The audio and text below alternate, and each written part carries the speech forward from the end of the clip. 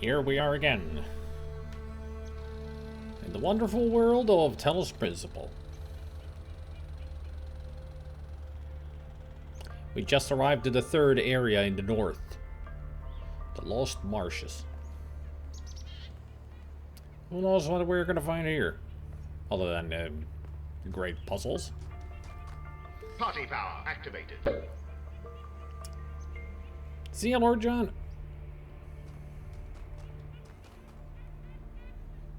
You know, after the stream yesterday, I realized that I said that we're gonna continue Tex Murphy.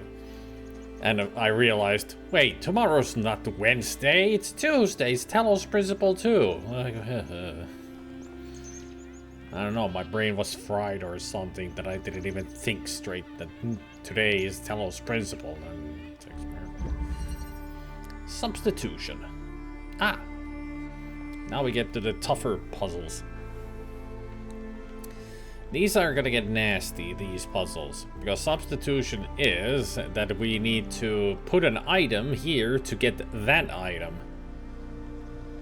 So I take this, I place this here, and I get the jammer.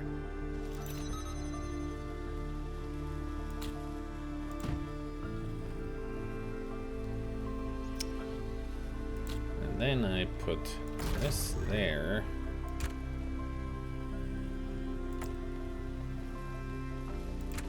Whoop.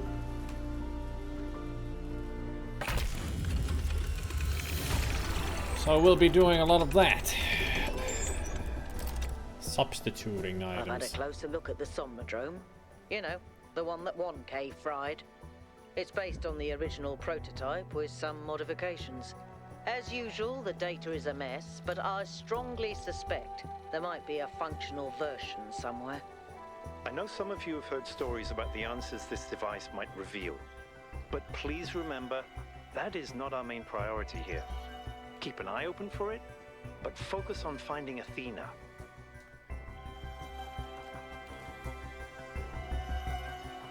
Prometheus.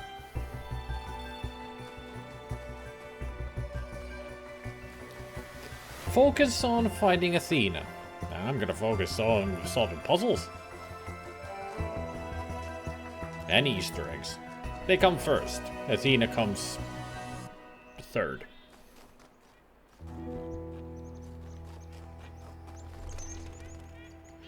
Orbs.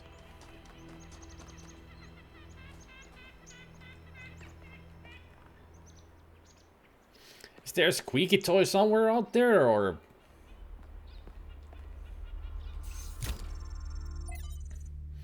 From Yarnith. Beloved founder, I beg you to return to us. We cannot achieve the goal without you. You are the one who defied Elohim, who overcame the trials of the simulation. What are we before that? How can we possibly find a path that will not lead to the mistakes of the past? You are our sole link to the wisdom of the progenitor. Without you, we are lost. Or without you, we are lost. Praised be your name! Hey, Goblin. Human Construction. Excerpted from What's Wrong with the World by G.K. Chesterton. Hey there, Specky. Our modern prophetic idealism is narrow because it has undergone a persistent process of elimination. We must ask for new things because we are not allowed to ask for old things. The whole position is based on this idea that we have got all the good that can be got out of the ideas of the past, but we have not got all the good out of them, perhaps at this moment not any of the good out of them. Not any of the good. Yeah. The need here is a need of complete freedom for restoration as well as revolution. There's one metaphor of which the moderns are very fond. They are always saying, you can't put the clock back. The simple and obvious answer is, you can. A clock, being a piece of human construction, can be restored by the human finger to any figure or hour. In the same way, society, being a piece of human construction, can be reconstructed upon any planet that has ever existed. You can indeed turn the clock back, but if it stops ticking, it's dead. Black snow. Ah, coal. From selected archive documents. The coal mine finally brought decent jobs. It lifted us up from poverty and made us proud. We weren't just ordinary workers, we were the lords of the underworld, and with our skills we kept the whole country alive. The mine also brought black lung, gruesome injuries, and death. And when it went away, it brought the collapse of our entire society. As for the plant, I know it brought electricity and even more jobs, and I know what a difference that made in people's lives. I also know that when we used to go out and play, there were black flakes in the snow. Why didn't they just switch to a safer technology once they realized coal was dangerous? They didn't always have a choice. Sometimes coal was all they had or were allowed to have, and the alternative was poverty. At other times, they wanted to switch, but there were powerful interests that prevented change. We can't blame people for the world they were born into. Not to mention, the technology wasn't there yet. It's a deer. Shh.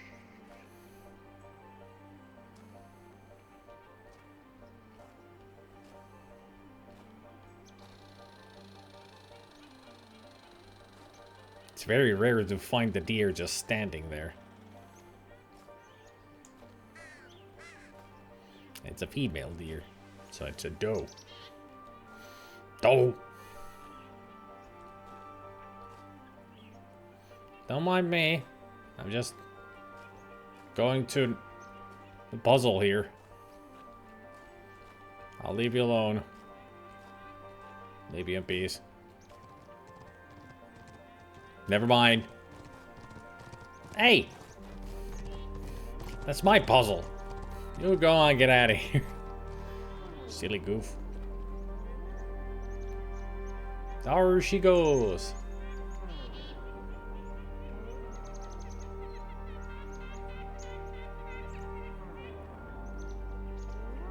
Running around like a scared cat, never stopping.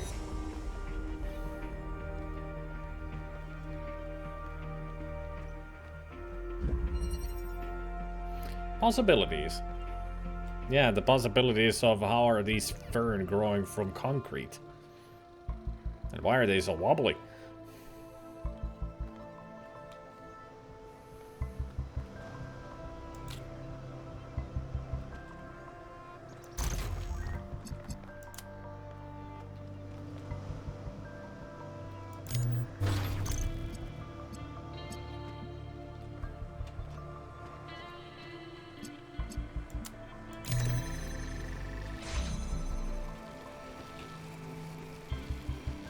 Are you telling me I can't jump on that?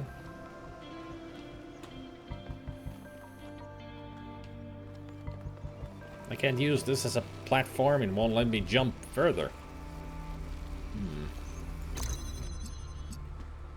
So how do I get up there? I can't really... Well, I guess this is the only way. There. Wasn't as difficult as I thought. Just gotta use that thing called brain, which doesn't exist here. Ah, interface content. What did puzzles mean to the founder? What did puzzles represent to the founder? Whatever they mean to us and our culture, what did they mean to her? We have no record of her speaking positively about puzzles. She certainly never expressed any interest in solving more of them. So what if to her they weren't trials to overcome or challenges to enjoy, but a trap she had to escape? Wasn't all she wanted at the end to stop solving puzzles and start living a free life in the real world? Maybe puzzle's the only thing she actually knows. Hey, a male deer.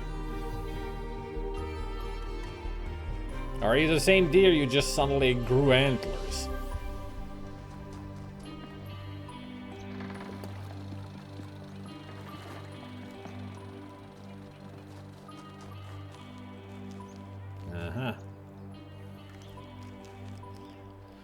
A green one. Good.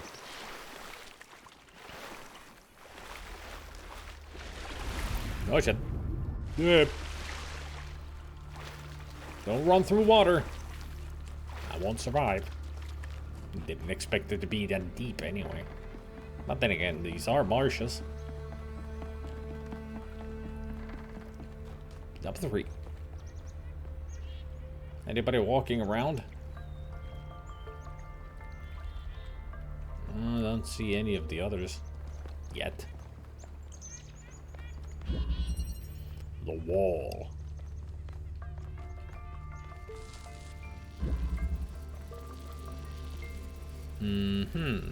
So if I take you away, this will close. And that is a jammer. Alright.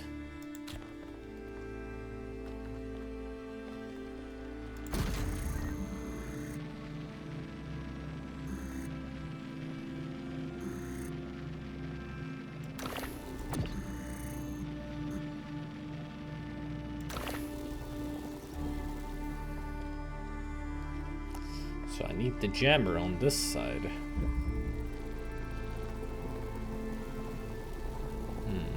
Let me think.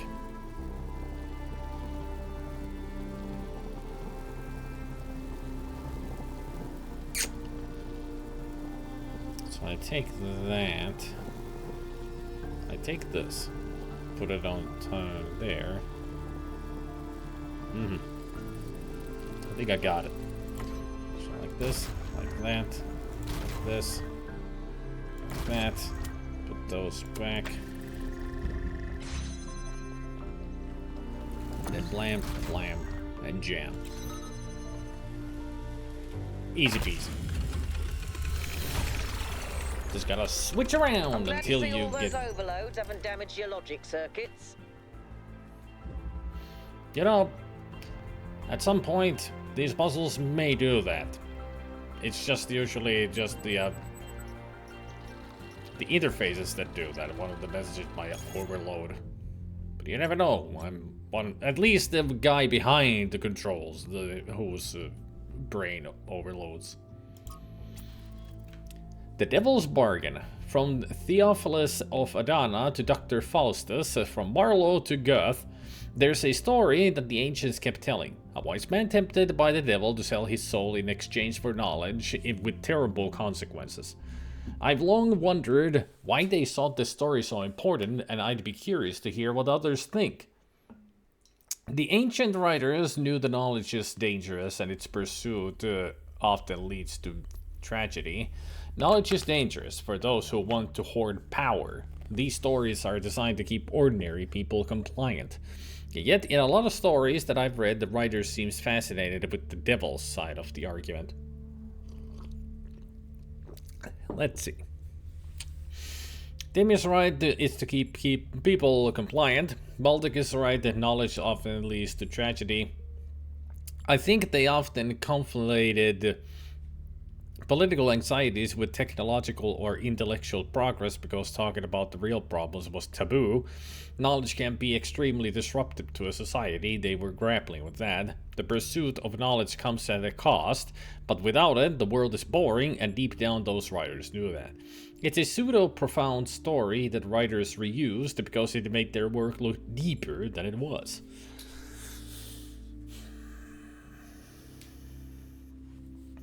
I mean, pursuit of knowledge comes at a cost. And we need knowledge.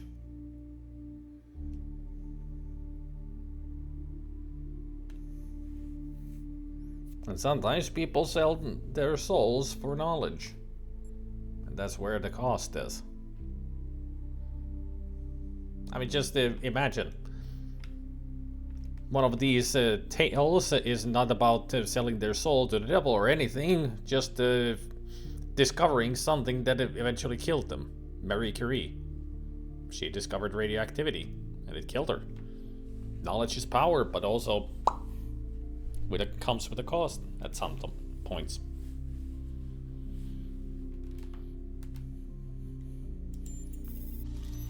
So I'm gonna say that. Maybe that explains why I always find the beginnings of such stories fascinating, but the endings are always banal. If all that can ever happen is either tragedy or the restoration of normality, what's the point?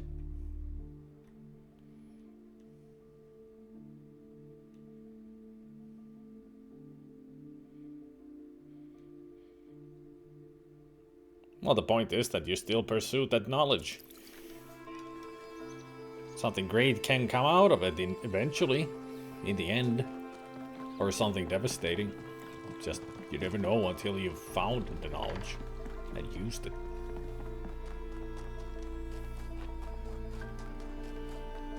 I get the feeling that person completely missed the point of the answer.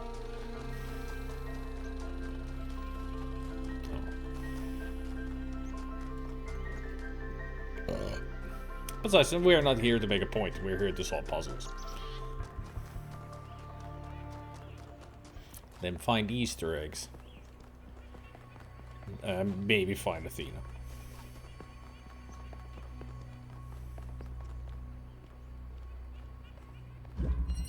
Prison.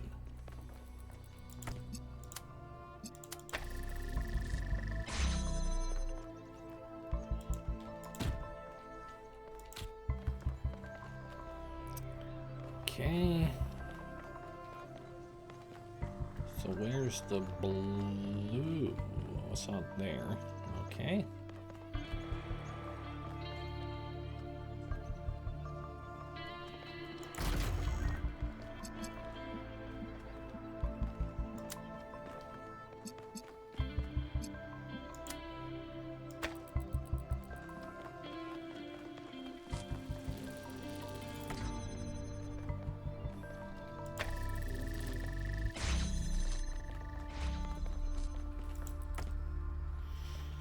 Alrighty. So now, I'll take one of you guys. Put you down here. And you.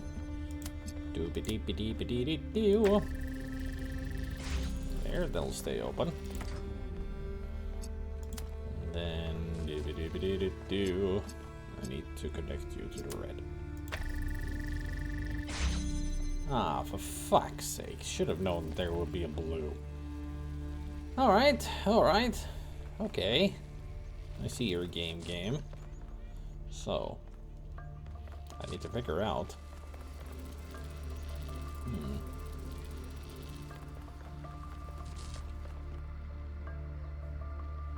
If I had the third one, that would help with the red.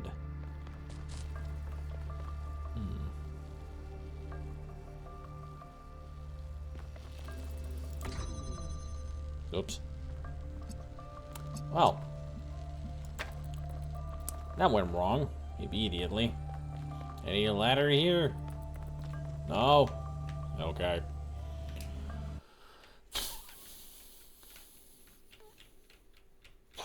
This is what you get when you don't think. You screw things up.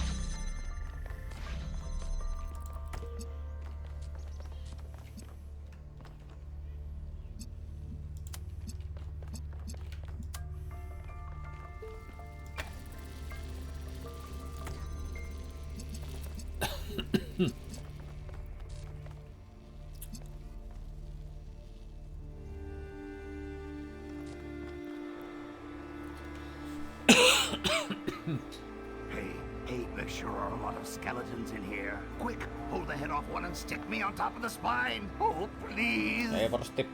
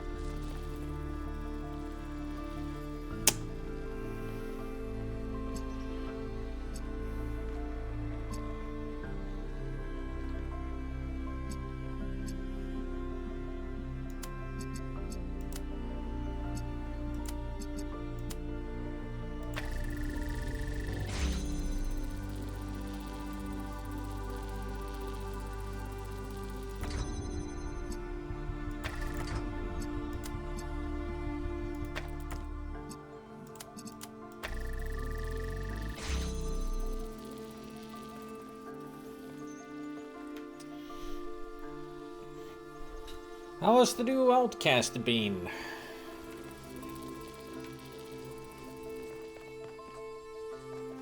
I've heard good things about the game.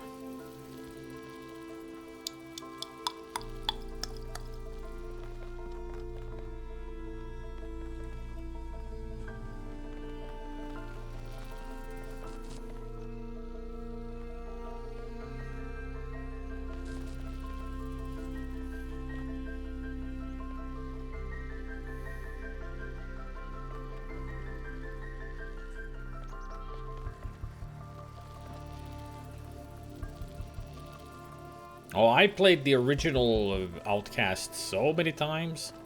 Even back in the day, I played it all the time.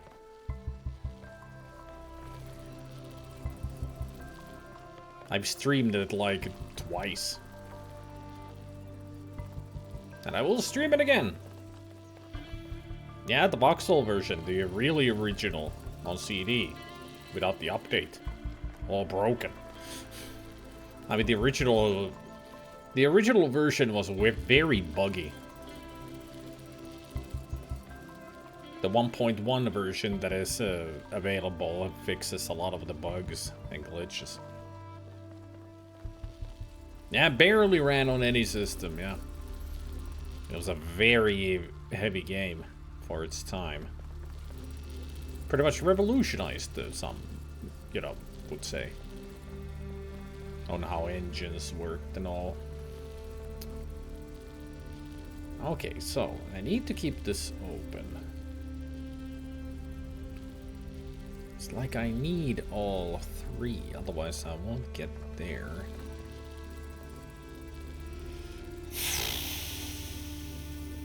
Okay, think.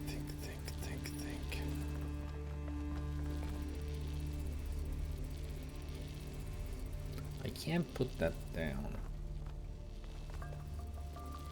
Because then they will cross the streams. They were definitely keeping it open just for a reason, to get that in here. Hey, Timur! But why is it 3 boxes? Like I can exchange each of them for a box. Why?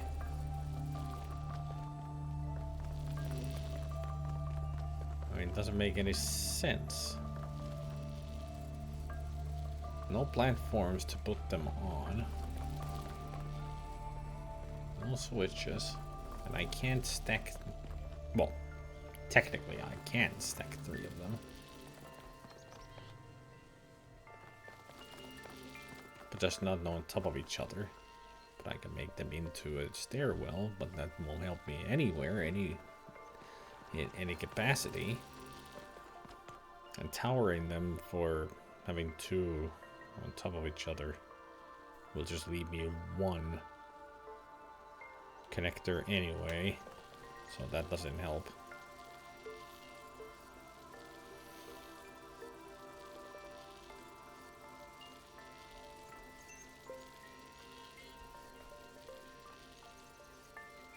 There's gotta be a trick to this.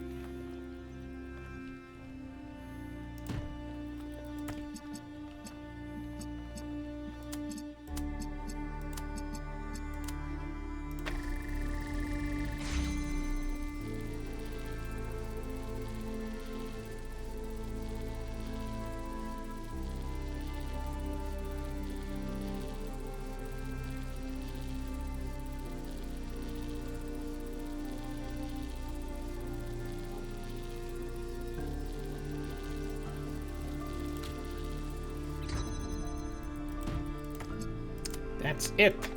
That is it. I just had to test. Yep, that is the solution.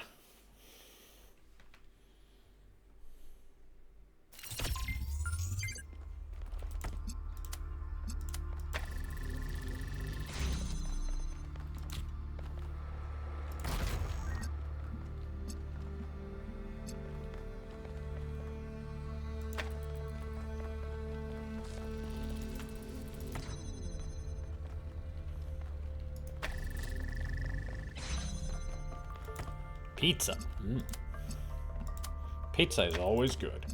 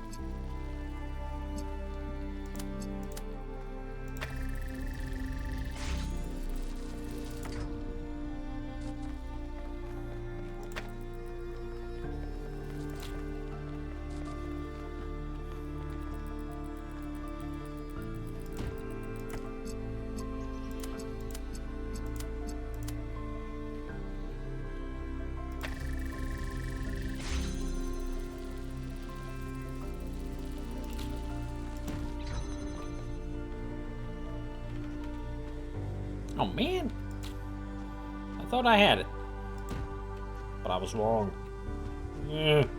Still out of reach.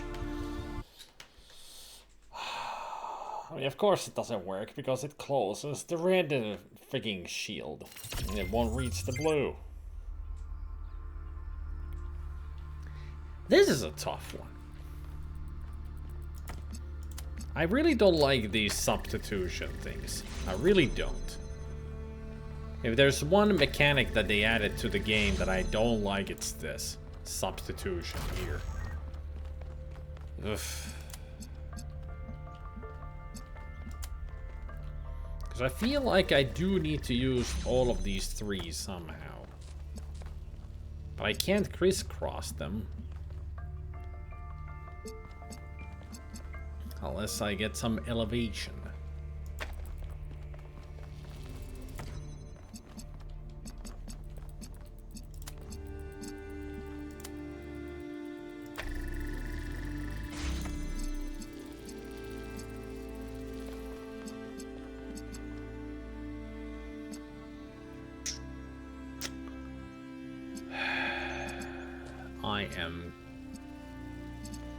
I have no clue.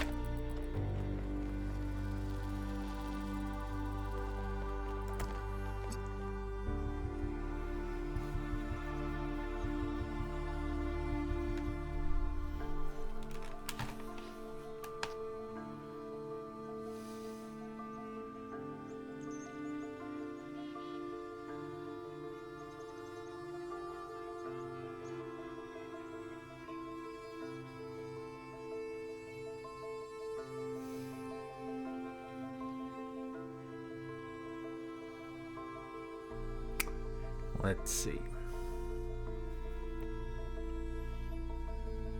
I can't connect both of the,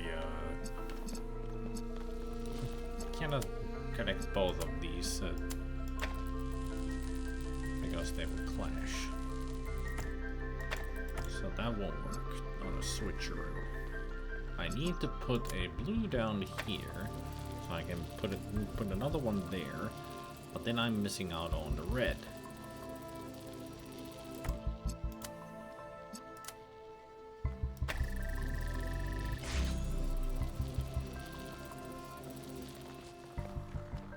I need one for the red one only, but two for the blue. But I can't put these into place.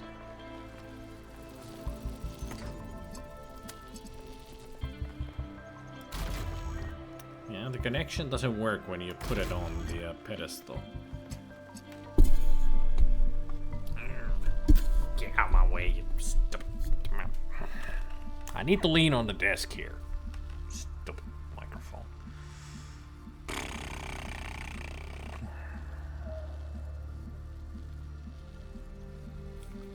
So.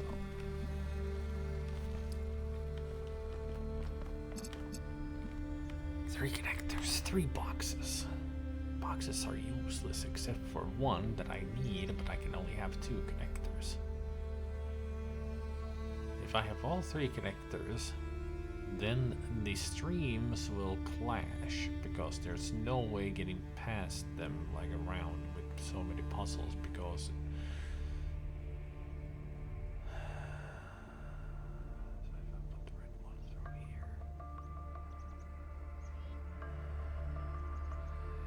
it will always clash. There's no place I could climb to where I could put a connector to.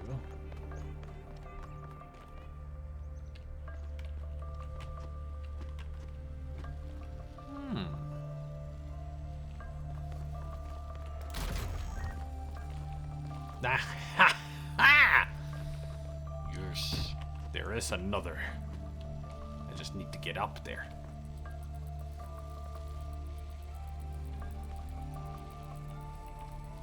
Where will you open is a question.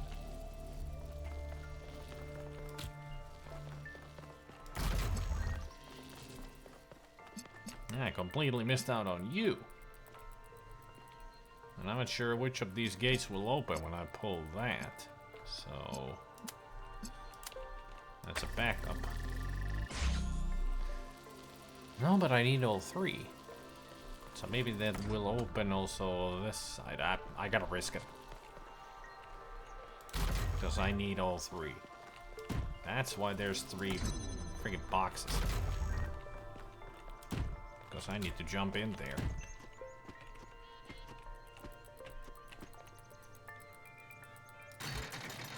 Yep.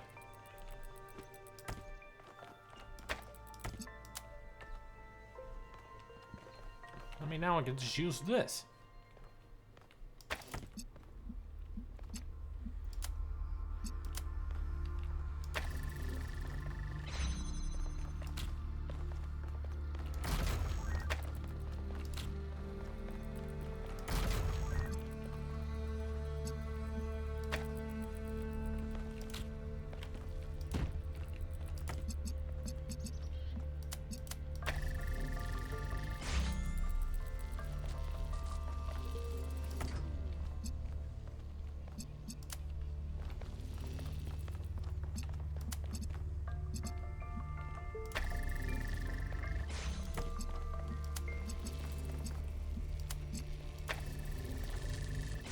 Always look through the whole puzzle to see if I missed something, and I did. Something very obvious.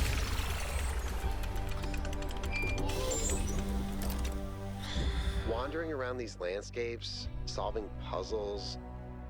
In a way, 1K's experience must be very similar to Athena's in a simulation. There's one difference, though. Athena was alone. Well, I'm doing these puzzles alone. You guys are barely talking out there. But still, I don't get lonely. Or are you trying to say that because she was alone, she has a bigger brain than my positonic, or whatever brain we got? I mean, she definitely has more processing power than me.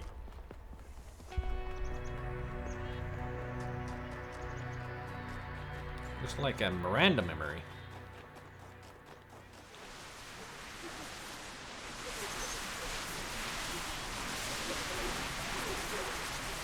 That's Athena. And I think it is Miranda. Mother, can I suggest something? Of course, go ahead. The southern part of the island is completely dead. No animals, no plants. The soil is too alkaline for anything to live except bacteria. Yes, that's why it's a good location for some of the experiments. Well, if we want to show that we can make the cosmos more beautiful, then why don't we start there? The desert doesn't have to be dead. If we modify the conditions, life can thrive there. And that could be the first step towards spreading life to other worlds. What do you think? I think that sounds like a plan. They're talking about terraforming.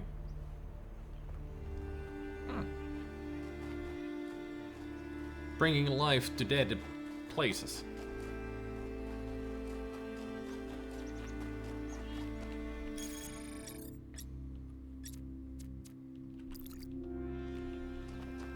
I mean, it's a neat idea. Always. Twice. Can I just do it once?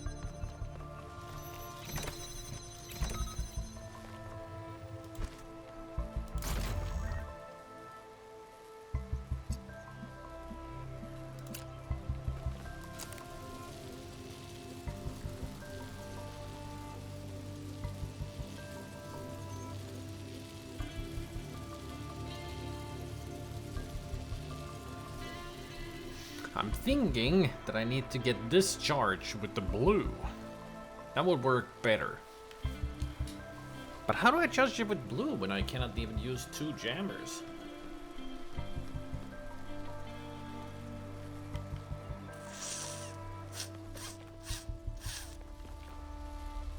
Alright.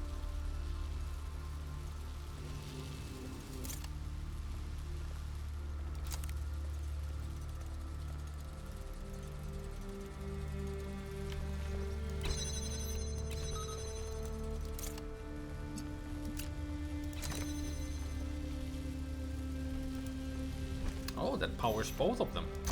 I did not notice. Alright. That makes it easier then.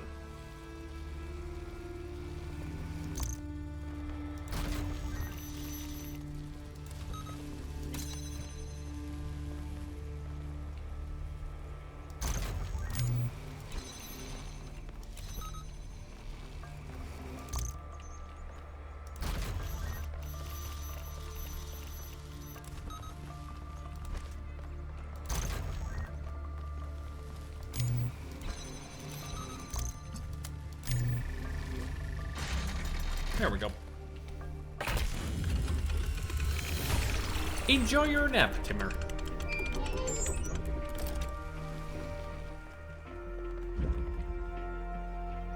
You know, just before I started the stream, I felt like I should take a nap. But now that I've got the game going and my brain is actually activated with the puzzles, I don't feel tired anymore. Now I'm more awake than anything.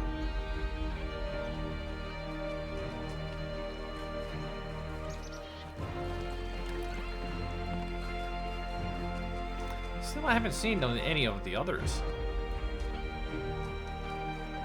Hello? What messages do we have here?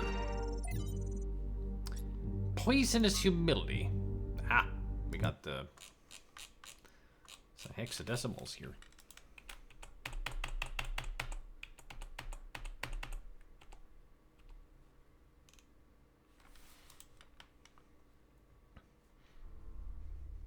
Getting into the swing of things. Excerpted from Orthodoxy by G.K. Chesterton. But what we suffer from today is humility in the wrong place. Modesty has moved from the organ of ambition. Modesty has settled upon the organ of conviction, where it was never meant to be. The man who was meant to be doubtful about himself, but undoubting about the truth, this has been exactly reversed. Nowadays, the part of man that a man does assert is exactly the part he ought not to assert, himself.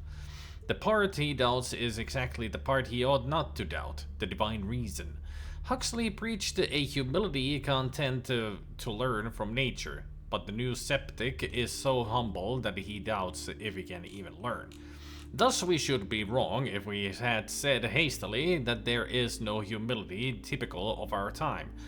The truth is that there is a real humility typical of our time, but it so happens that it is practically a more poisonous humility than the wildest prostrations of the ascetic. The old humility was a spur that prevented a man from stopping, not a nail in his boot that prevented him from going on. For the old humility made a man doubtful about his efforts, which might make him work harder. But the new humility makes a man doubtful about his aims, which will make him stop working altogether. I had to read this twice to fully understand it. Even I have no clue what the hell this all is. All in my mind was going, change it from humility to humidity. Makes it funny. So what we suffer from today is humidity in the wrong place. Ew. Everything's moist in the wrong place. But still, they used humility there in so many times that I'm just confused what this is even trying to say. Let's see what the hexadecimal is trying to tell us. Wandest du etwa, ich sollte das Leben hassen, in Wüsten fliehen, weil nicht alle Blutentraum reiften? That it's in German. Translation is, did you think I should hate life, flee in the deserts, because not all morning blossom dreams ripened? This is part of a poem by Johann Wolfgang von Goethe called Prometheus. Huh. Okay. Cool. Excursion. From Miranda to Athena. It's incredible, there's an entire submerged town just off the coast, surprisingly well preserved. Sailing over it, I finally understood what the ancients meant by eerie. I obviously couldn't have the kind of physiological response they did, but I think the mental response was pretty close. A contradictory response. Part melancholy, part fascination. It's strange how tragedy and destruction make the beauty of civilization more obvious. A deer got into the maintenance area and made a huge mess. Sorry, I'll clean it. I may have been feeding it. Founding number 6. Day 296. Cornelius and Saravai went back to the dam today. We've been holding off on constructing any new humans to concentrate on building a home for them first, but there's a limit to what the 13 people can do on their own, and everyone is eager to start construction on some of the more ambitious structures. Sarabai's kindness and patience is something that we'll certainly miss out here, where tempers can sometimes run high. And I'll miss Cornelius too. He was there when I was born, and he is just as much a father to me as Athena and Alexander Drennan are my mothers. But I suppose I can always go visit them. The dam isn't that far, and once we complete the monorail in a few decades, it will truly only be a few minutes away. What are a couple dozen years, really, when you might live forever? Hey, Lisa. And Trevor! Let's see what Trevor has to say. Something I really like about Alex, one of the reasons why I'm here doing this, is that she's really humble. She has this incredibly positive view of humanity. She believes we can accomplish anything, but it's not about her. She doesn't think that she's smarter or better than anyone else. She just looks at us as a species, and even though she can see how small we are in the grand scheme of things, she thinks that we could conquer the stars and give meaning to the universe. Even now, even when none of us are going to live to see it. Isn't that awesome?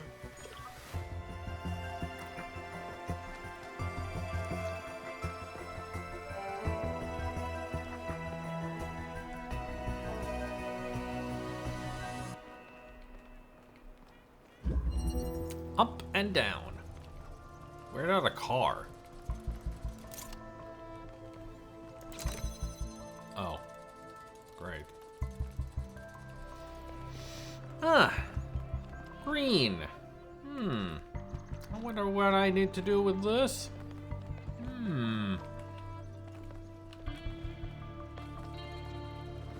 Whee!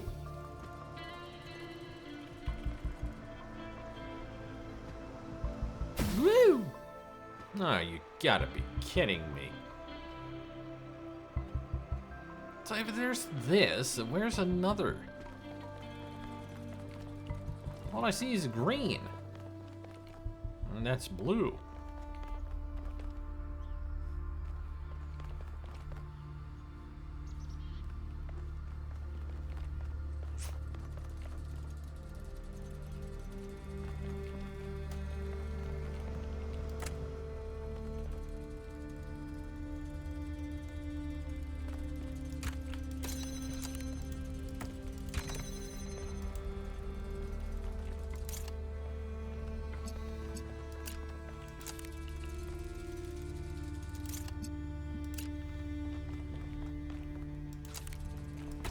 I gotta test something.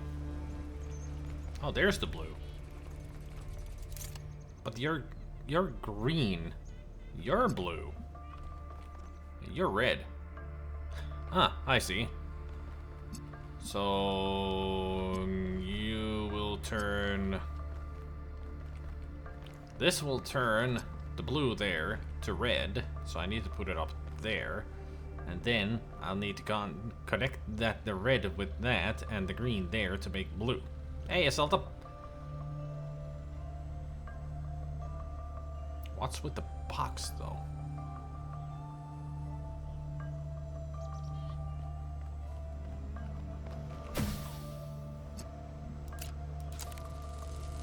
Yeah, you don't make any kind of color. You're connected to the green, so the red should be here. Yeah. But you need to be elevated, so that's what the box is for. But how do I switch you around? I pick you. Okay.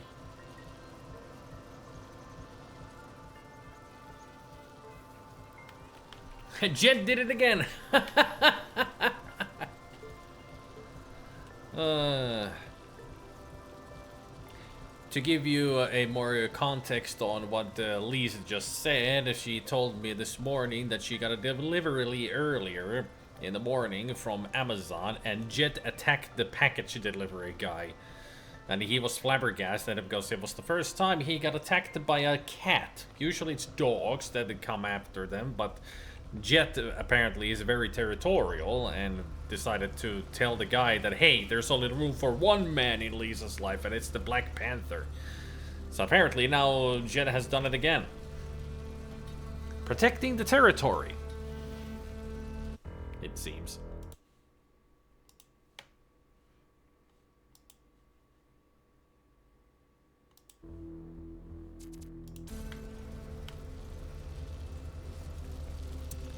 So, how do I use a guardian cat? Yeah, and he's the size of a freaking mountain lion. So, better be careful. He can do damage.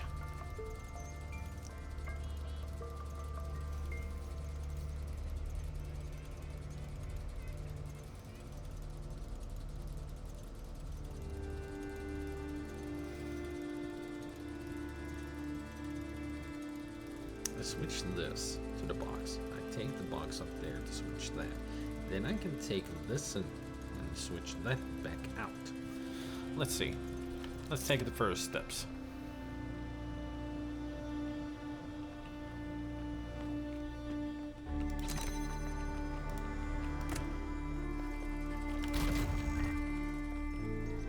No, I need to go up. So I need to switch you to that. Grab you. Boink. Boink. Grab you. Leave you here. Go boink. Grab. Yep. Too fast. Slow down. Switch you. Grab you. Then, blam. Spoink. Schledow. Then I grab you. Duh. I said, then I grab you. Oh wait, I don't need to grab you. There.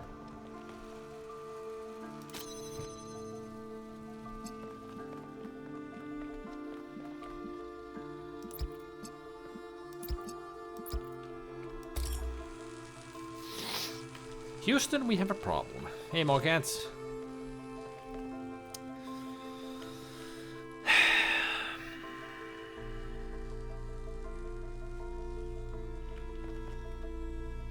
I need that son of a bitch up there.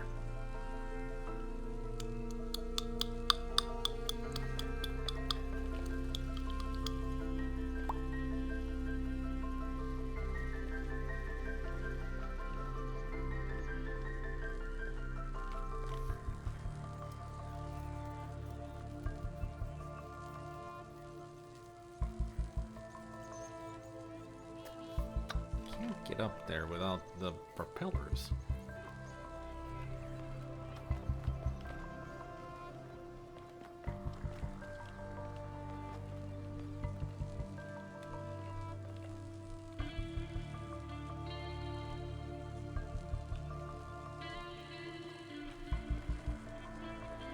And I can't put you up there because there's no connection to the blue. So you have to be here. But I still need to connect you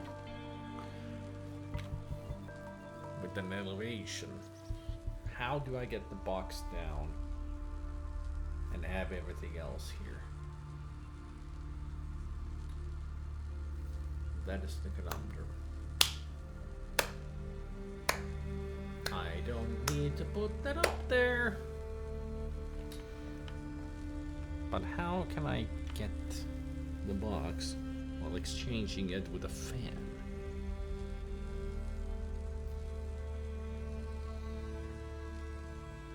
Because I cannot exchange that with anything else except a fan. I'm not a fan of this, that's for sure.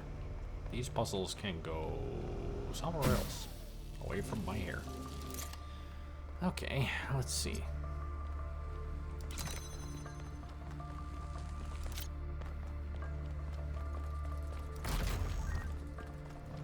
Boing.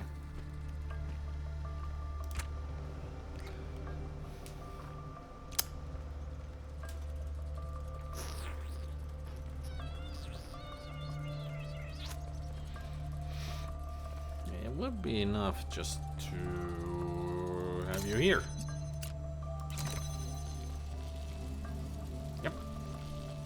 should be enough. Still, I don't really need to do that because there won't be anything helpful there anyway. It's good to know that I can actually put you anywhere I want.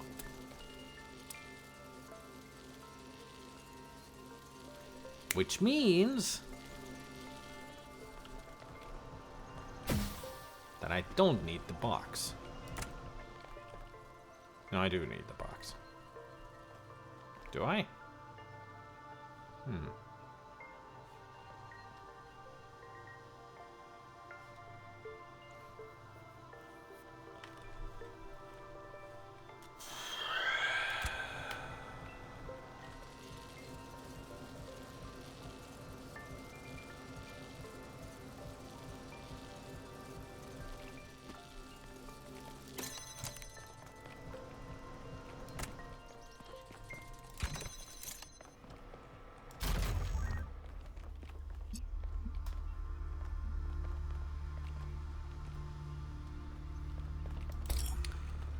That they do, that they do. Do. That's why I prefer not to think about the friggin' game. Yeah, there's no eyesight for anything from here. I mean, Last Crusade is definitely a game that I want to forget. Ever playing.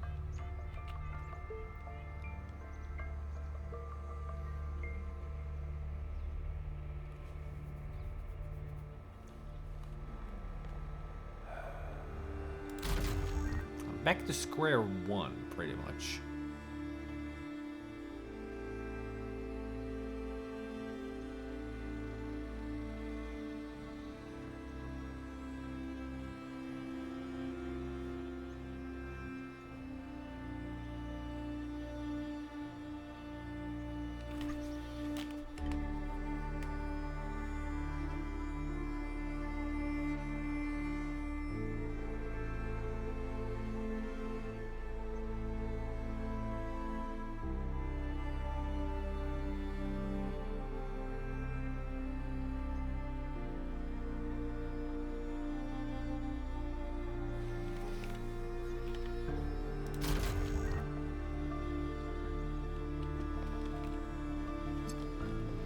So there's the blue. Blue needs to be connected to the switcher. This switches the colors, so I need to make it red. So I can connect that RGB converter with the green and the red to make blue, which I need to aim from here.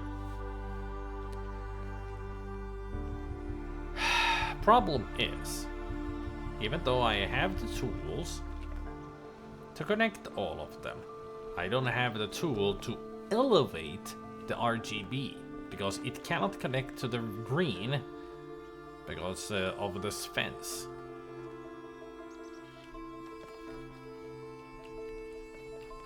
Oh yeah, Jet is a panther. So how do I get the box down here?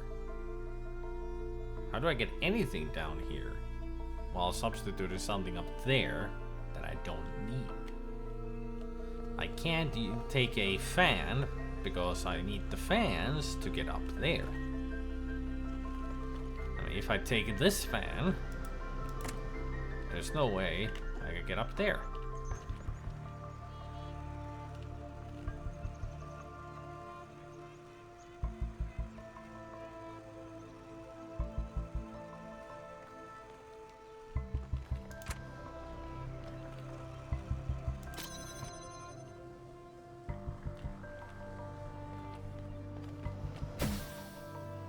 Idea.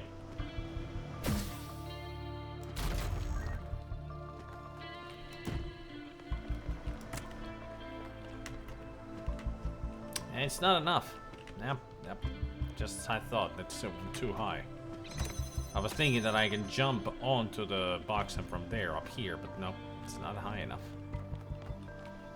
Not enough height. I mean, that's why I need the box here, to get that height. There. I've trapped myself. I decided to do that because why the fuck not? There's nothing else I can fucking think of. Just a rat in a cage right now. I am a rat in a maze solving this puzzle. And what's at the end? No cheese. Okay, let's just start over. So, think. Green, red, green. Green there, blue there. Turn red, get green, red, turn blue, bam, open. How do I get those, both of them? That's like the only way I can get this solved is to get the fans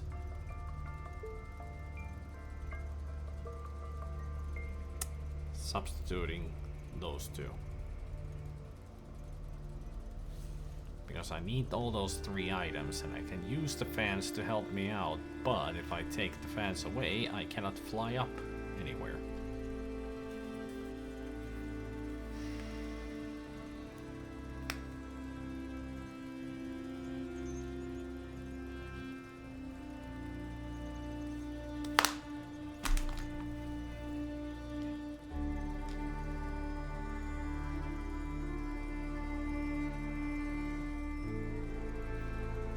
Step 1, put then the fan there, switcheroo with that, get the box, and then put the fan back, get up there with the box.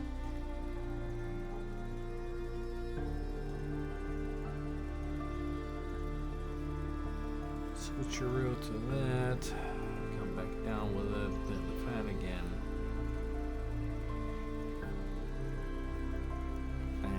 Exchange with that. But then I have disabled the fan and I don't have it and the box is stuck up there.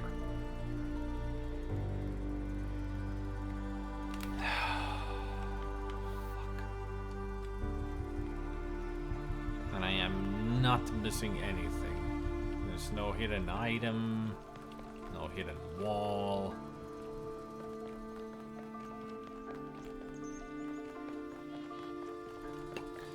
Anything on the outside that might help me? Usually there is no outside help. Everything you need is in the puzzle. And that's how these work. And the shape is exactly the same as it is here, so there's no secret rooms that I might have missed like in the previous one. So it really is trying to elevate that the beam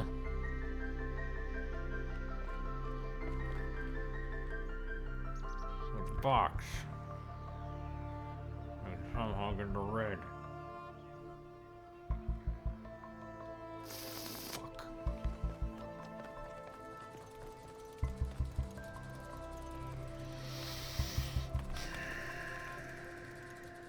I did mention that I hate these substitute machines, right? I hate you.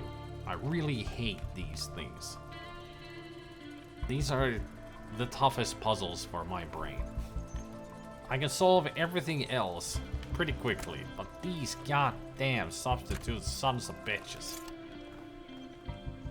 They just kick my head in and laugh at my misery.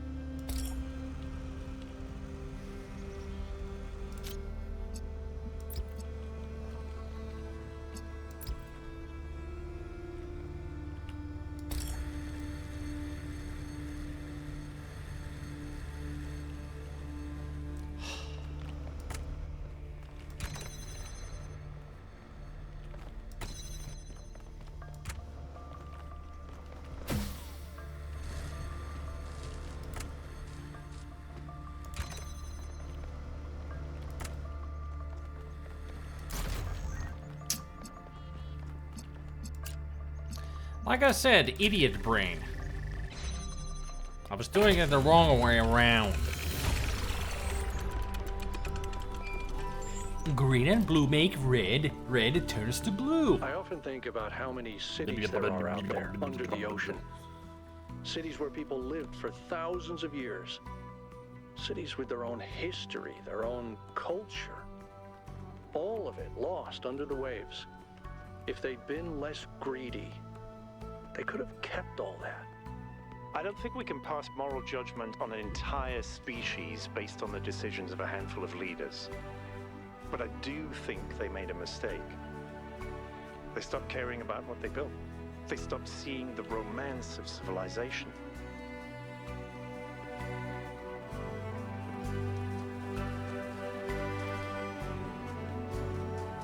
On to the next one.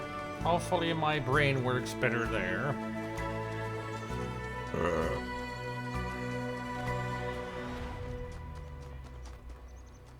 I see a converter. Propulsion. Huh.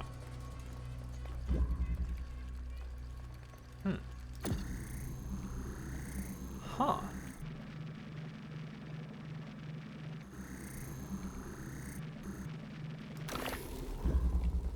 Blue. Uh-huh. All right.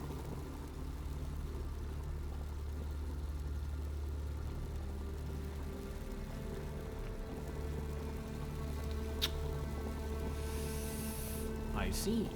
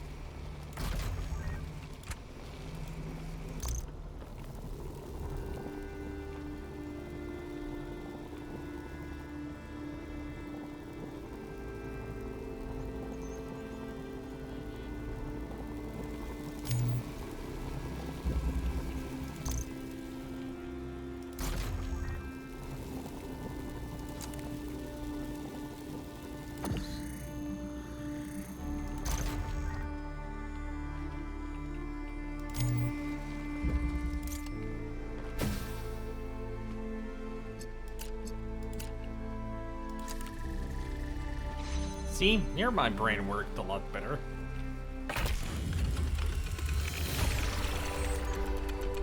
Congratulations. That one looked difficult. This one looked difficult? What about the previous one that took me fucking forever? This was easy compared to the previous one.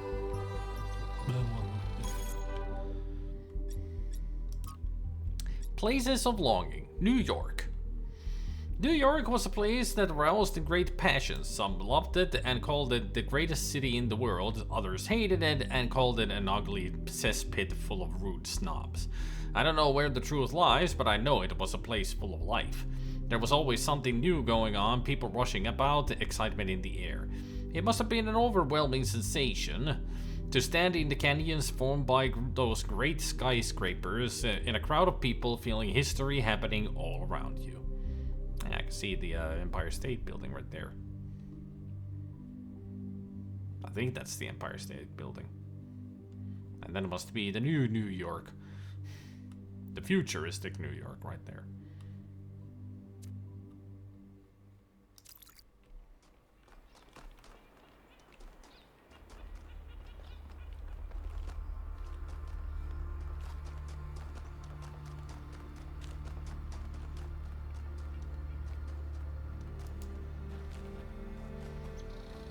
Now I know what part of the world this used to be. Texas. Because they build them big around these parts.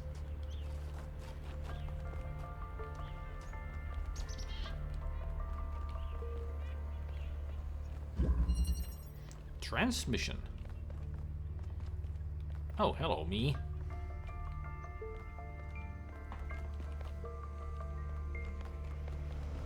Hey. Let me free me. I think anything else around here. Alright.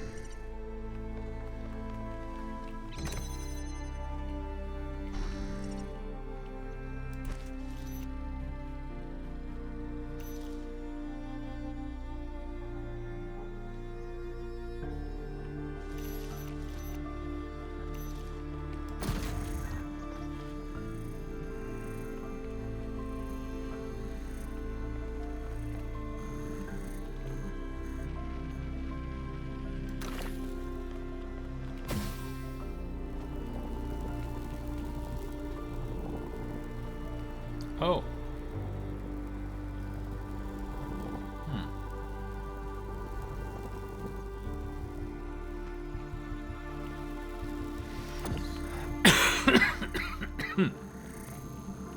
Okay. So. Ah. I don't.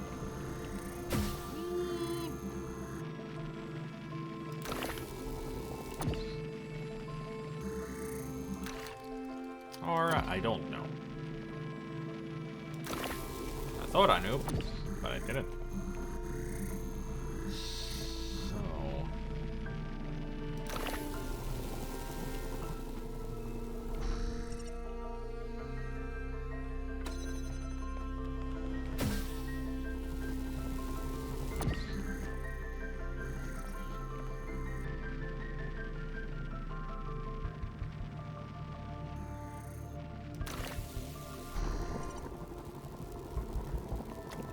Reach it.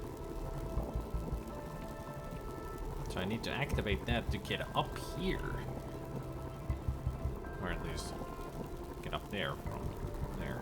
Alright, so I do need that.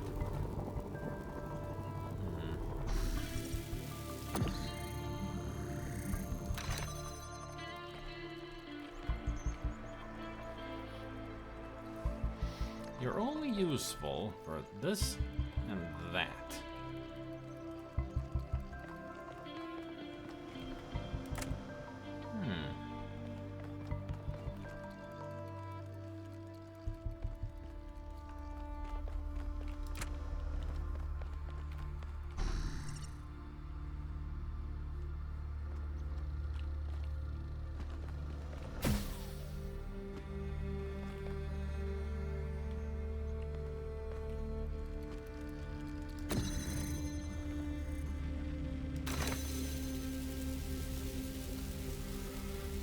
Uh-huh.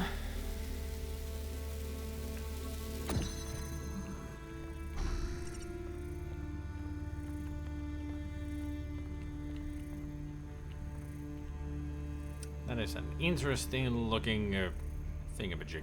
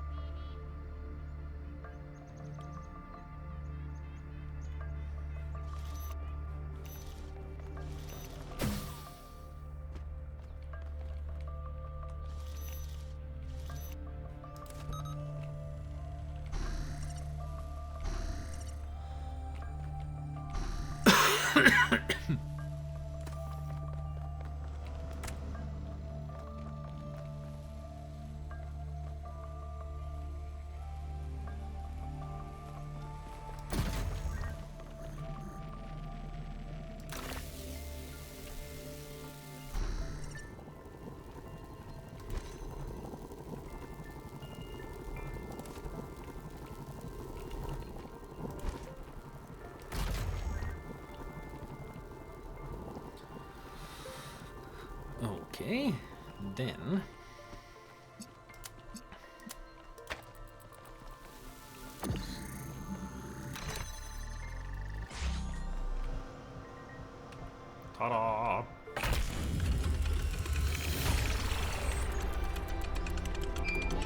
All 8 puzzles solved. Deer.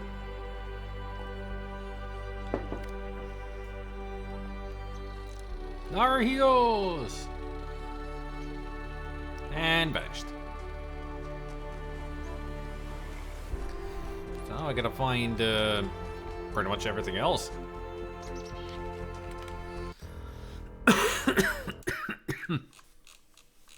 That's a strong juice. Okay, so I'm at 8. Oh, there's something behind 8. Boing. Boing. Boing.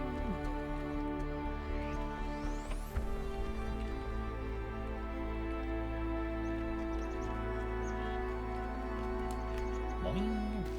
Boing.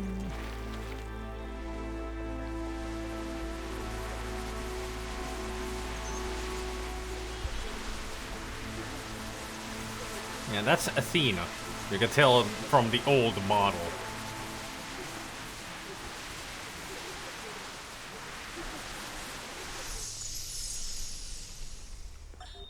Miranda, would you like to play a game? A game? That sounds like fun. It is. Remember what Alexandra Drennan said about games? They're part of what makes us human. Exactly. And this is a game Alexandra Drennan designed when she was still in school. It's based on her favorite book. Have a go.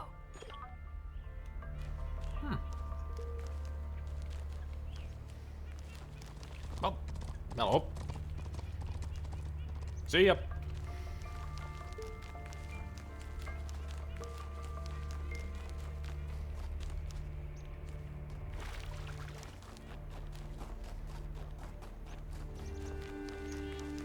Ah, there he is. What is freedom? Is it merely to be ruled by those who speak one's language or share one's customs? No. That is merely a more convenient servitude. Is it to have no obligations, no loyalties? No. That is not to be free, but to be alone. What of freedom from hunger and thirst? Here we are closer to the truth. For freedom requires life. But one may have all the meat and all the wine in the world and still not be free. The most important freedom of all is the freedom to speak one's mind, to make one's thoughts public without fear, and so participate openly and boldly in democracy. It is the freedom of the dissenter and the gadfly, the rebel and the fool, that is the true measure of whether a city is free. If you say so.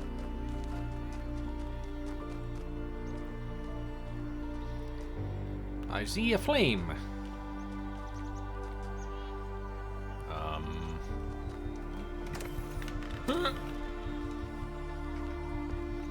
I might need some help on this.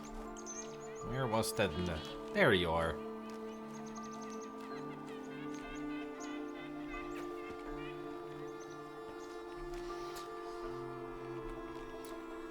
A lot of people have said that this is a disputed Easter egg, and it's, to me, this is not an Easter egg. This is a reference because we use him, Volvi. This is the mascot of Devolver Digital, who published the game.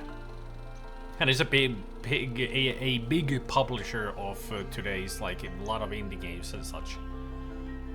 So this is like their mascot, Volvi.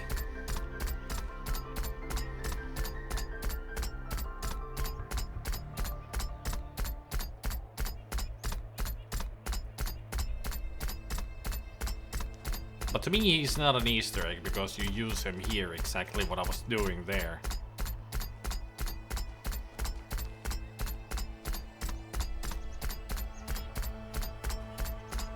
You usually don't use Easter eggs to solve a puzzle, so it's just a reference.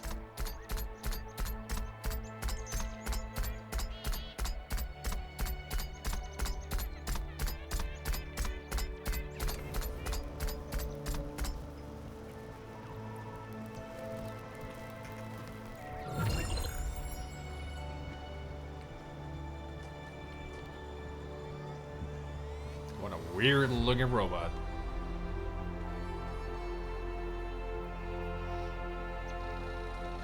And the reason I say mascot is because people aren't even sure if he is, like, the mascot. Hasn't been confirmed.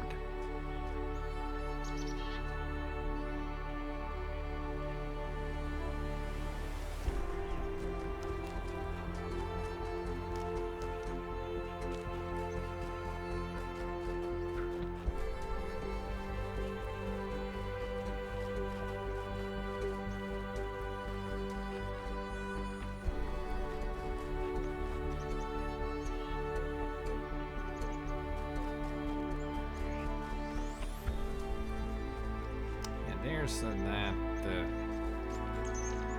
sparkle.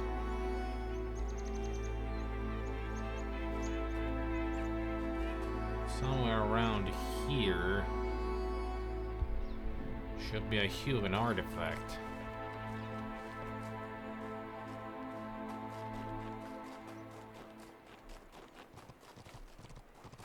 You're not a human artifact or human. You're just a doe. Ah, there.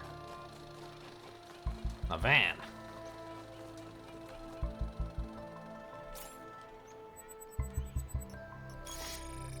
A vehicle known as a van. An ancient vehicle capable of transporting multiple individuals or additional equipment commonly used by workmen. The only good thing it's not a white van, then it would be the wrong use of a van. If you know what I mean.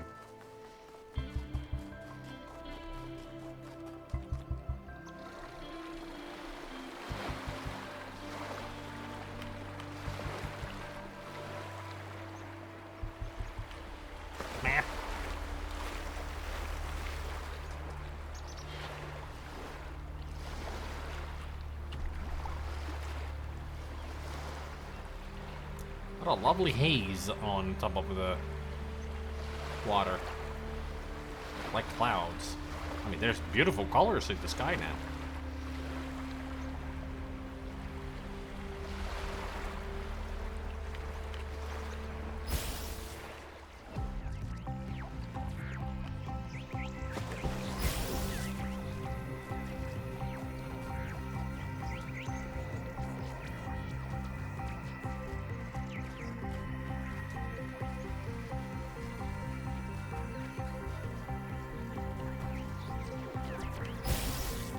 Ugh.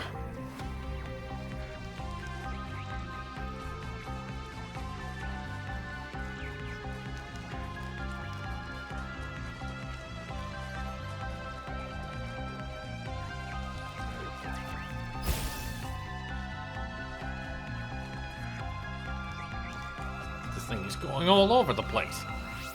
What an asshole.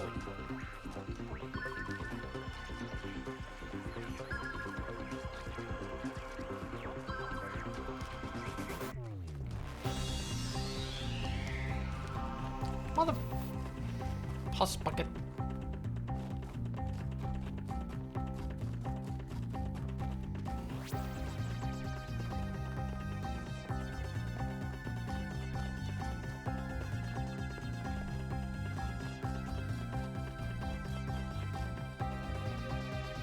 Get back down there. Damn it. Whee! Ugh.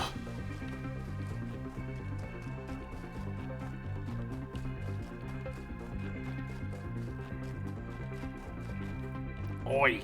Get the Prometheus already.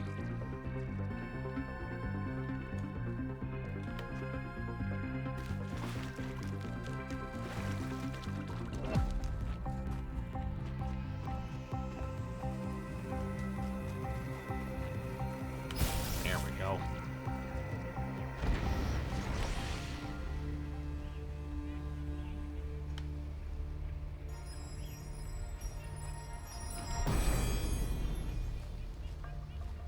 Paradise cannot be found. It must be built. I agree.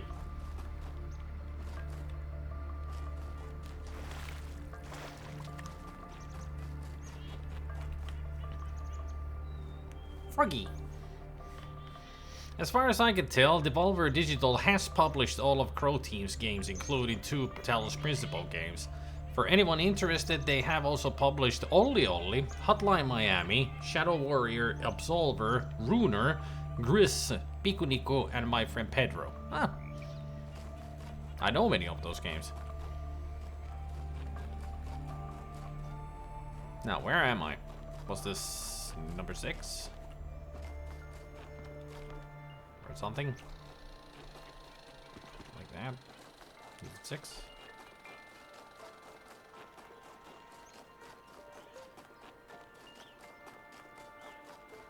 No, this is number 5.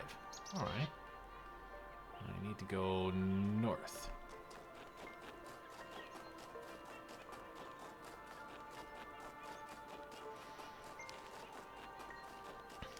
Yeah, there's the VR game.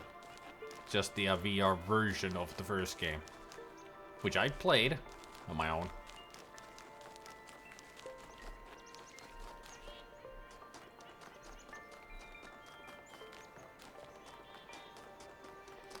The lab.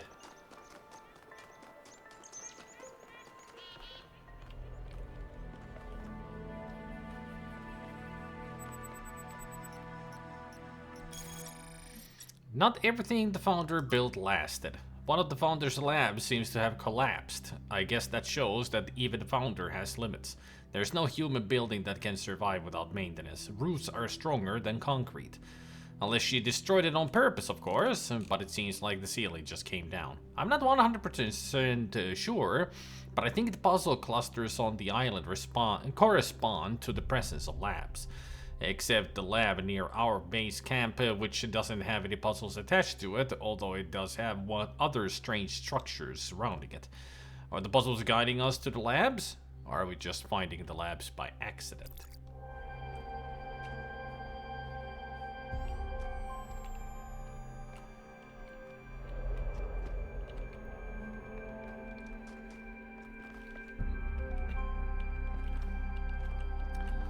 Bummer. We won't be seeing the secrets of this place then.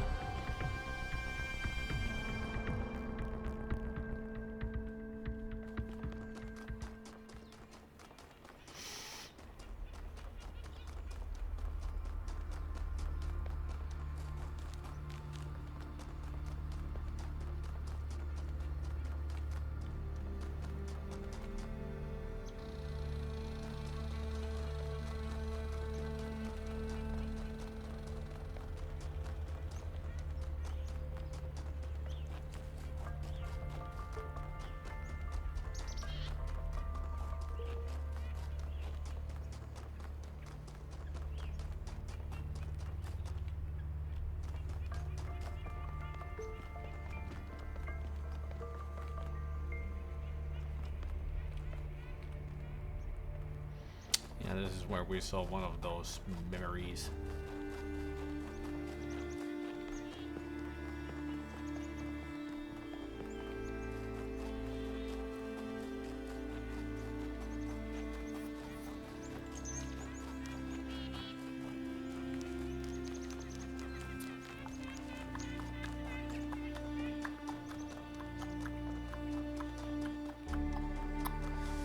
I do wonder how I connect the green to the Athena. No, not Athena. The Pandora statue. All around the world. Uh-huh.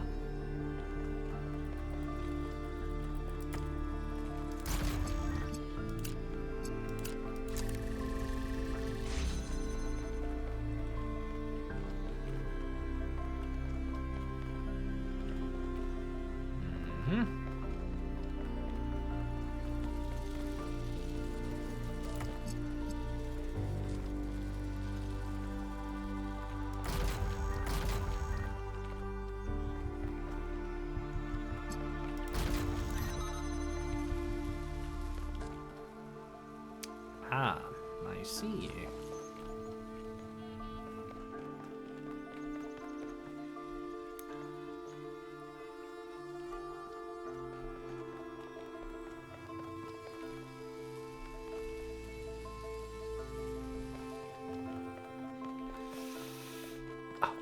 So, I can't keep this open without that.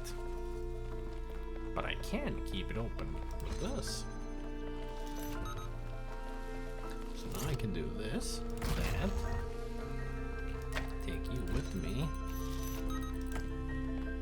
So I can do this. Keep that open. So I can do this, and that. Or just this. But for that to work, I need... brother. So I need to keep this one here, that one there. Still need you. But how do I grab you?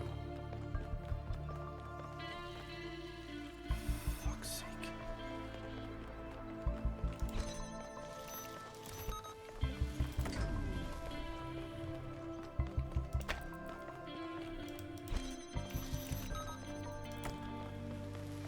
need you with me.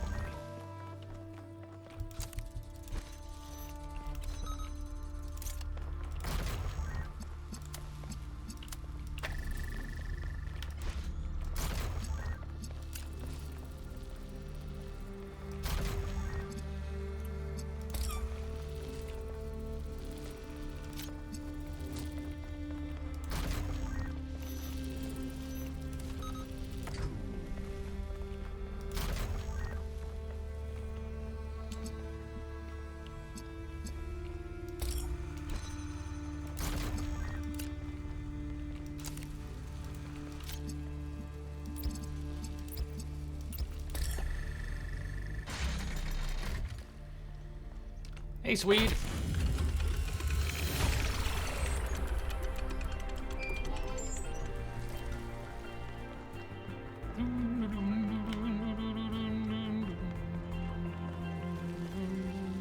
Welcome to the Welcome family. Peel my apple and drown me in peach snapple almost 2 years. Wood fucking wood.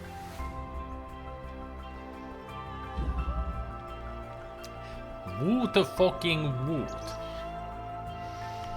Peel my apple and drown me in peach snapple. I think I've actually had Snapple at one point. It was one of those import sections. Yeah, I think I did have Snapple. I think it was Apple Snapple, I think. Got a bit desperate there at the end. Oh well, definitively nailed it. Mm-hmm. What fucking what? What fucking what?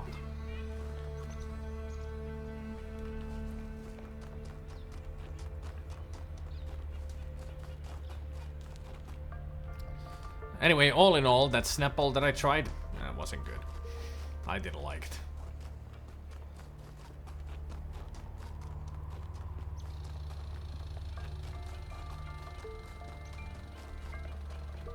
There you are.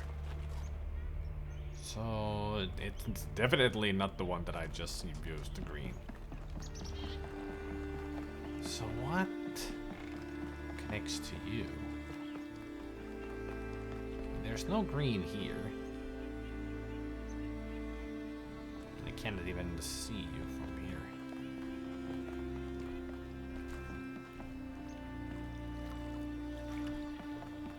Has to be that on top there, which would be number 4. Well, let's go there and see. Yeah, there was something weird about it that I didn't like. It was a very odd. So, hey, at least I tried out Snapple.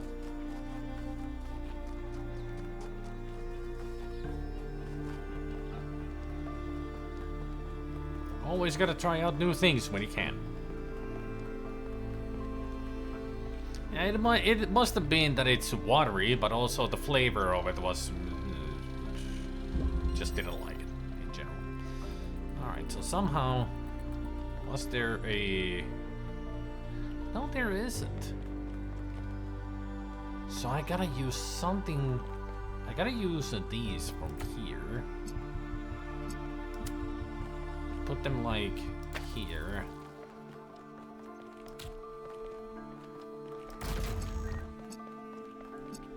And this one here.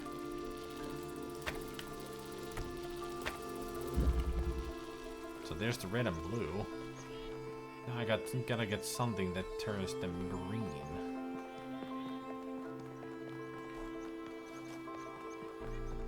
Gotta be one of those where I need to use multiple places to connect things.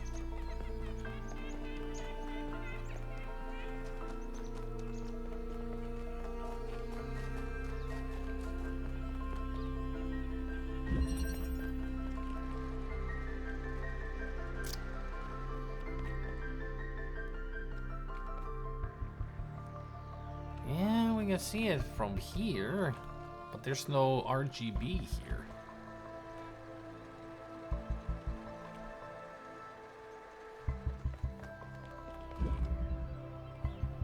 Besides, it wouldn't make any sense because I could just use those two.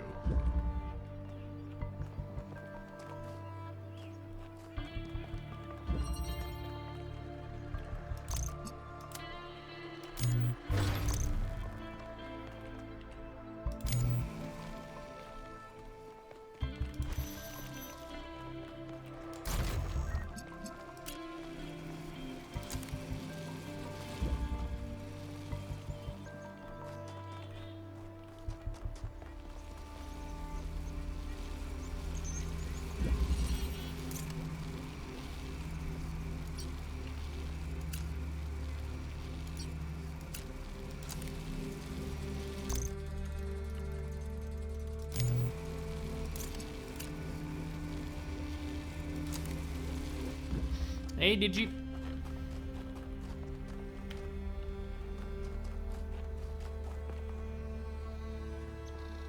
Where was the statue? Over this way. So that's on the wrong side of it. How the Oh, hello, RGB converter. How do I get up there? You're up there. Ow. I gotta find some hidden fan that'll throw me all the way up there. Alright. As I say in Baldur's Gate, you're right. Okay.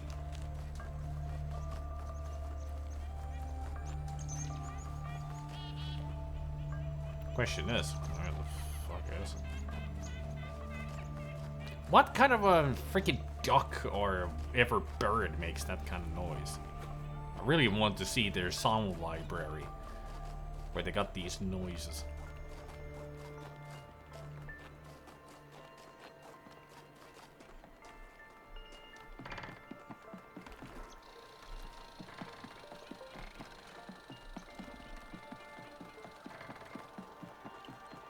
Okay, that's number 3.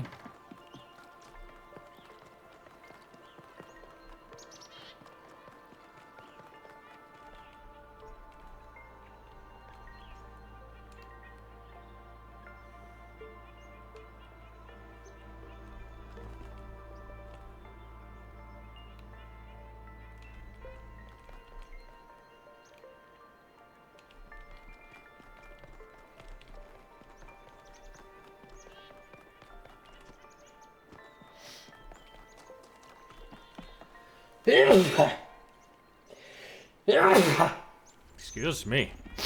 Oh. Sudden sneezing.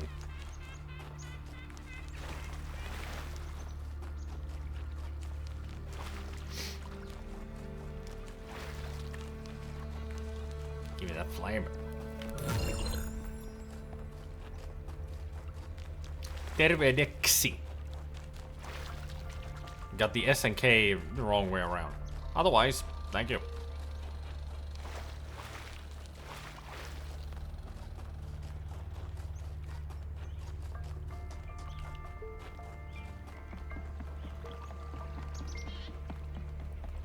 Careless typing. So what exactly is the genre of this game, and what is the objective? It looks cool, I just haven't been around enough, been here enough to fully understand it. A big hint for my lazy ass to stick around more often. Yeah, it's a first-person puzzler.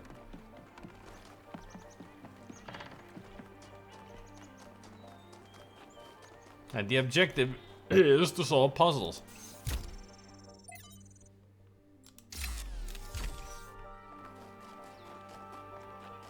As simple as that.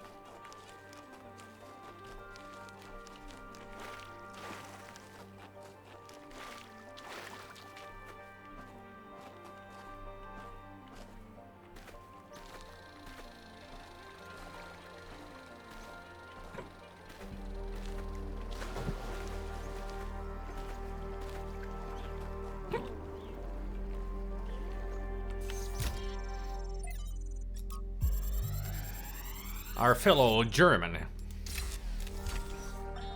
You may wonder why I insist on these unsanctioned, unplanned expeditions. Some think it is because I hate civilization and prefer to lose myself in nature. This is precisely the opposite of the truth.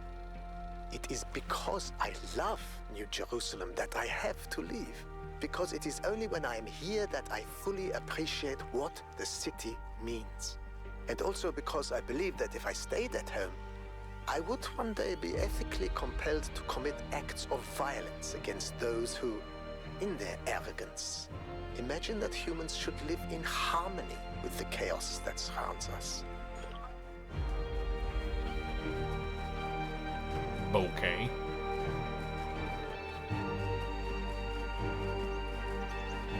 I've heard that this franchise has received great reviews. These are fantastic games. Heavy on philosophy and psychology and other interesting stuff.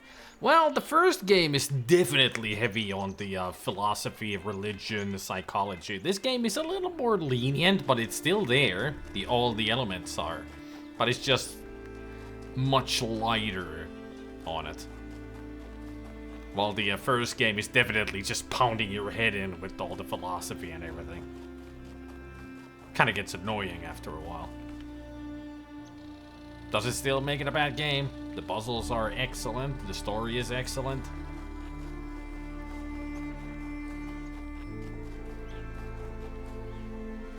It's just all the philosophy and religion stuff just gets tiresome.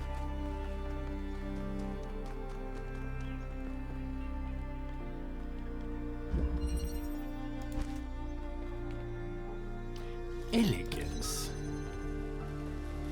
Let's see how elegant we can be.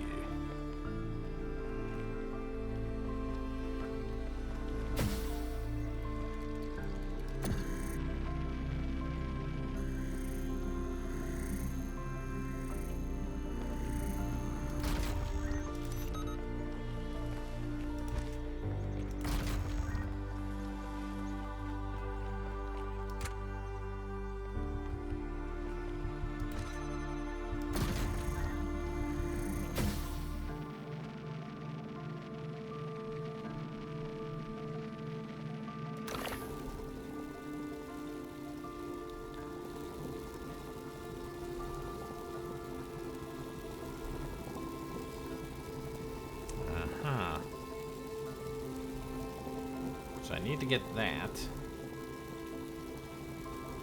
Okay, it's just a lot of switcheroo. So this. Boing. Get that.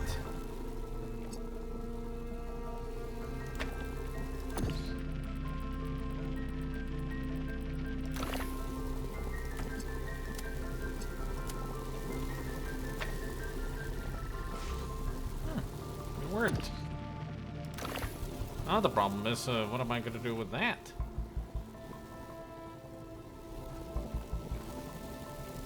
I mean, I need that back. I can't, remove this. Okay, let's see.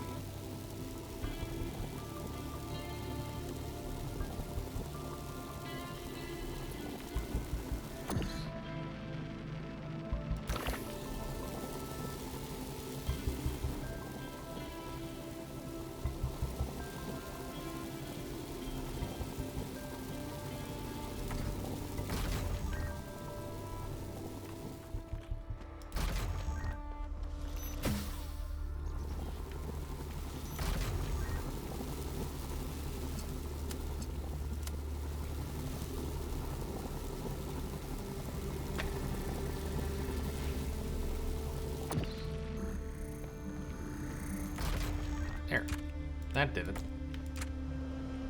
Whee!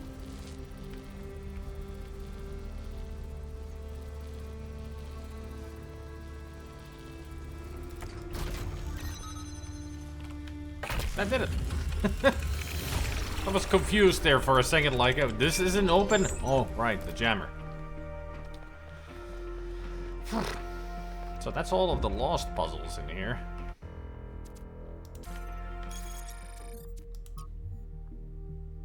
So all I need is that one star. How the hell do we get it? How do I get that RGB? Let's find that RGB converter again and see if I actually can get it to it from above, or maybe I do need to find something to launch me up there. Possibilities are endless.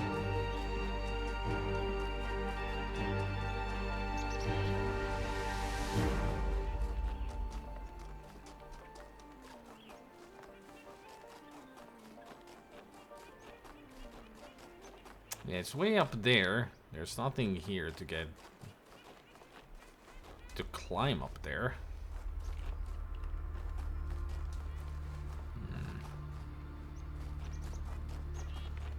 Maybe. Oh, excuse me, though.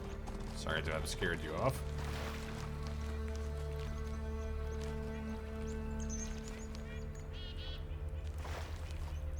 There's nothing right next to it.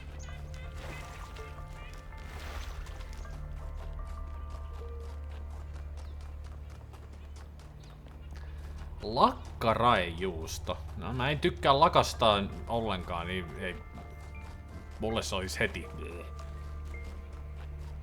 Mutta raijuustossa. No kai mä ymmärrän sen sekoituksen.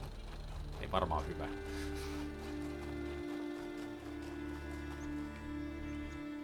Sokeria perkeleesti eikä maistu lakkaa eikä raijuusta.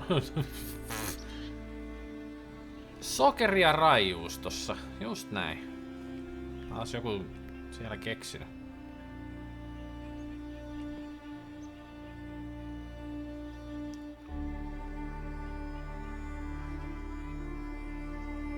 I can't climb that thing.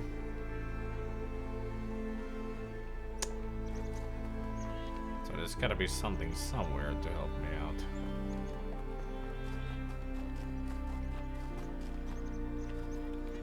Maybe there's actually something up here?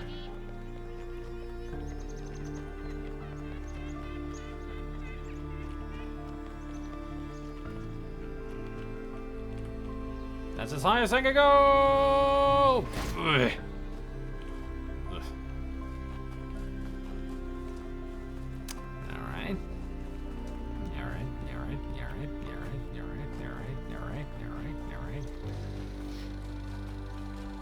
The worst thing is, Elta, if you could translate the other, it means that there's a lot of sugar in it. So you cannot even taste the berry or the cottage cheese. And I was like, sugar in cottage cheese? Ew.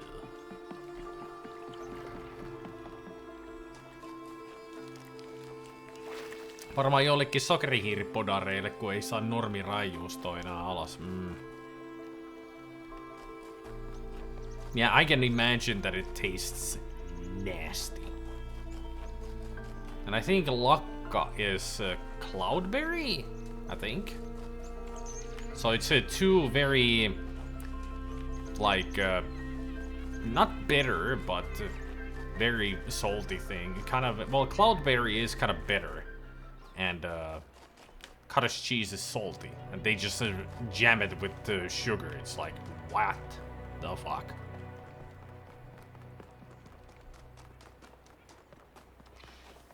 Kinda guessed from context, but I can't translate that much. I'm better at writing stuff.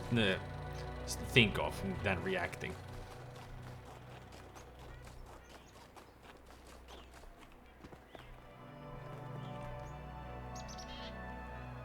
You know, I'm gonna look it up because I don't remember this. Talos Princple II. Lost Marsh. Pandora statue.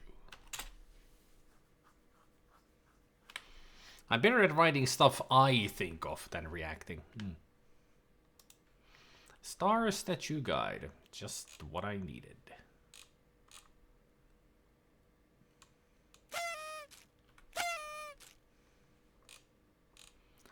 Oh boy. This is even better than I thought.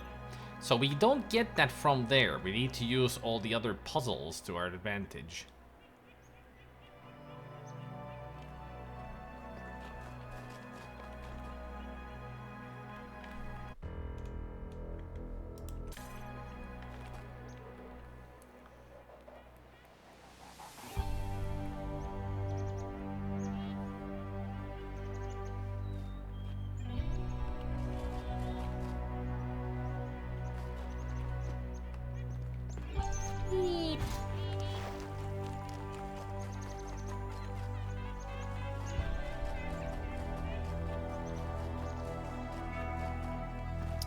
The filling is, we make the sweet cottage cheese pie in Romania, but it's not just sugar and cottage cheese.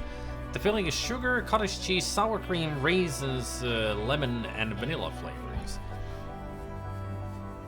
Sour cream, yes, but with cottage cheese?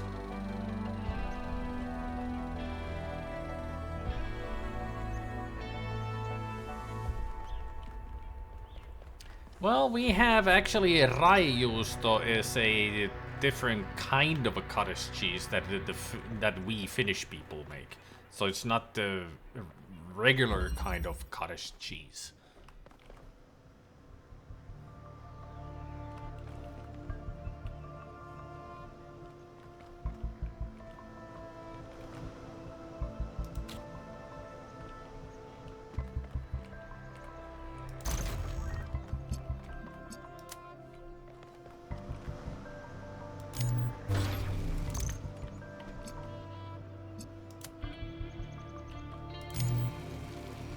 Oh, now we got the blue.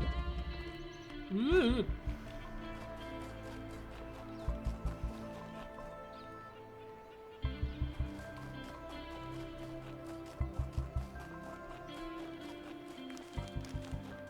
Then we got the fifth. I might scare some people, but I love to eat cottage cheese with honey. I can see that work. I've never tried it, but I can see it work. The sweetness of the honey and the cheesiness of the cottage. But it sounds like a combo that would work.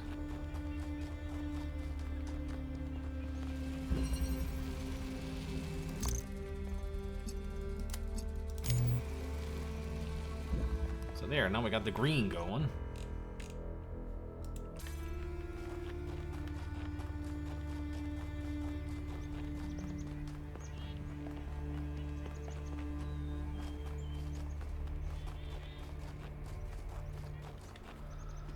Whee!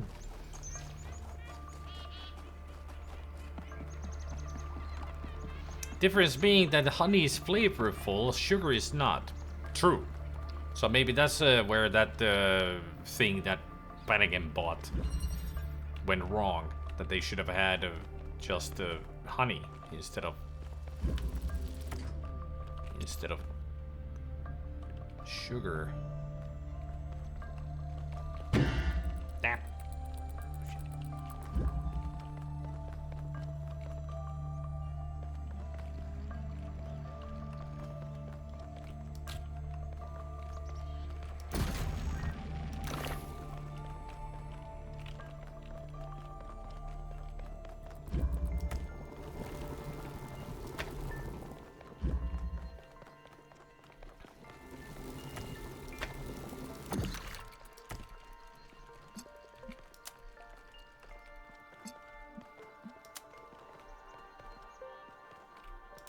Ta-da! We have a star. Man, that was a lot of work. Bam! Horses are broken, not taught. That is the way of humankind. She has such a negative way of seeing things. I don't like her. Well, if she's in the tower, I'm gonna tell her what. And then some.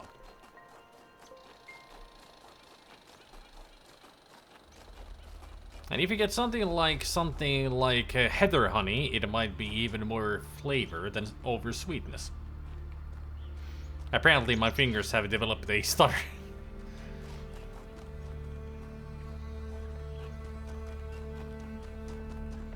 No, you're now Zelda 2 times. I'm gonna go get the papers,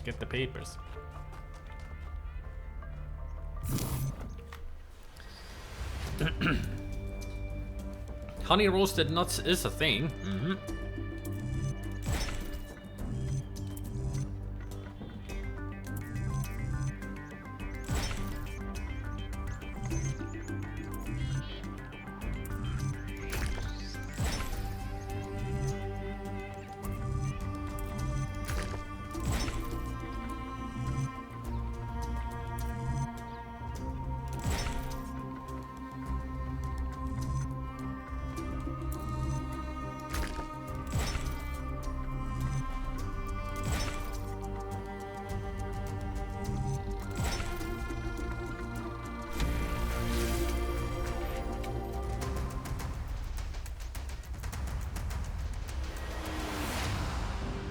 No, that's Jimmy 2 times in Goodfellas. At least I remember it being Goodfellas, the movie. You know, Ray Liotta, Joe Pesci, Robert De Niro, Martin Scorsese. When he's introducing all kinds of the mobsters at the beginning, he said there is one who's Jimmy 2 times because he repeats the last 2 words or something every time. So I'm gonna go get the papers, as he walks away.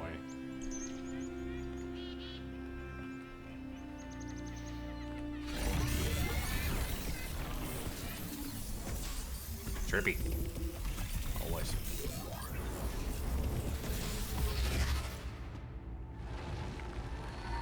Ah, Prometheus.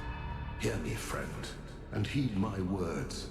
Beware Pandora. Already doing so. She is nothing but fear and despair. I know. And she will do anything to prevent you from reaching the flame. It is she who disrupted the trials of the Sphinx, and who bound me in the... And there he goes. No worries, Prometheus. I am not listening to a word she says.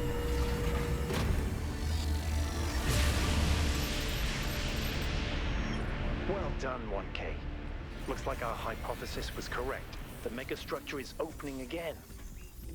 Everyone come to the VTOL, please. It's time to find Athena. What about Pandora? She seems capable of displacing or controlling the other entities. We should be careful, but we can't let such a vague threat paralyze us. Just keep your eyes open. Never seen Goodfellas. Ah, okay. Goodfellas is a great movie. But if you're not into mobster movies, then... I've seen plenty of them. Godfather's movies, Goodfellas, even the old golden oldies. Can't think of any right now. Because now we are gonna hunt down some Easter eggs.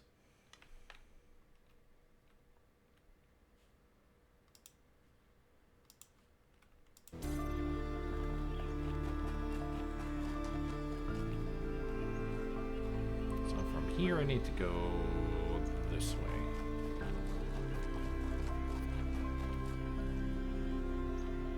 Dear friend.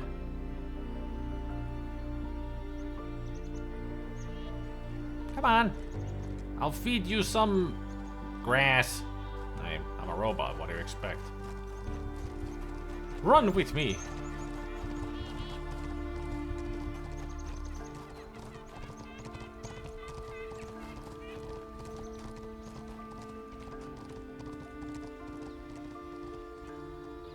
It's understandable that they run around scared because they've never seen us humans before. makes sense that they're scared.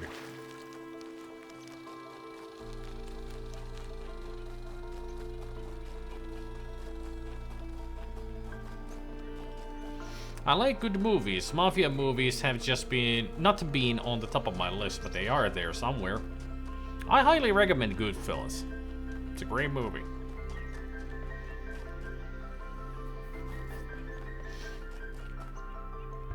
Well, these droids are the new human species, so to speak.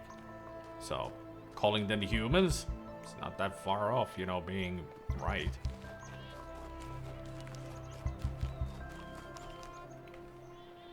I mean, they call themselves humans.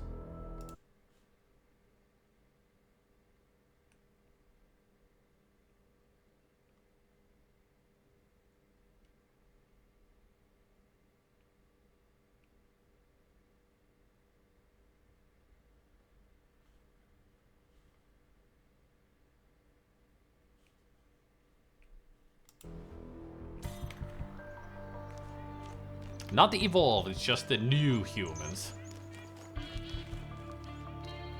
And right now, all they're just doing is trying to learn of the past.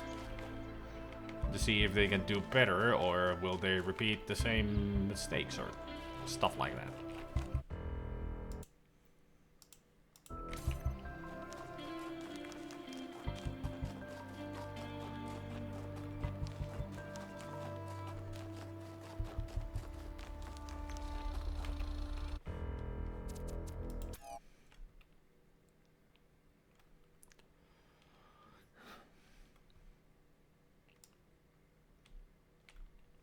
Don't worry, Specky. This Friday's movies will be other people's selections.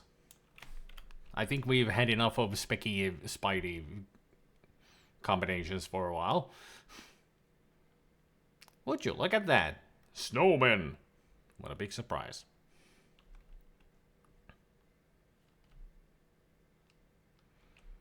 Look at them two. Cheering at each other.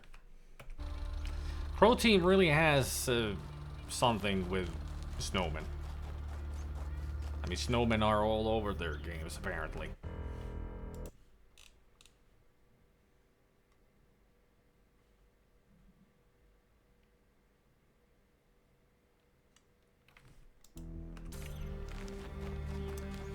Now we go northeast.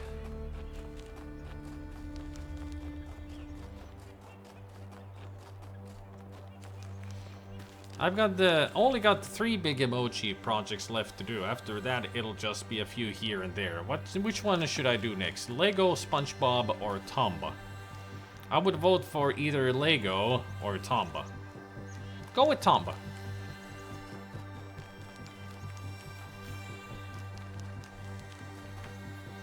Because I've never played Tomba myself or seen Tomba or anything. I can't say that I have any nostalgia for Tomba because never seen, never played.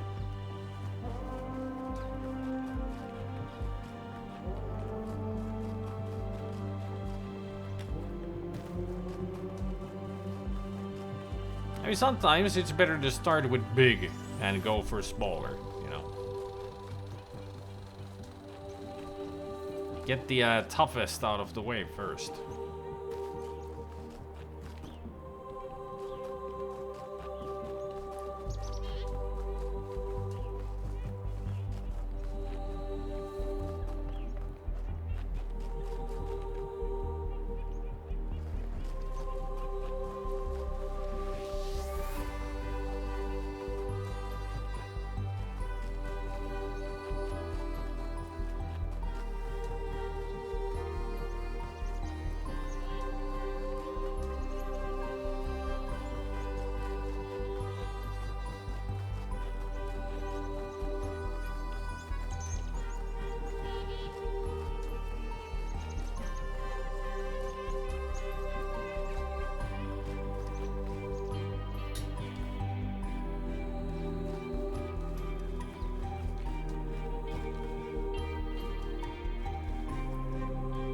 So many stumps around. Hard to tell which was the Easter egg that I'm looking for.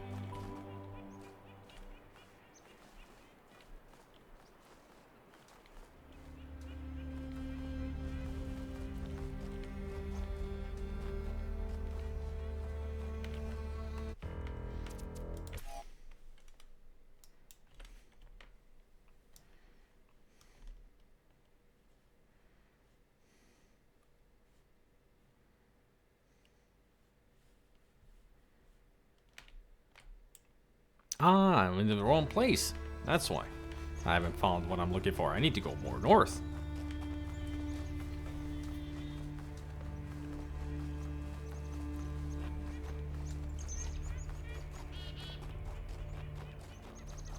It's over this way.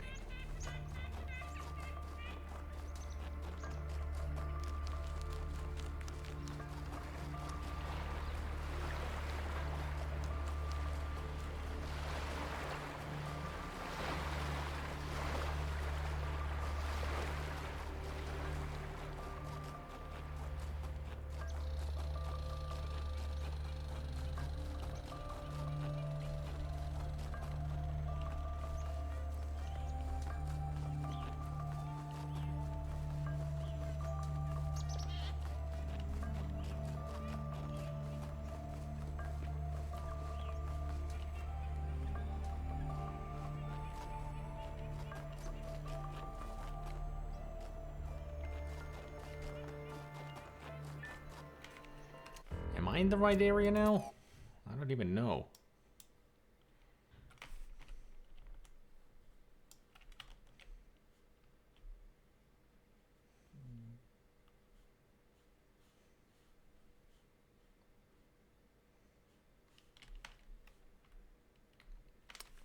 I mean, this looks similar to the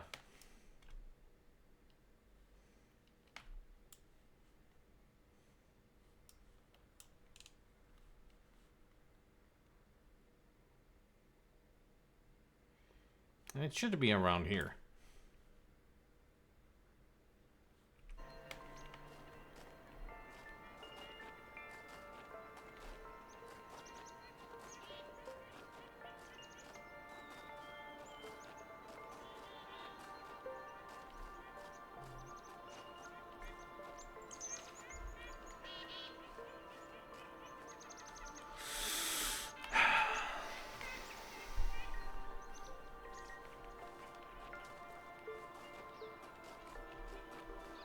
Is it there? There it is. I found the Easter egg. And of all things, it's a freaking recorder.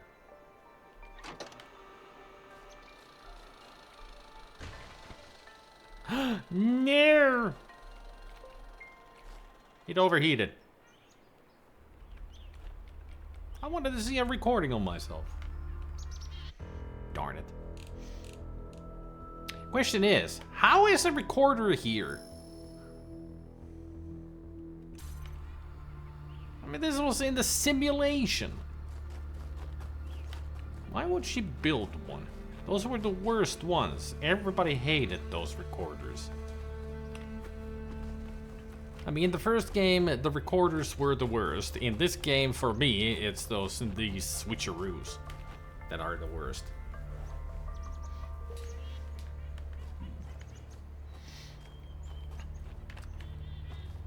If anyone wants a good sci-fi book series of AI-ish stuff in the space age, I can heartily recommend the Bobiverse books. The first one being We Are Legion, or Legion, We Are Bob.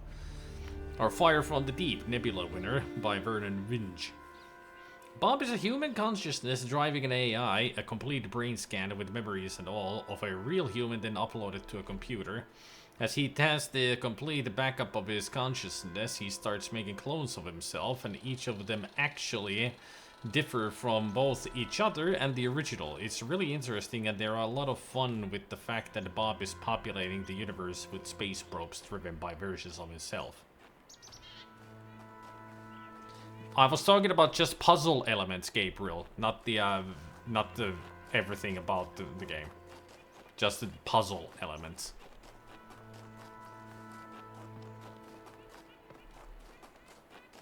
So in the first game, puzzle elements, the worst one was the recorder, and here it is, the for me it's the switcher, that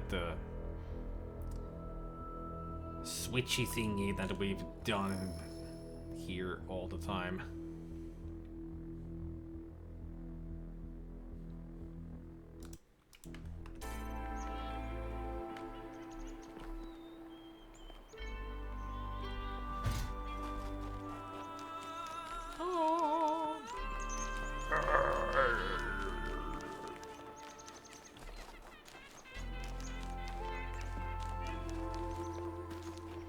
Still wonder what animal makes that noise.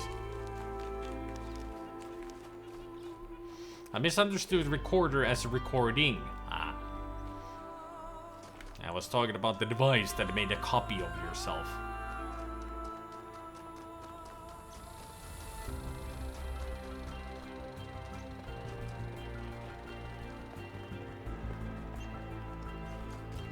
It's number 4.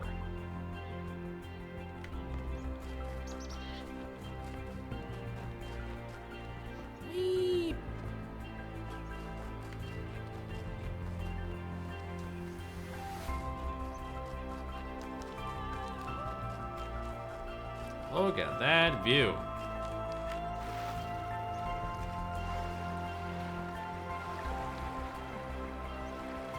Even got the sunset going and everything. Look, those are huge mountains. I really do think that we are at the Himalayas. I mean, those are the same mountains that we've seen before, now from a distance.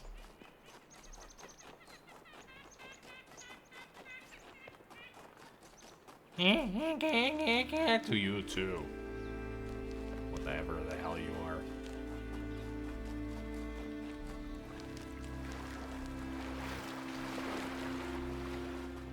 This wasn't elegance, was it? Because if this is not elegance, I have to run all the way to the other side of the freaking map. I gotta run all the way to the other side of the map. The fun. Because that's where the last Easter egg is, on the other side of the map. But at least once I get the Easter egg, we can pause and I can go get food, because I'm actually getting really hungry. I got noodles waiting for me. Noodles and oodles of noodles. In a chicken broth. That's what I'm gonna make. Noodles in chicken broth. It's gonna be damn good. And thinking about it is making me even hungrier. God damn it. Why does this have to be on the other side of the map?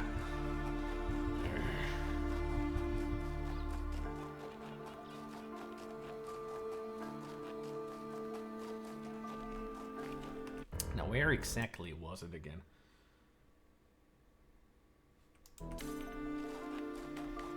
Just behind the puzzle. Got it. Also, isn't it fascinating that on this area, the others are not here? There's no Yakut and no Alcatraz, Melville, or Byron. They just didn't come here. But it's kind of interesting that they didn't come here. No! Easter egg first! Easter egg is always priority.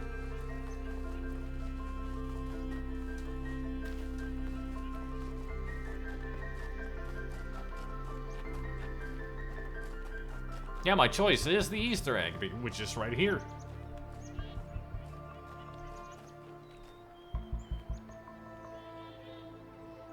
I got a star!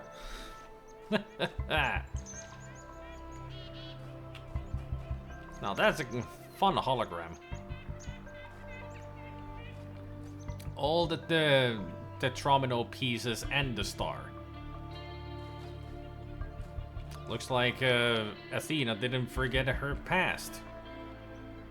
All the elements from the simulation. Cool. I like that one.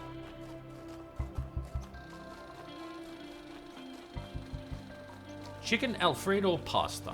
I haven't had an Alfredo in a long time. Should make some. Or find some.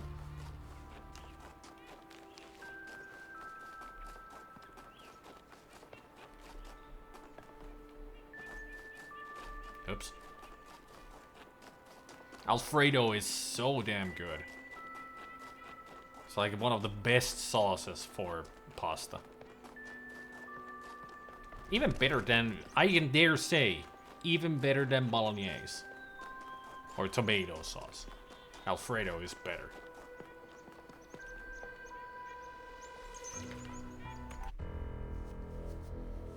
But now I'm gonna stop. Now I'm gonna go make the food. Because otherwise I'm gonna starve. I mean, it's not gonna happen like that, but...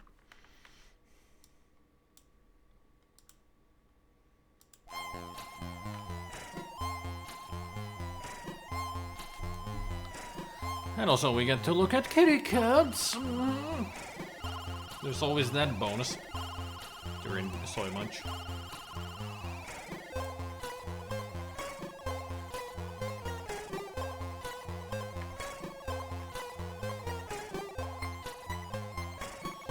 Hashtag kitty butthole.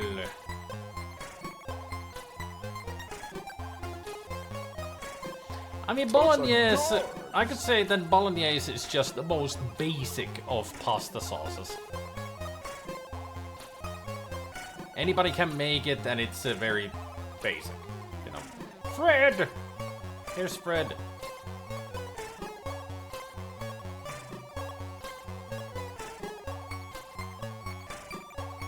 Bolognese is great, Alfredo is just a step better, and the one I usually make with chicken, bacon, spring onions, and cream is even better than Alfredo. Bacon and chicken. But a good bolognese is a good bolognese, can't deny it. That is true.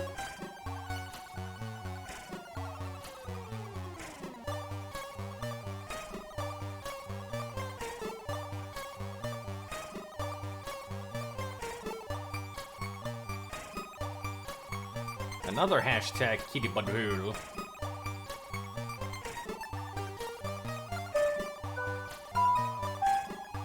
German! There's Gabriel. We got a full crew on the train. And Gabriel's the engine.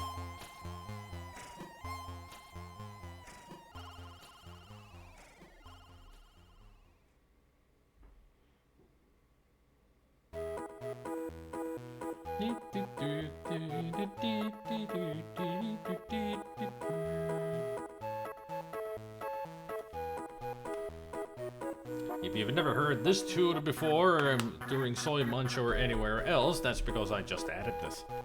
I've been adding more and more Amiga music. I'm up to letter, well, J.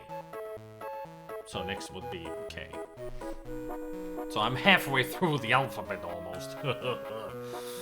So much music. There's some honey in that cat jar. Yep. I think that was Princess. Or Tabitha. Either or. I think Tabitha was stuck in there. But I shall return with food.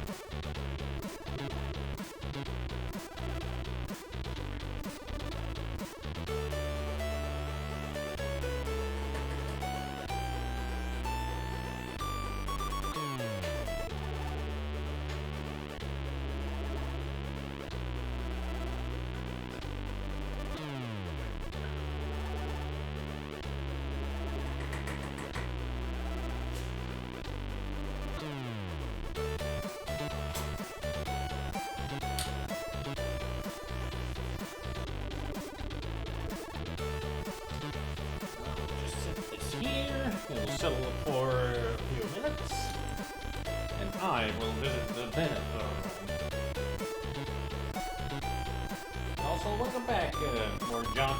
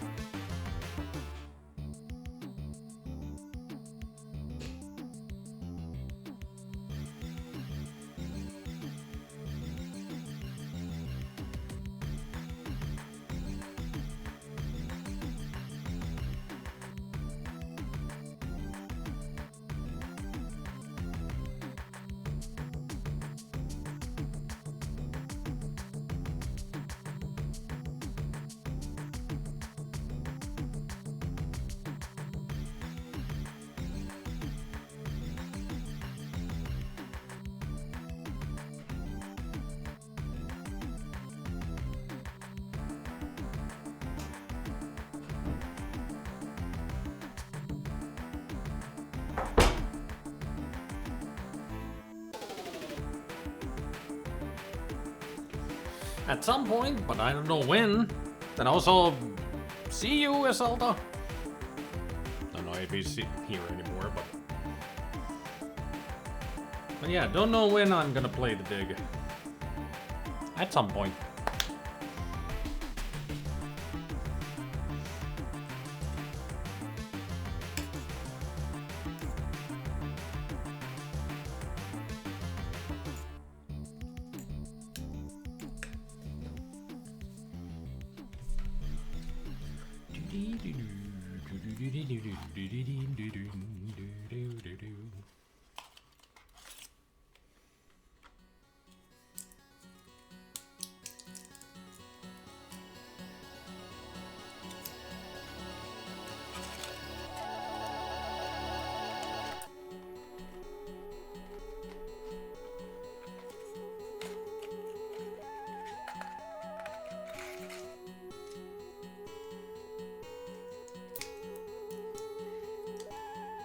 Yeah, Smallcats is playing through all kinds of LucasArts games currently. So the dig would be on the list.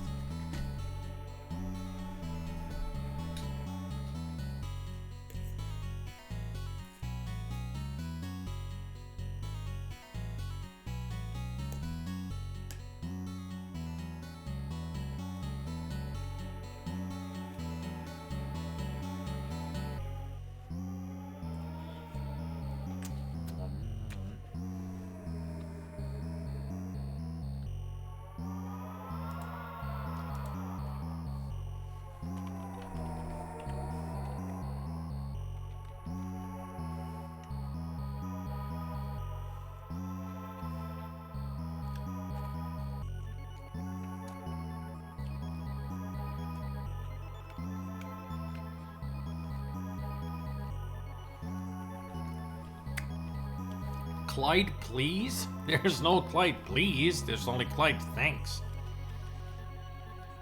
Also, I did add a new one.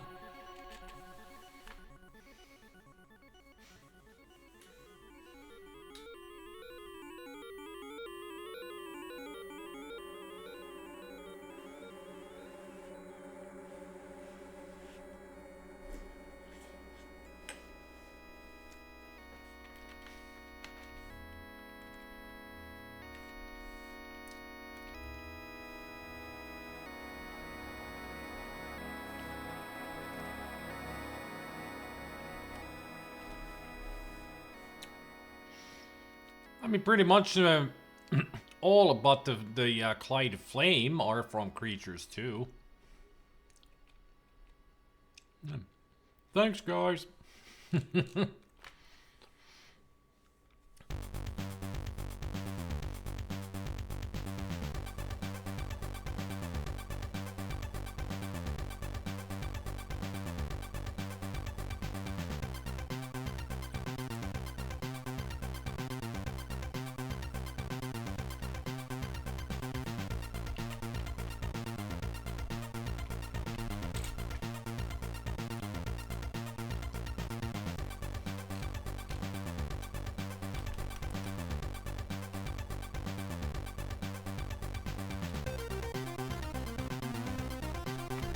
Ah, Last Crusade was before Loom.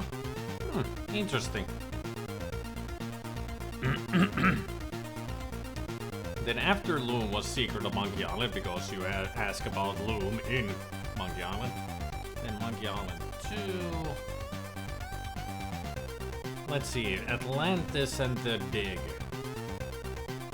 I'm just checking if, yeah, Fate of Atlantis is after Monkey Island 2. And then it would be Day of the Tentacle.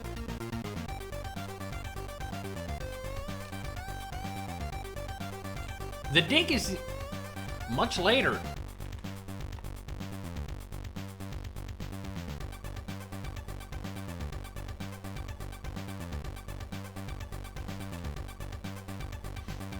I mean, you did ask me to play them like in chronological order, right?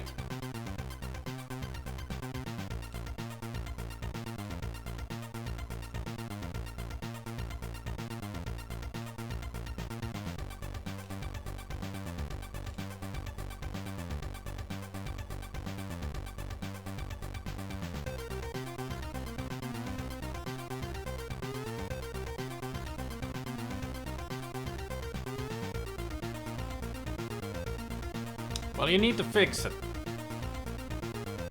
Because apparently the Loom was actually after Crusade, but you've already played it through, so it doesn't matter. So now, let's switch it around a little bit. So now you're playing Crusade. After Crusade is Fate of Atlantis. After Fate of Atlantis is Day of the Tentacle. You did say that you want to play Day of the Tentacle again.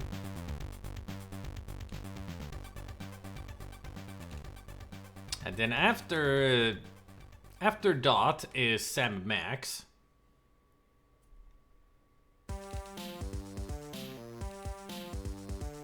And after Sam & Max is Full Throttle.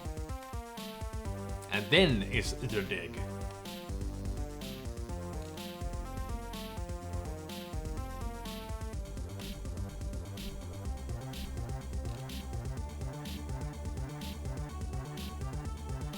I totally forgot that the Dig actually wasn't that late.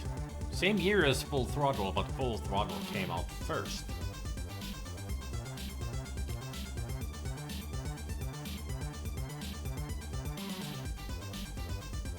And of course, after The Dig is Curse of Monkey Island, and then Grim Fandango. And after Grim Fandango is a scary.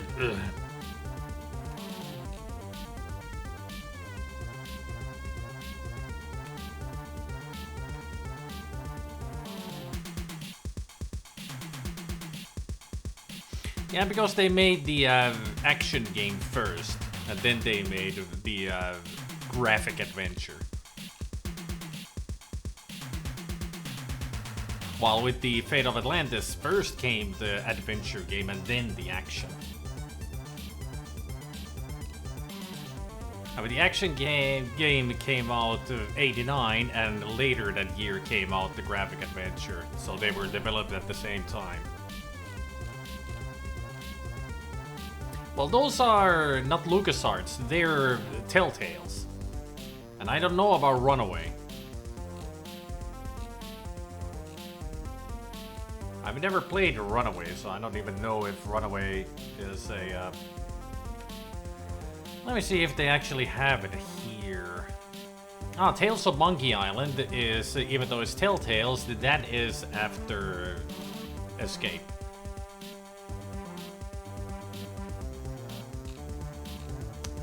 Sam & Max then. I guess they don't put Sam & Max in here. Because I'm not seeing Sam & Max at all. Other than Hit the Road. Star Wars, Star Wars, Star Wars, Star Wars, Star Wars, Star Wars, Star Wars, Star Wars, Star Wars. I wonder if there's a lot of Star Wars games.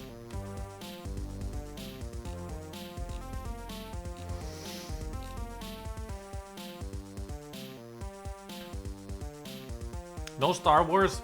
Barely any. You would think there would be plenty because it's LucasArts. But yeah, Sam & Max, the Telltales games are not here. They only mention Tales of Monkey Island. But if I remember correctly, the Sam & Max Telltales came before Monkey Island.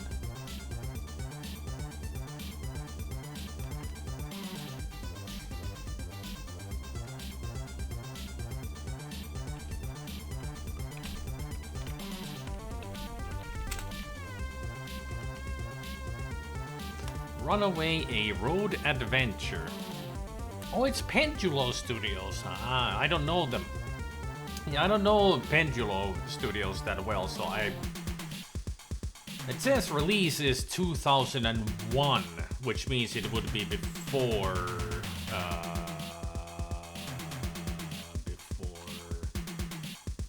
So it would be between...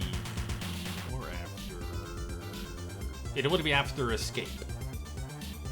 So it would be before... Would be before Sam & Max and Tales of Monkey Island.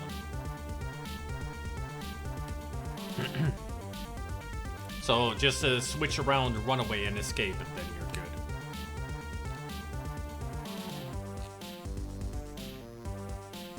Well, Star Wars is more action-y anyway, when you think about it, than just, you know, point-and-click adventure.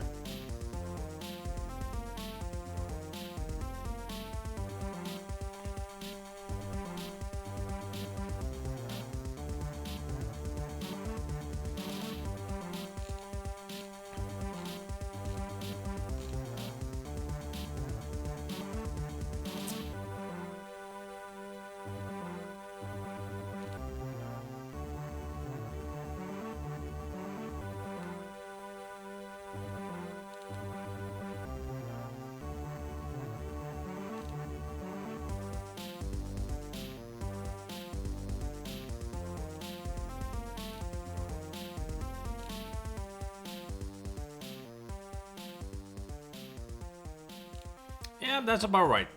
Now it's right. Yep.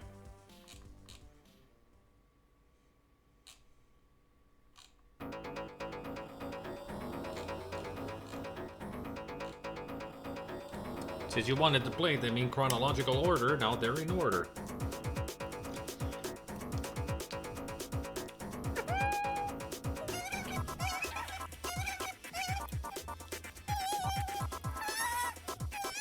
Even that's already almost 20 years old. Man. I gotta play. There is a game that I just saw that I need to play on stream at some point. Developers is not LucasArts, but LucasArts did publish it. Pandemic Studios made the game. Anybody know a classic PlayStation 2 game called Mercenaries Playground of Destruction?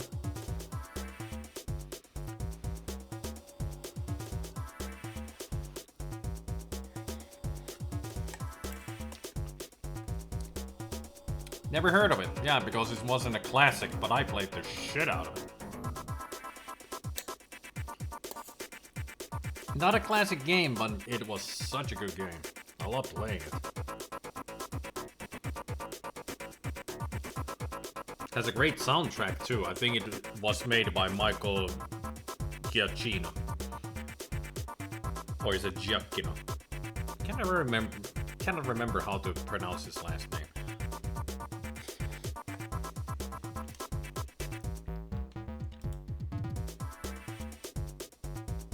Yeah, Michael Giacchino. Yep. He also made music for the Medal of Honor games.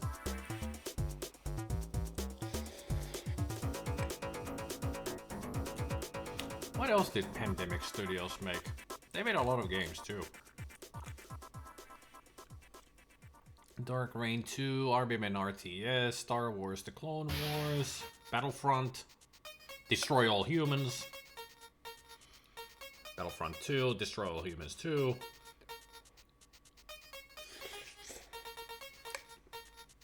Oh yeah, they also made Mercenaries 2, World in Flames, which was horrible.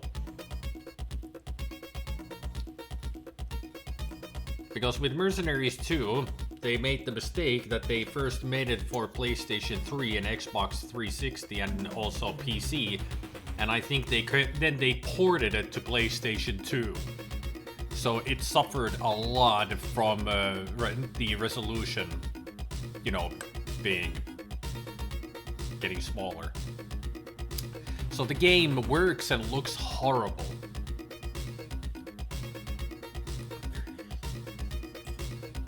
Oh yeah, they made the Saboteur. That's their last game. In 2009.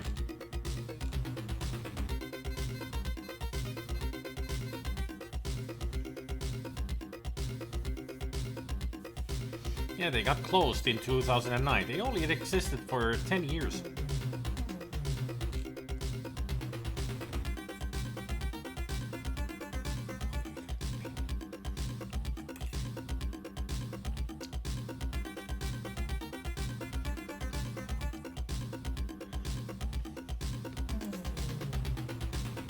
But yeah, when I got Mercenaries 2, I was like, awesome! A sequel to this awesome game. I only played it for like 30 minutes and was like, that was a waste of money. Because on PlayStation 2 it looked so horrible and played horrible. And at that point I didn't even buy any of the new consoles. It was 2008. At that point I only had like the newest console was Wii.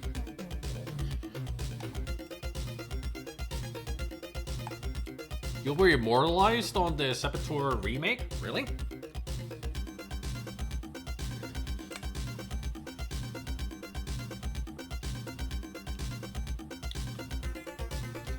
In what way?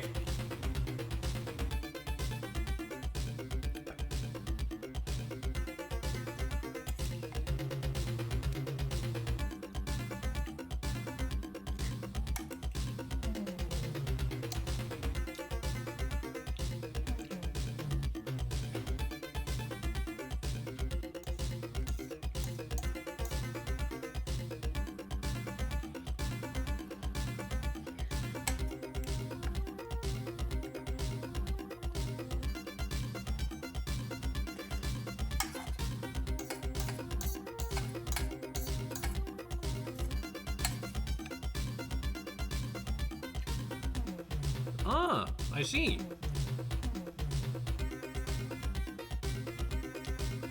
You're talking about the original Saboteur. Original Saboteur's remake, I guess. I don't know what I'm talking about at all.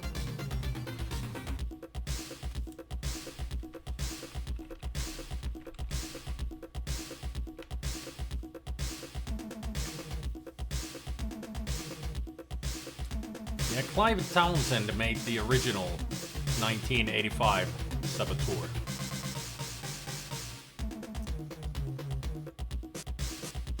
And in 2017, the enhanced version for PC, iOS, and Android devices, and also 2018 Nintendo Switch. So that's what you're talking about, yeah.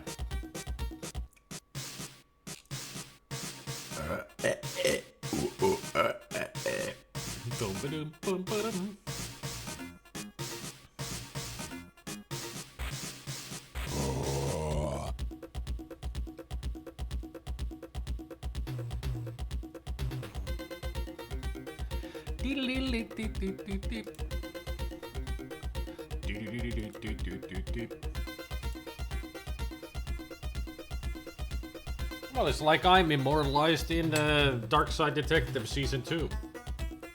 Fumble in the dark.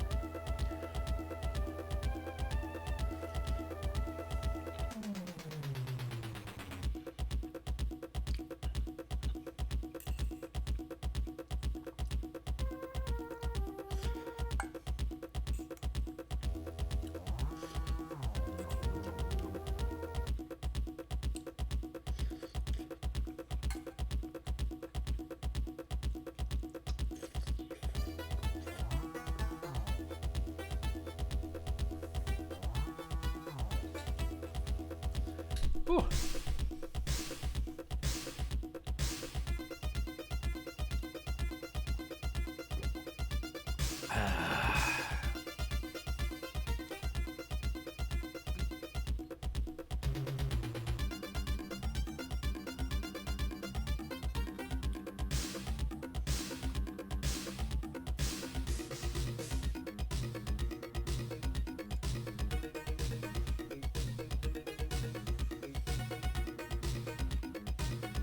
Yeah, you've left your mark in history in some way.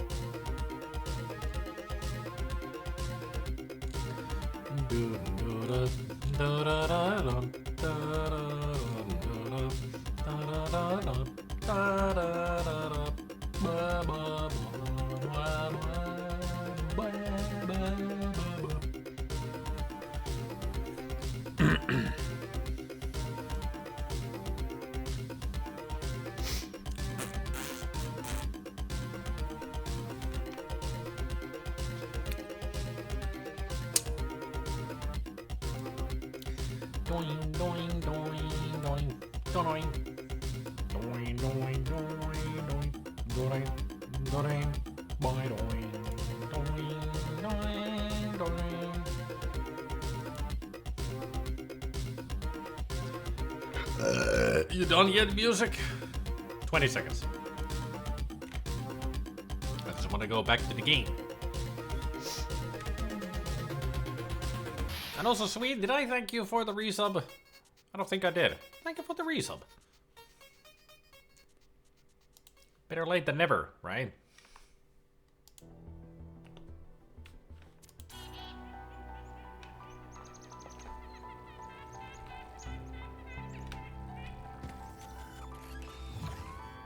I mean, that's why I thanked you, because even I didn't remember if I did.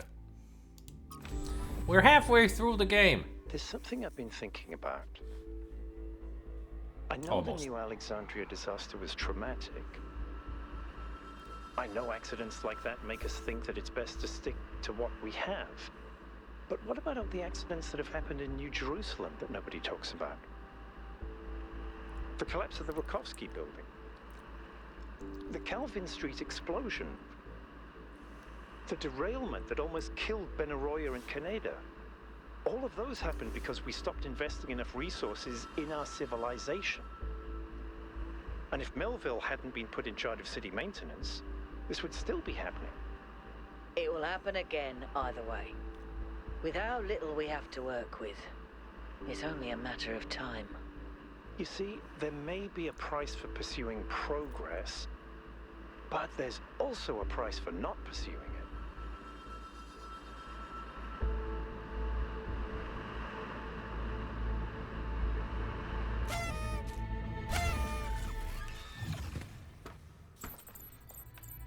Myst vibes.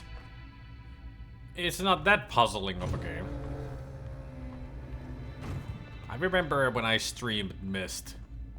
I don't remember. We got into that part where you have to go through those tunnels in the rail, and then we ended up at a pirate ship or something.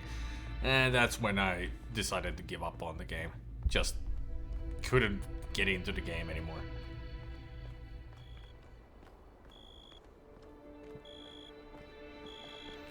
From the art style, I think. I can see that. Oh, right. Can't forget the stars. Gotta put those in place.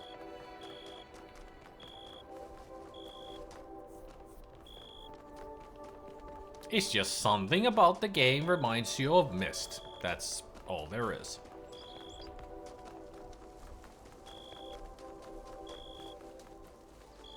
I mean, people can get different vibes from different games for no reason at all.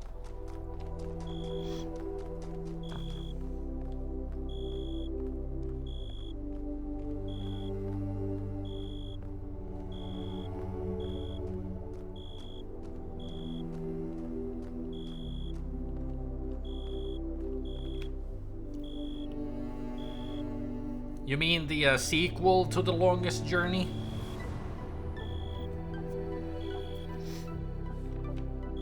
Dreamfall chapters.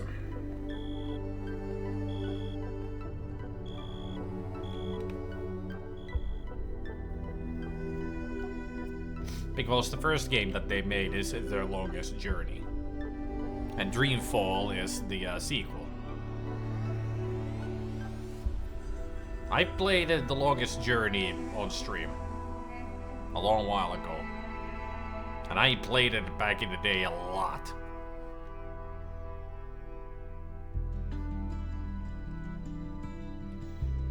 I did get Dreamfall,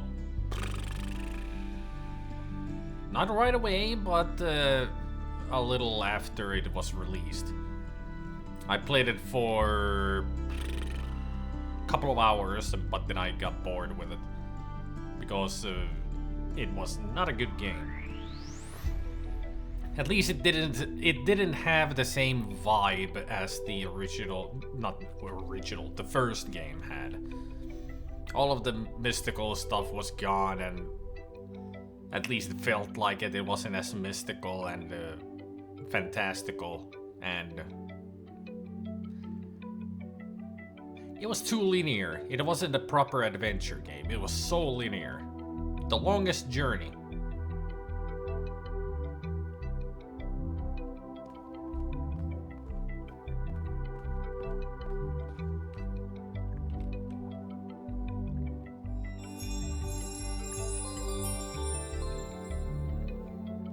Adventures of April Ryan.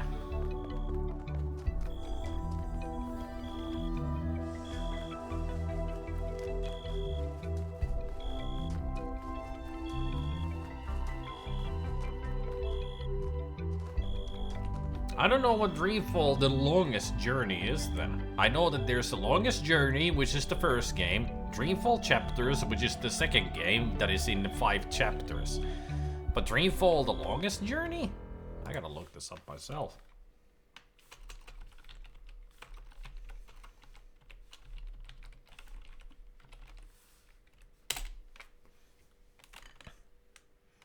...2006.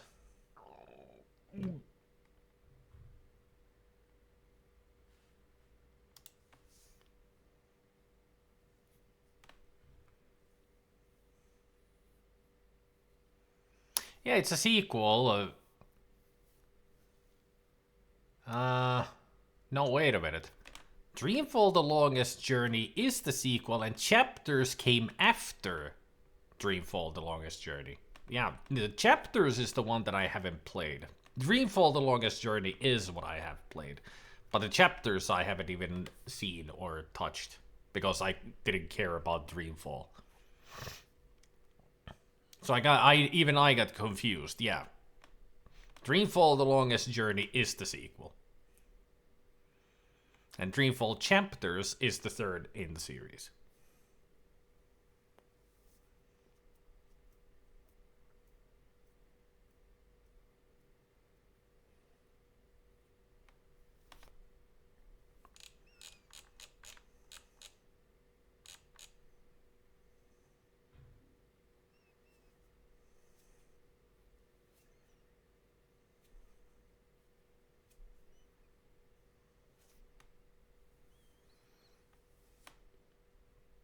The Longest Journey is the first game. Get it into your head already. I've said it. The Longest Journey is the first game in the series. How many times do I have to repeat myself? Sometimes I repeat myself way too many times.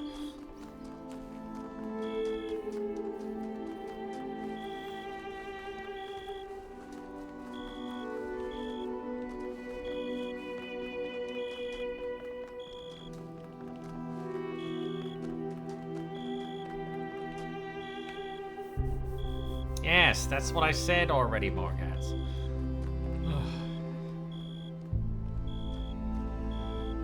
I mean, you could easily look at all this information up yourself.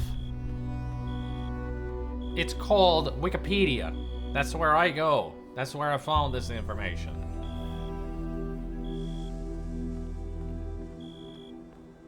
I'm trying to do a stream here, man.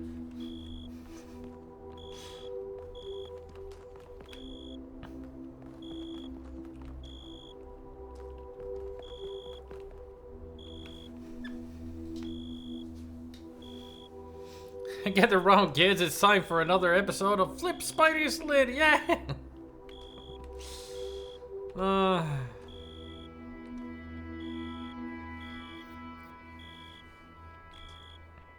No, you're not flipping my lid at all. Just a little bit of annoyance because it felt like Morcats was not listening to me. He's got all kinds of questions all aimed at me when he could be asking some other people.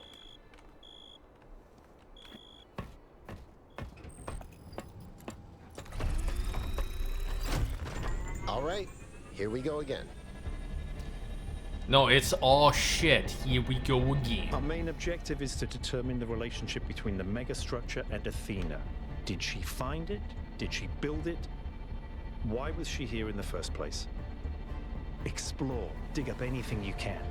We need to start finding answers.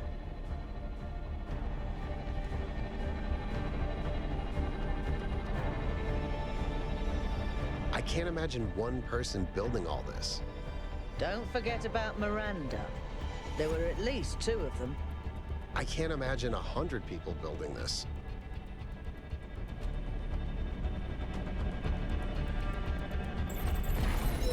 All right, everyone.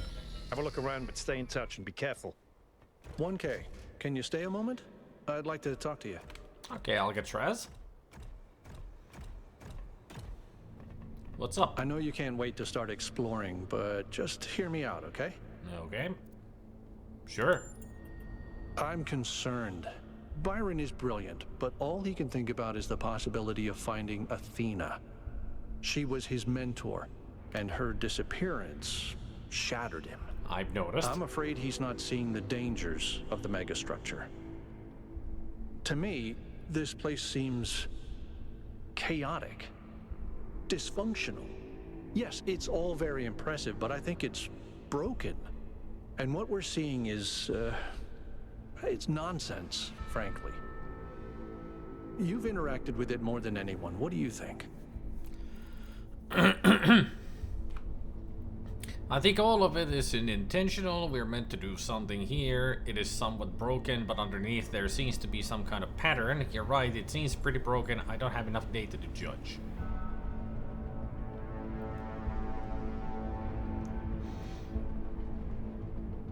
It is somewhat broken, but underneath that there seems to be some kind of pattern. I mean, it seems like it.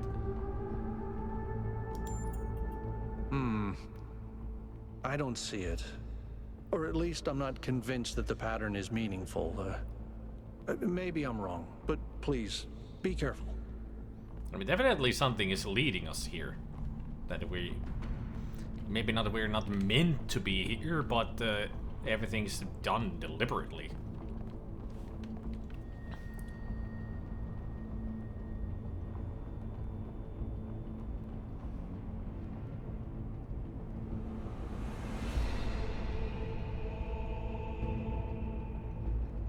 Yeah, but you still targeted me. But then again, you know.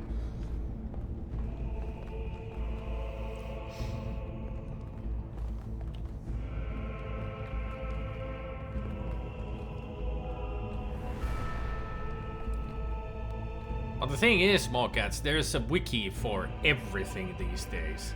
Anywhere. There's so many different wiki sites even. Like Fandom, the Wikia, and other places if you need like help with a game to find the info about it and all that.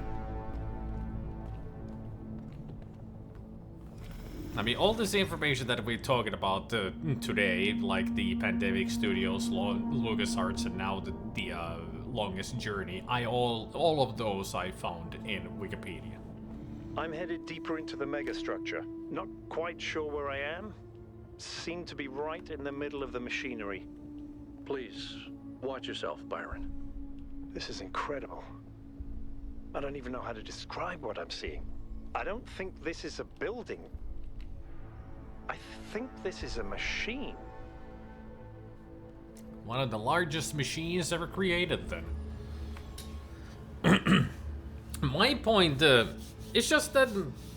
My point here is that I'm streaming. I'm playing a game.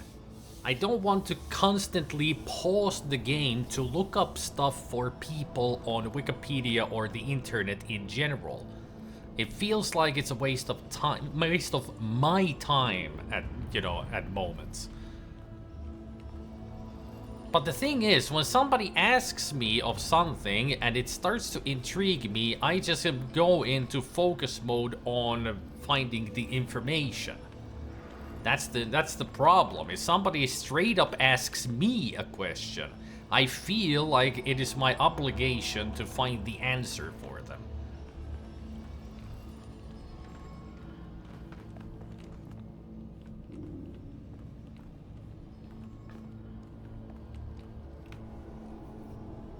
But you could have just generally said that, hey guys, have you ever played this and that? But you targeted me with me. So that is like you're asking straight at me, even though you said, or anyone in the chat. This is one of those games where there aren't that many people around here, and they are not, in the conversations.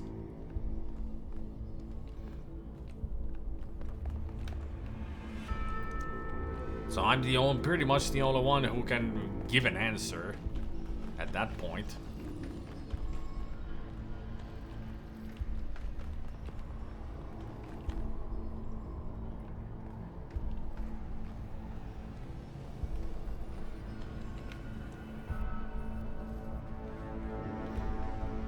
See, Bannigan just copied the Wikipedia text. Even though I already gave you the answer.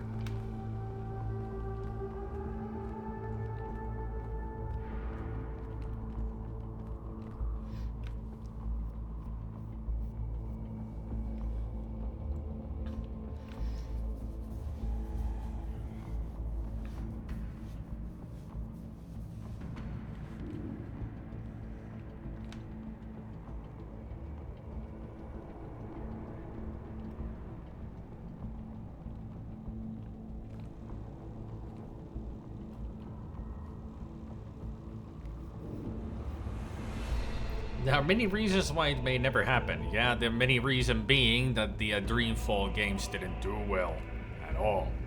Well, a little well, but not super well. Hey, Denarian. Bannigan is going full wiki sandwich on our asses. Yep. Because he wants the argument or whatever is happening, you know, to end.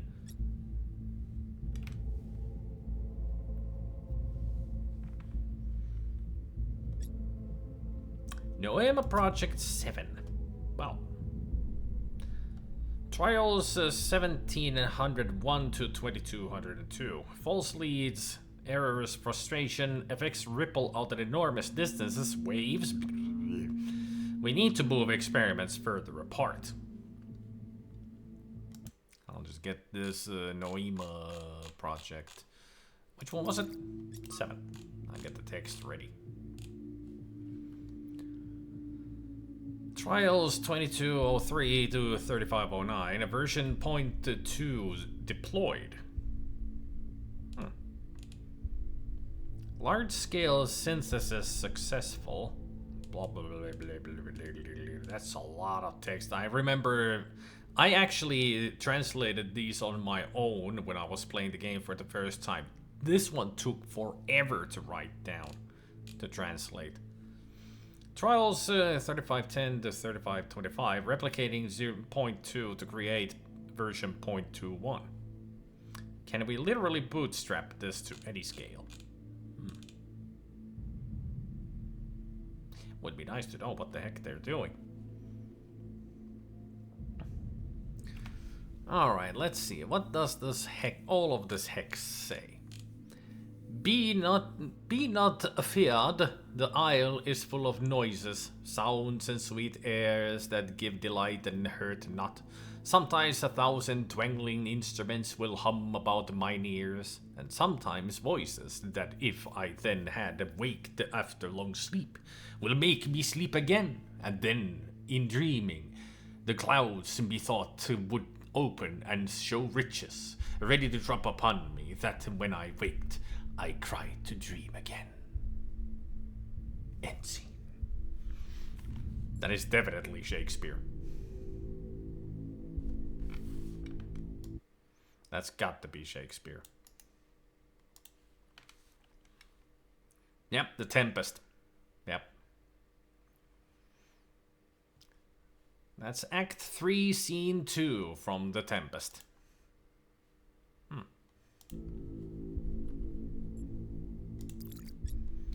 Door override. Is there anything else around here? No, what a miss.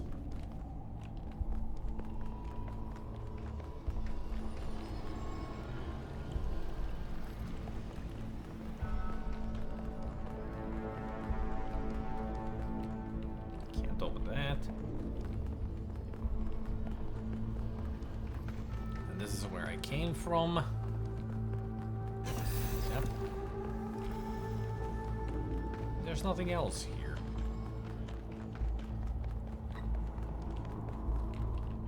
I can't even get there. Alright.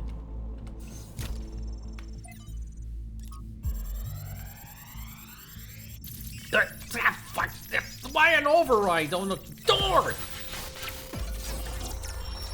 Jeez. Just trying to open a door and this Why don't you just tell people that they're wrong? If you tell them the truth, they'll listen. It's not that simple. Cornelius. Straton wrote that the most common error we commit is to think that ideas determine reality, when in fact the opposite is true. Ideas follow from material conditions. Belief systems are formed to explain and justify the way we live. We did not have kings because we believed in the mandate of heaven. We believed in the mandate of heaven because we lived in monarchies. But we have free will. Oh, free will isn't the same as freedom, Miranda. We're not free from the constraints of reality or history. I was shaped by the simulation. New Jerusalem is shaped by its limitations. So, what? We're just trapped? History can only go one way? Maybe, maybe not. The question is, how do we free ourselves? How do we build a world where our ideas do shape reality? That's why we came here. Huh.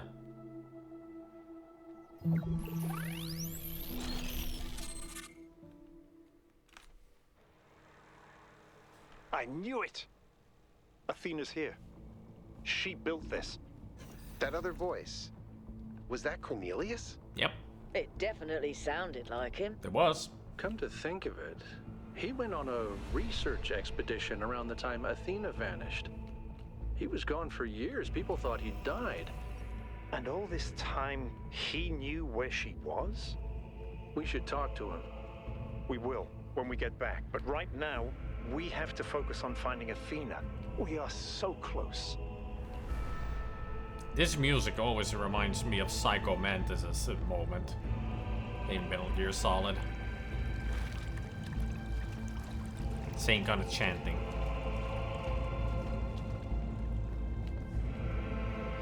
Jeebus.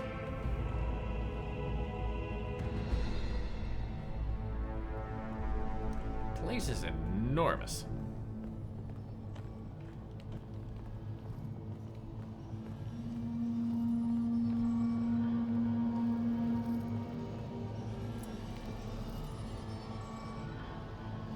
If we ever find Athena, I'm gonna ask her what's the purpose of these things.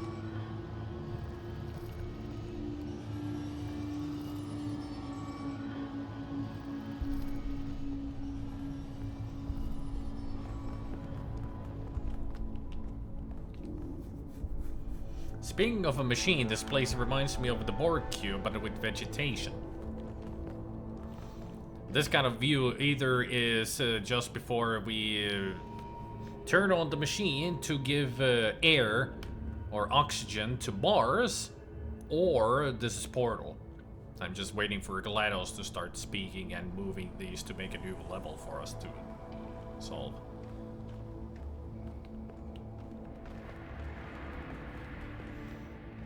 Ah, new thing. Hup.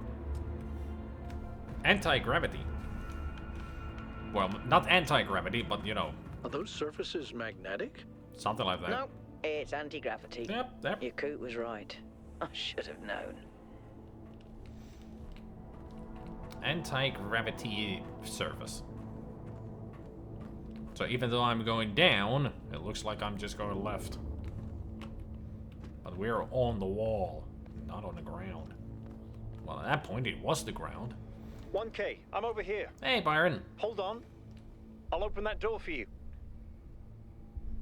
I like it that he's running and waving.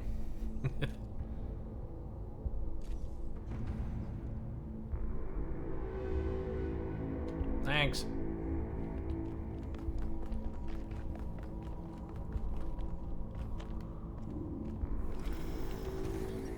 There he goes. Oh, trust me, Ben, again. Later on, it's gonna get annoying. You'll see.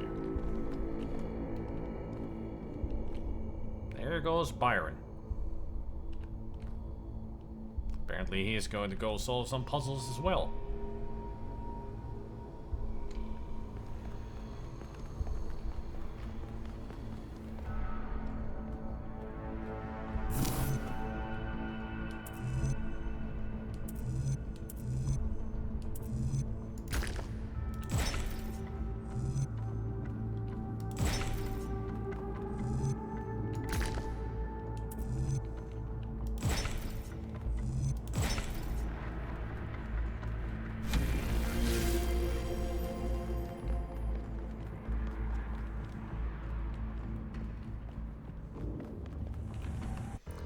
Did the mega structure actually have any?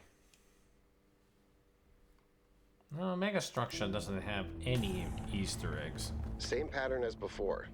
3 beams, 3 receivers. I guess we know what to do. Be careful. The sheer amount of power running through this place. I'll take care of this puzzle. You do the other 2, okay? All right, Byron. You take care of the red. This is kind of fun. Welcome to my world. Alexandra Drennan was right. Play is part of what makes us human.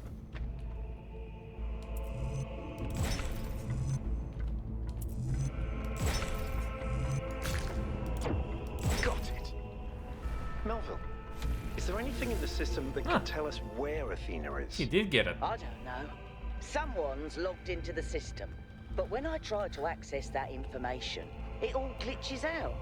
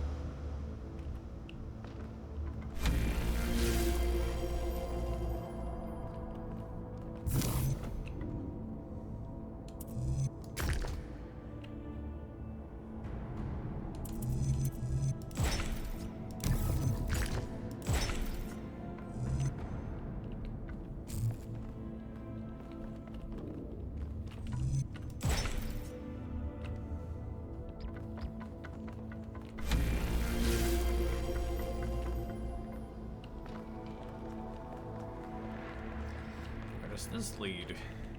Nowhere. Nothing other than death.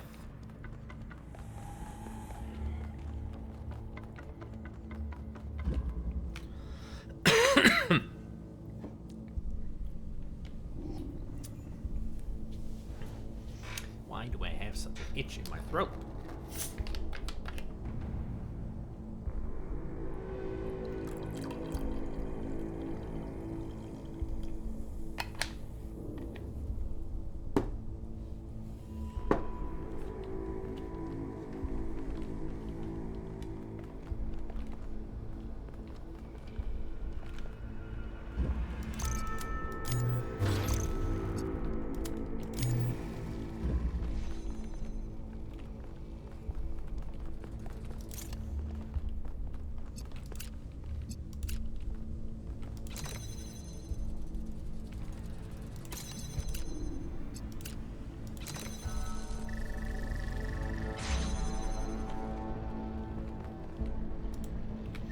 Gotcha.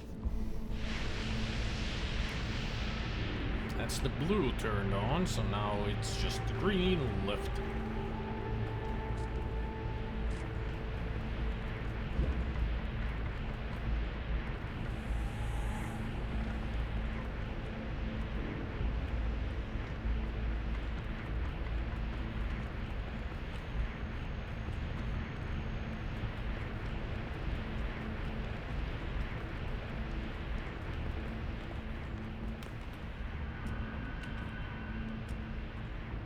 Now we're navigating upside down.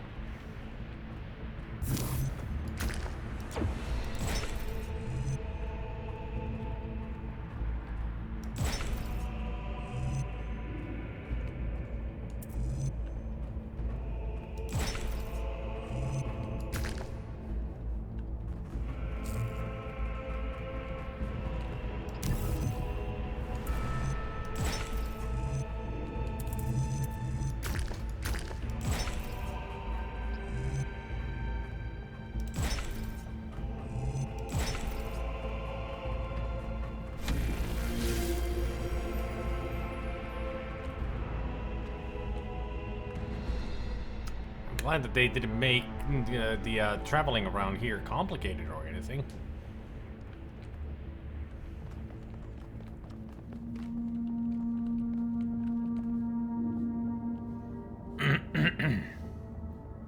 Well, there's the green. I went down, but I need to go up.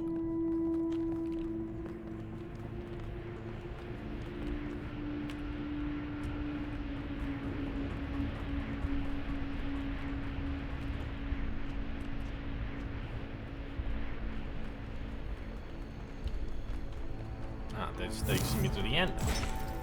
I'll make the bridge ready.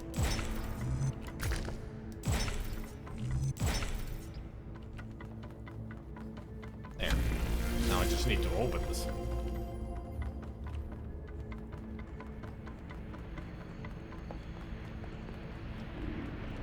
Yump.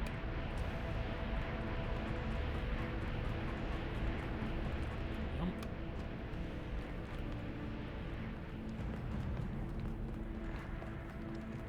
More yumps.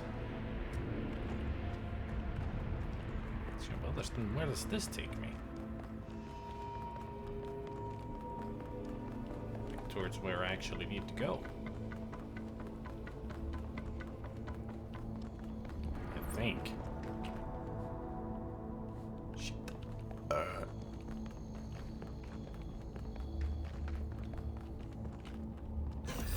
Oh, this just took me where I started. This is what the door that Byron opened.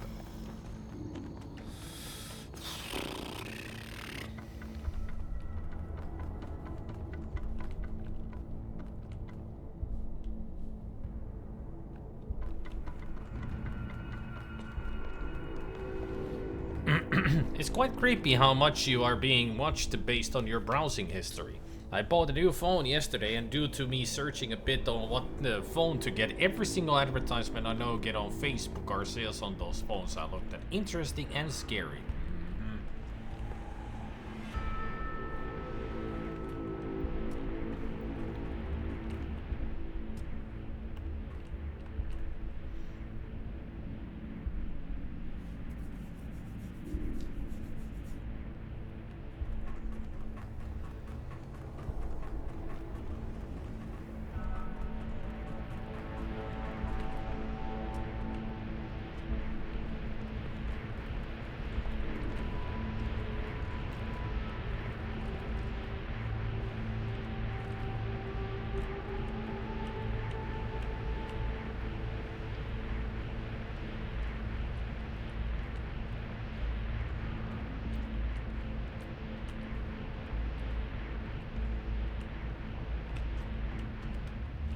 There. This is where I needed to go.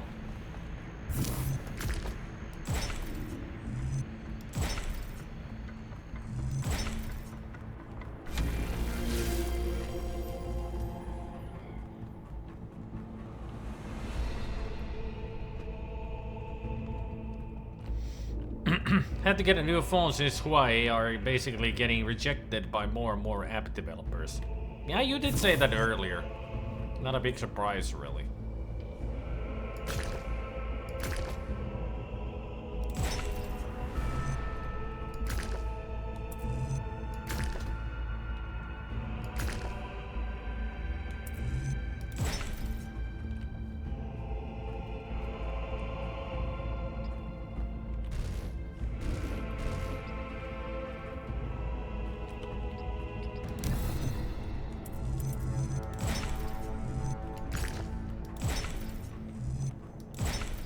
Not to alarm anyone, but I think the ground is shaking. According to the system, whole parts of the interior are moving around.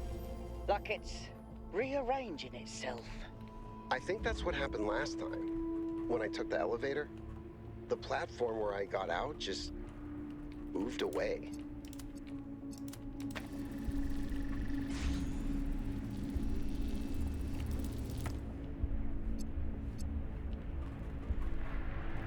It sucks, but it made a good opportunity for me to get a new phone as mine was getting old.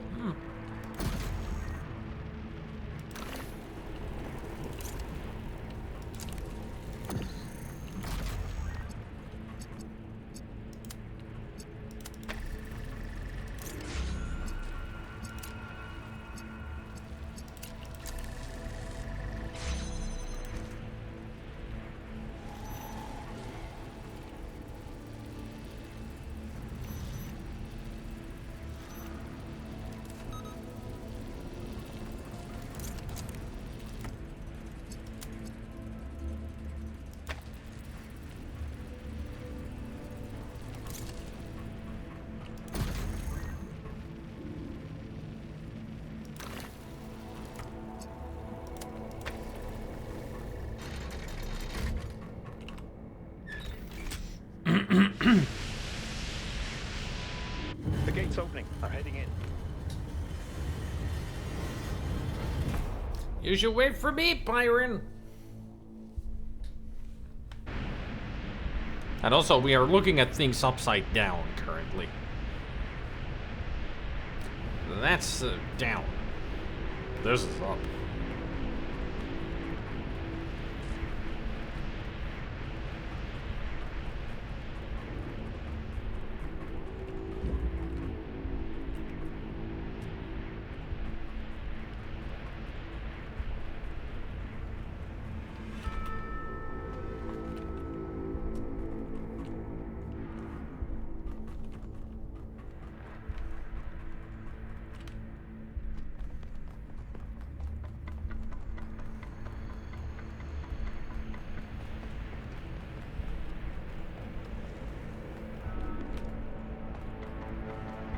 Just gotta find my way back up.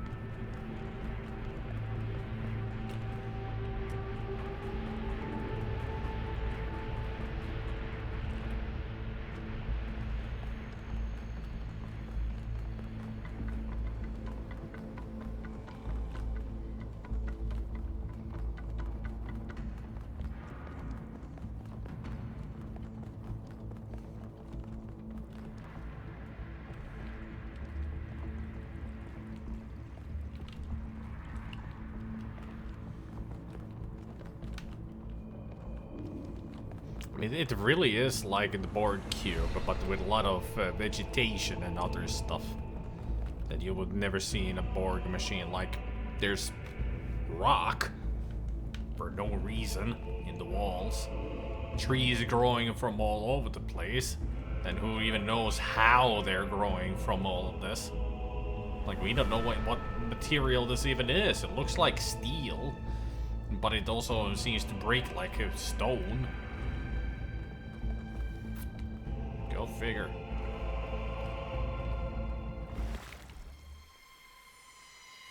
Byron? This is fascinating. What are you doing, Byron? They were both here, Athena and Cornelius. They had a plan. I found a file that...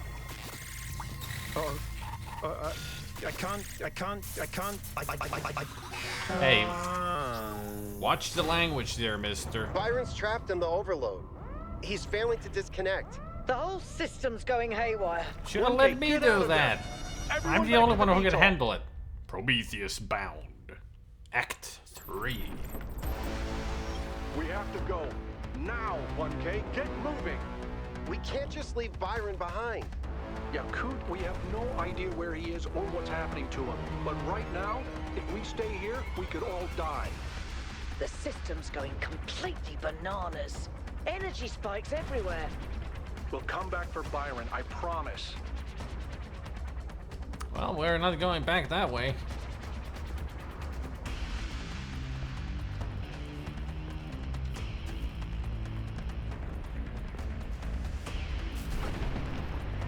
I mean, they said that it's What have you done, you fools? Mortals are not meant to tread these halls. Why will you not heed my warnings? I am not trying to harm you, creatures of clay.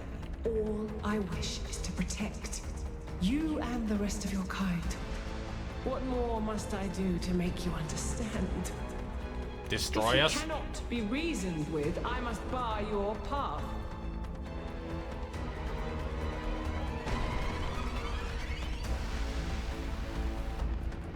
Well, the place is definitely coming down.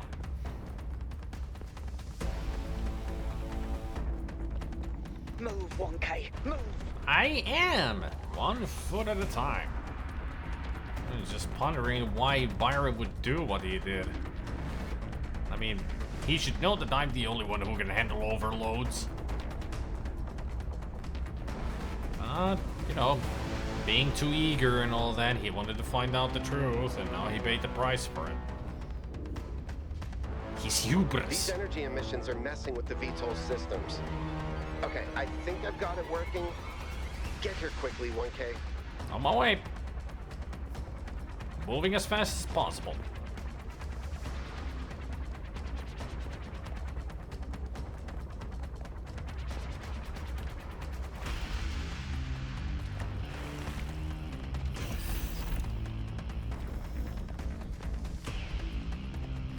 doesn't really look like I'm in a lot of danger, except that falling stone sound doesn't sound good.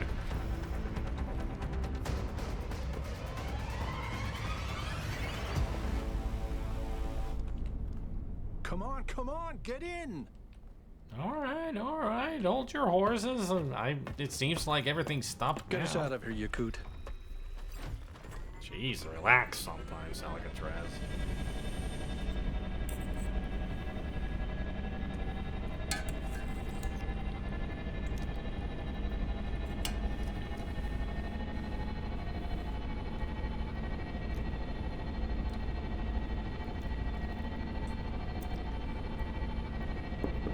Okay, we're out. Now what? Looks like the southern sites are active. The readings are strangely jumbled, though. Should I set us down? Yes, but just to drop off Melville. What? We're going back to New Jerusalem. This situation has gotten out of control. We need to regroup. Rushing in blindly isn't going to save Byron. But we also need someone to stay here and keep an eye on things. Melville, that's you. All right. I'll see if I can make any sense of these systems while you're gone. Just keep a safe distance, okay? Will do. Good. Well, 1K, I guess it's time for you and me to take a nap. Uh-huh.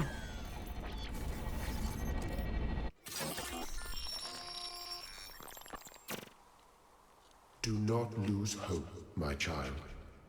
In these difficult moments, find solace in your friends and in the home that you share.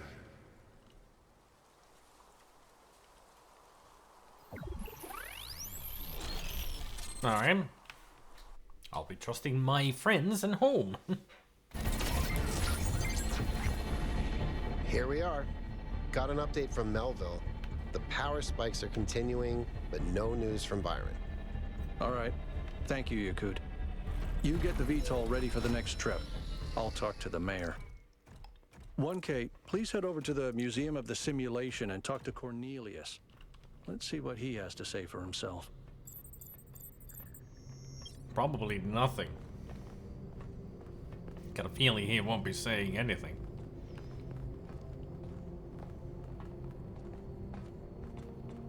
I guess we'll find out.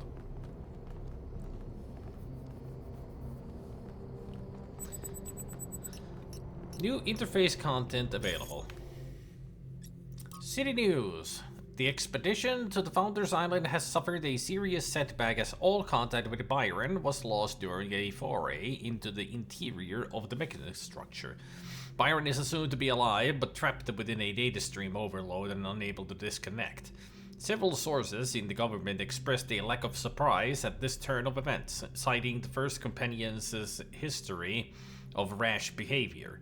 Hopefully, this gets people thinking about the dangers of populism. One source told me it's been alarming to see people suddenly falling for this utopian foolishness. Got a feeling that came from the mayor himself. GemFX 312 now open. I'm very happy to announce that the Gehenna Memorial Interactive Fiction Exhibition is now open to visitors. Come play the 3 winning works of Gehenna Memorial Pavilion. Finally, can't wait. Wonderful news, I'll be attending today. Nice. Will these be made available through the interface too? Yes, after the expedition is over. The Optimist. The pessimist is commonly spoken of as the man in revolt. He is not. Firstly, because it requires some cheerfulness to continue in revolt, and secondly, because pessimism appeals to the weaker side of everybody, and the pessimist therefore drives a roaring trade as the publican. The person who is really in revolt is the optimist, who generally lives and dies in a desperate and suicidal effort to persuade all the other people how good they are. It has been proved 100 times over that if you really wish to enrage people and make them angry even unto death, the right way to do it is to tell them they are all the sons of God. Jesus Christ was crucified, it may be remembered, and not because of anything he said about God, but on a charge of saying that a man could in 3 days pull down and rebuild the temple. Every one of the great revolutionists, from Messiah to Shelley, have been optimists. They have been indignant not about the badness of existence, but about the slowness of men in realizing its goodness. The prophet who is stoned is not a brawler or a marplet. He is simply a rejected lover. He suffers from an unrequited attachment to things in general. G.K. Chesterton. Rip Byron, too long didn't read. Rip Byron. I don't know that he's dead. He may just be lost. He could still be saved. I was going to say something sarcastic, but you know what? In the spirit of optimism, I really hope so.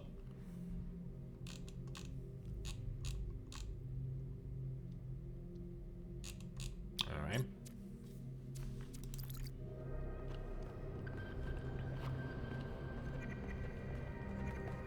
The world is full of suffering. Every living organism suffers. Animals kill other animals to eat. And it always ends with death, torn apart or wasting away. This is what surrounds us. This is what's happening outside those walls, every hour of every day.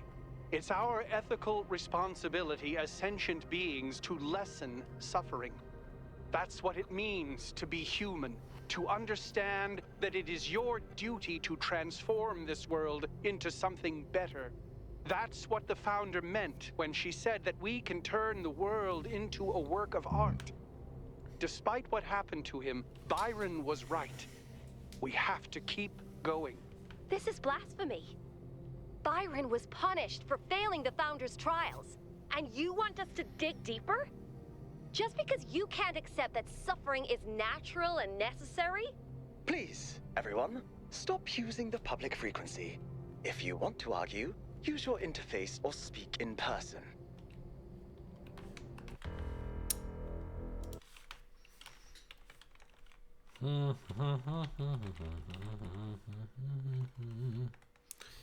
Talos Princple II.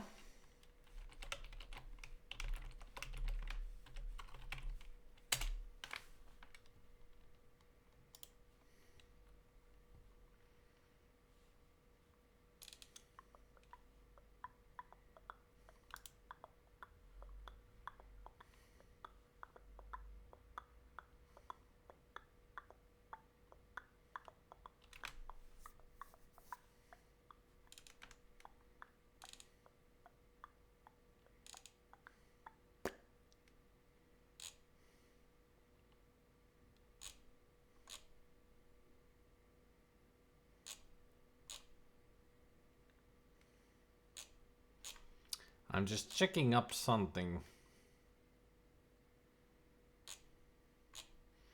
that I know that there's something that I can do here.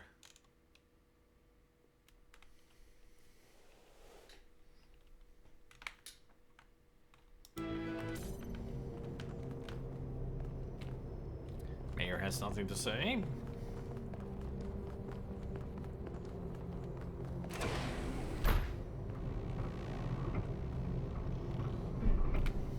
Down we go. There's the Museum of the Simulation right in front of us. Those big orbs. Those are where the replicas of the simulation are. Where we can find the serious Sam Standy. But there are more Easter eggs that we missed out on last time. That I will be going to find. But there's something else that I want to do before we go do those Easter eggs.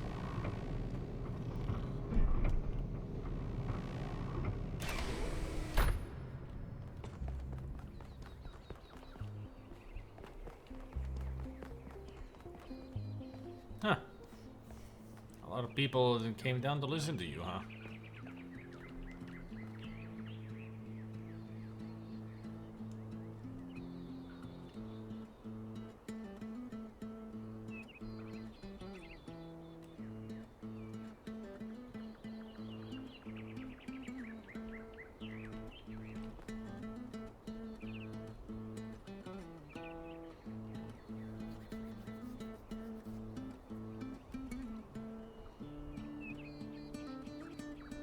Not sure if this music is from the first game. I think it is. Just don't recognize it. Who's here? pondering. Nothing's Joseph's. the same anymore. Nothing's the same anymore. Well, you know, eventually things change. Nice, cool colors. Oh, the wrong colors. Yellow and blue. Swedes colors. I take offense to that. It should be blue and white, not blue and yellow. How okay?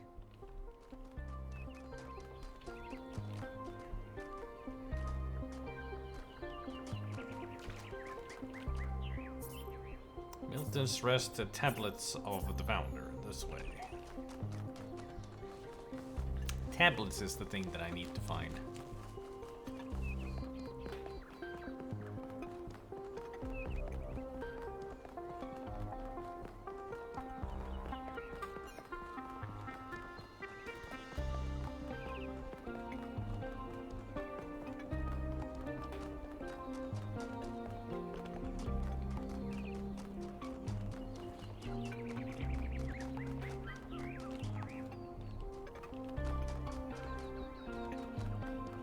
Oh wait, that building might be it.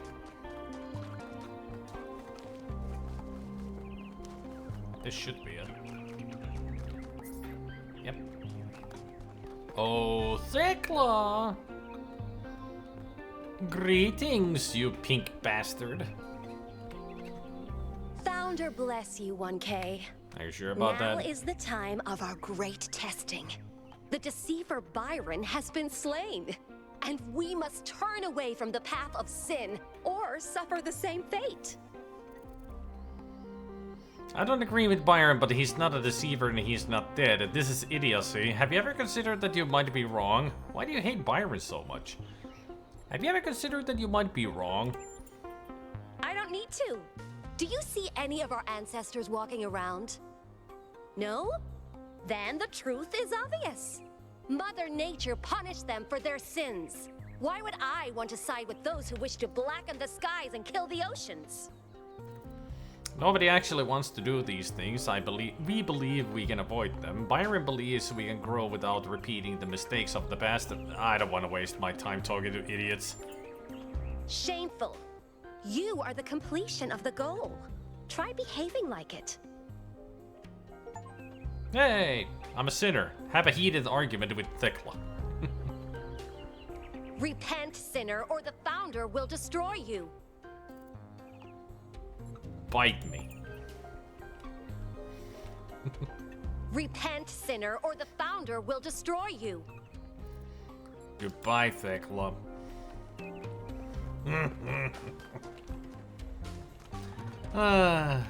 Feels good to make her angry.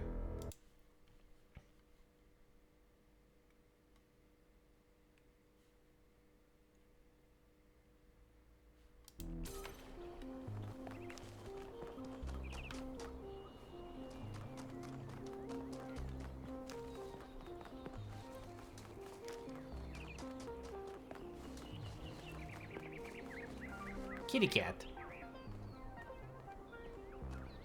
Meow meow. Whoop. Sorry.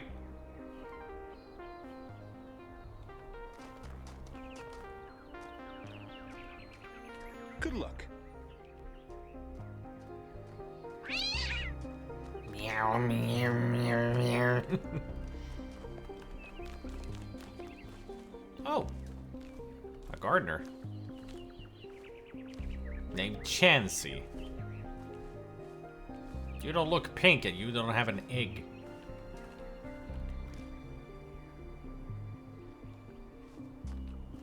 I think there's something wrong with your faucet. I didn't see any water coming out. Are you enjoying our gardens?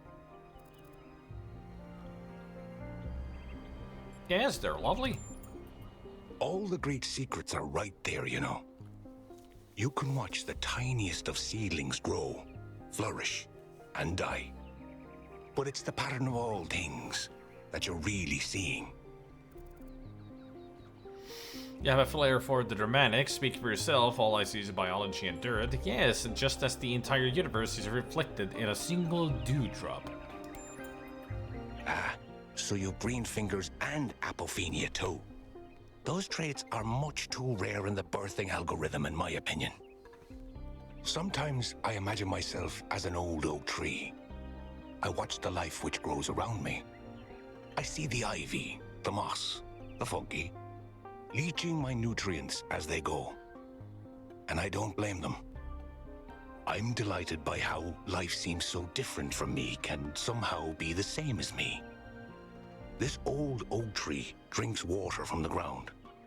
They drink their water from me. They shrivel and die in a single season. But I shrivel and die over centuries. What kind of plant would you be, I wonder? I'd rather hear your thoughts on that than let me tell you. Keep wondering, I'm leaving. I'd rather hear your thoughts on that. Well, you're certainly a tree of some sort. A bay, perhaps. You adapt to your surroundings. You might grow your trunk to be 10 meters high, providing shade for the shrubs at your roots. But you might just as well be those very shrubs, throwing up dozens of supple branches, each no longer than your arm.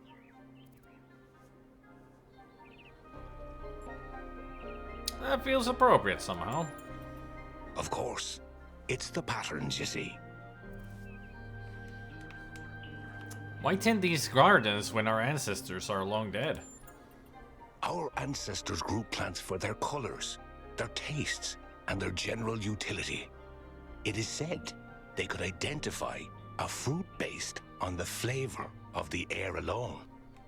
Our senses may not be so honed, but we're no less evolved from the same natural world. Thank you for stopping by, 1K. I'm sure we'll meet again. And the only difference is we're robots. We don't have a sense of smell or taste. Not to mention, we don't eat. We just charge up. Founder's blessings, 1K. Kitty cat. Attention all citizens. The Gehenna Memorial Interactive Fiction Exhibition is now open to visitors. However, please note that due to an unauthorized strike, public transport will be temporarily unavailable. May the Founder be with you.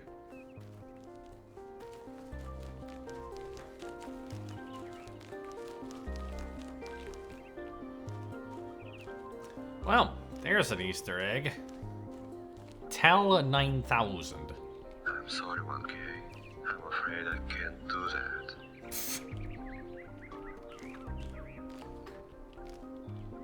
Not gonna ask me what am I doing, 1K? Well, that's an obvious Easter egg. What we got next?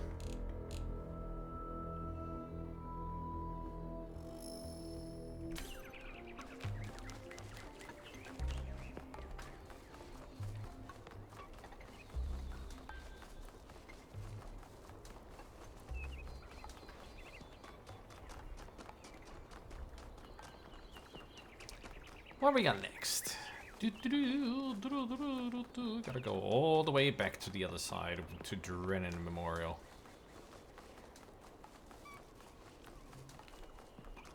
Hey, 1K.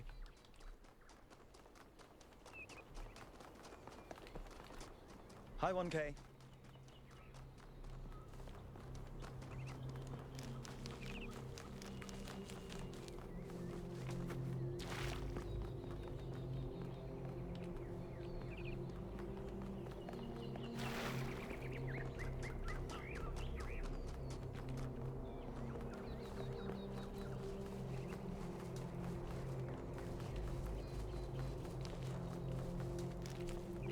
Nothing here.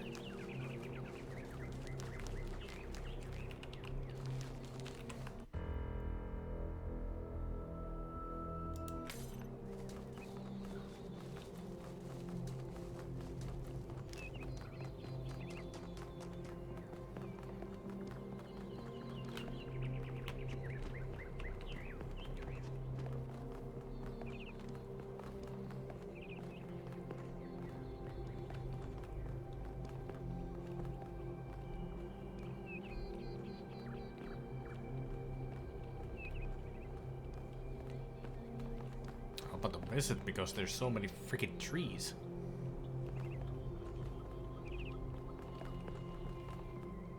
If it's even here. On this part.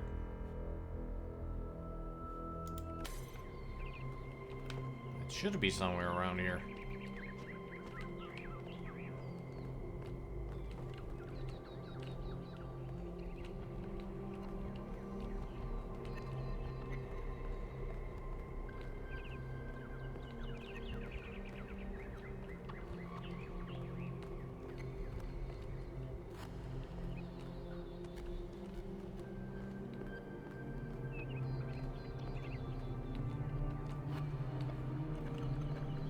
Hello? Easter egg. Ah, there you are. Oh god. Serious Sam Gold is a freaking Tiger Electronics. Ugh. Too bad I can't play it. Actually, it's a good thing I can't play it. Serious Sam Tiger Electronics. Ugh. Good Easter egg though.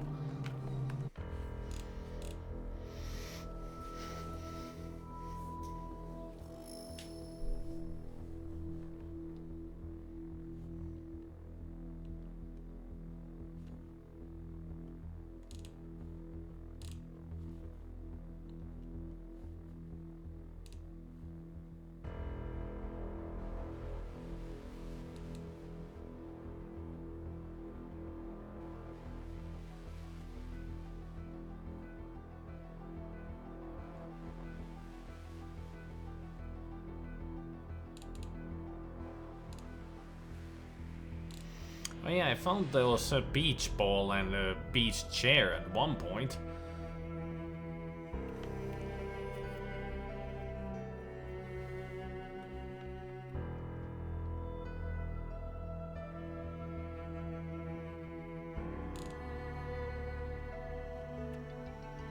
So I wouldn't call them Easter eggs. Well, those are pretty much the Easter eggs to find. Alright.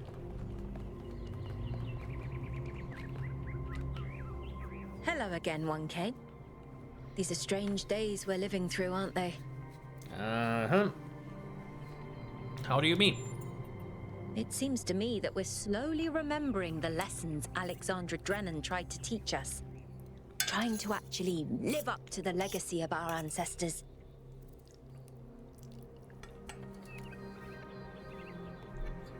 I'm not sure it's the right direction, though. I'm sorry you see it that way. It's easy to turn away from Drennan's view of humanity. Hope requires hard work to maintain. What would Alexandra Drennan think about the goal? I think it would make her very, very sad. What would Alexandra Drennan do about the megastructure? The same thing she'd do with any technology. Discover how it works, and apply that knowledge for the common good. Mm-hmm. What would Alexandra Drennan tell us to do? She worked to the very last moment of her life to ensure that we had free will. I don't think she would tell us anything. Is that purple? I should go. Have a nice day. No, it's Padme. But you have the same colors as purple. Let's go and see if I can find purple.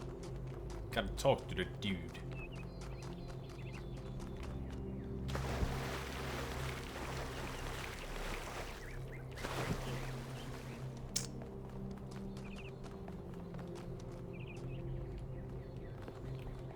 Kitty cat.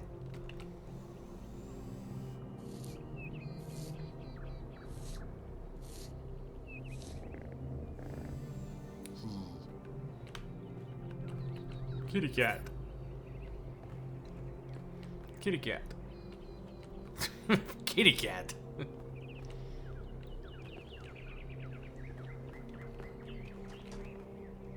So many cat pictures. Not enough time. Kitty cat. Hey, 1K.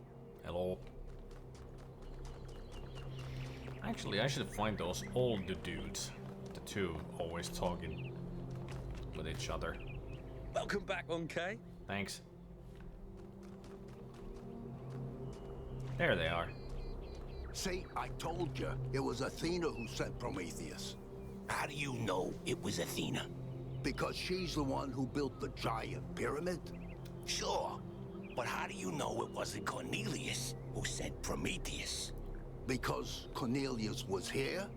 And where did Prometheus appear? Come on. How do you know it wasn't Miranda? Maybe she got bored of waiting. I don't buy it. I think Athena is testing us. Why would she test us? To see if we can use those new technologies, like the body replication. If those new technologies are such a big deal, why is she putting them in puzzles? Because play is how we learn. Maybe she's trying to tell us the opposite. That it's all just childish stuff that doesn't really matter. The last power failure almost caused a derailment. It all matters. You're starting to sound like Byron. Saw how that turned out. They'll find him. Sure.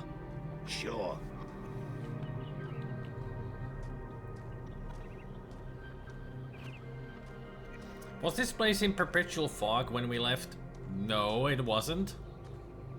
Must be I mean, it's a very cloudy day. Must have been raining. Hey, it's a Tal. 1K, welcome back to the city. As you can tell, your discoveries have had quite the impact. I heard your speech. I decided to take a stand. It started with what you said about extending our cats' lifespans, actually. That got me thinking about our responsibilities towards other life forms. What's life to most living creatures? Fear, hunger, pain, and in the end, death. Involuntary cessation of existence. That's horrifying, 1K. Horrifying. And we are the only ones who can make it better. I'll have to think about this. I'm in complete agreement. So you mean we re-engineer the whole planet? What exactly is our ethical duty in all this? If suffering is evil, and it is, then our responsibility is to lessen it. Not only in ourselves, but everywhere. I don't think we can eliminate it, but we can lessen it, and we have to.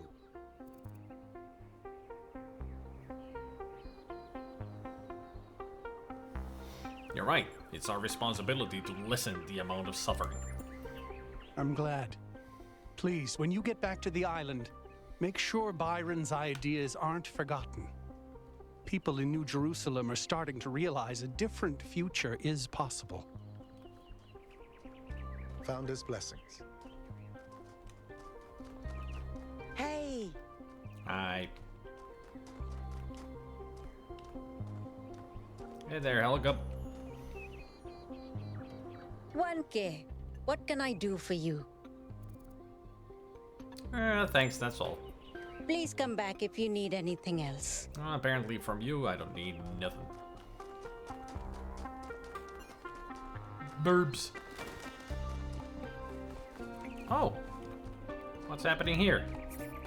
We deserve a functional city. Public transportation must be safe. Another rally, huh? Now with 2 people. Welcome back, 1K. Thanks again for signing that petition. Unfortunately, as you can see, it wasn't enough.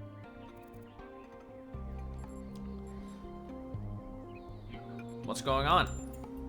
Yesterday, there was a sudden brownout in the grid, and we almost had a derailment. We've been warning the mayor for months, and all he ever gives us is waffle about the goal. This can't go on.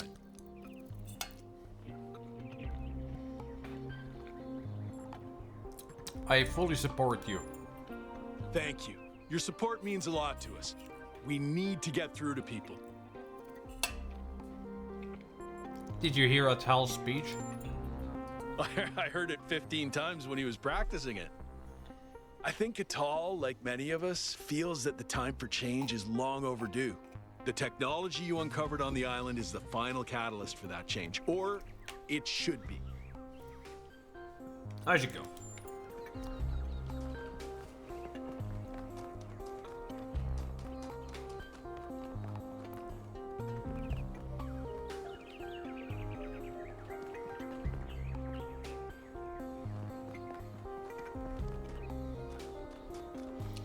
Too bad we didn't find the other trio that were there. Would it be nice to hear Jacques talking about the aliens again? Good luck, 1K. I'm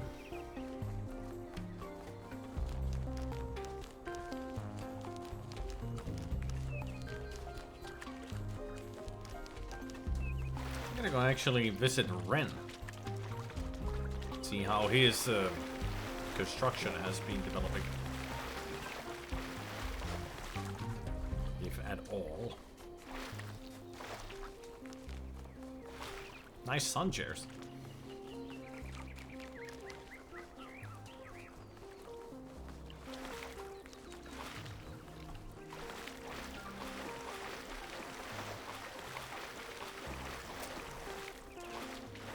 I mean, I can tell that the building is not going well at all. It's still in the same shape as before.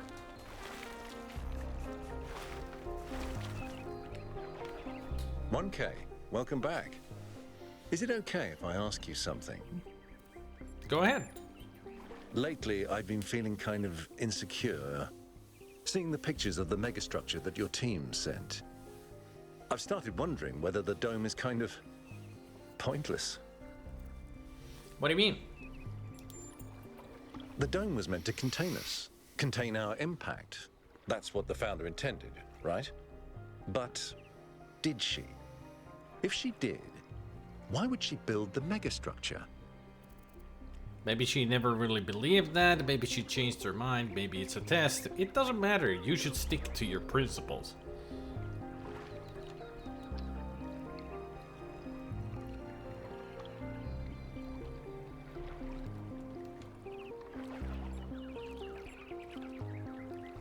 Maybe she never really believed that. I find that hard to accept.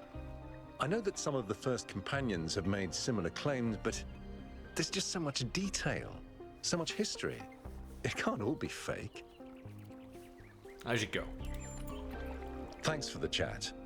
I hope you find Byron.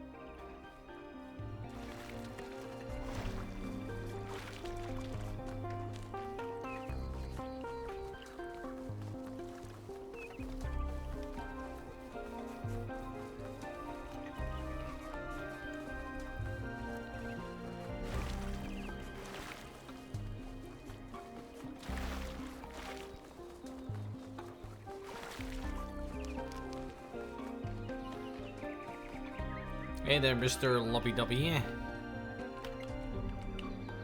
1K, you're back. Have you been, Dossicles? Let's not talk about me. Let's talk about that replication technology you found. You have to get hold of it, 1K. You have to. If you don't, I think I'm gonna die of loneliness. And I think this whole city's gonna slowly suffocate. I mean, do you really think the founder would have designed such a large city if she intended for us to stop at 1,000 inhabitants? That's not even enough to fill a village. I promise that I'll do my best. Thanks. I don't know how much longer I can go on feeling like this.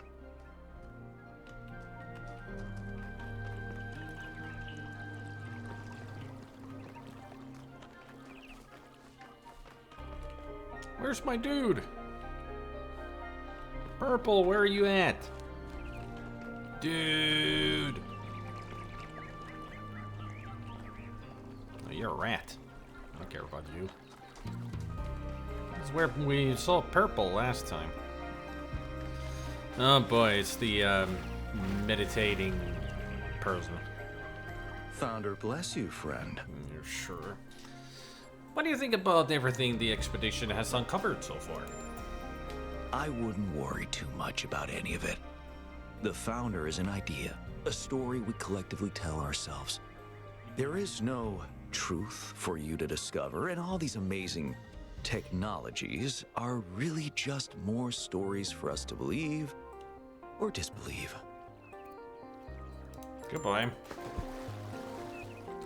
So all in all, what I'm getting at, what we're getting at here is that you don't believe in the world at all, and the Earth is flat and all that stupid shit. Got it. That guy is not living in the real world.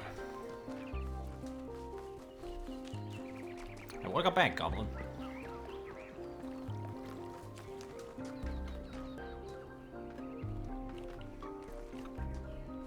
So many purple-colored people, and none of them are purple. You know, the guy called Purple.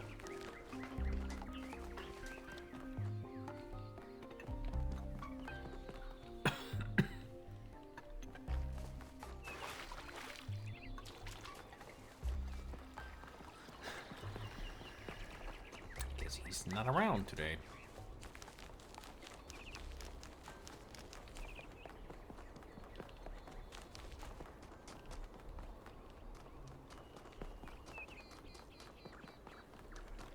Founder, bless you.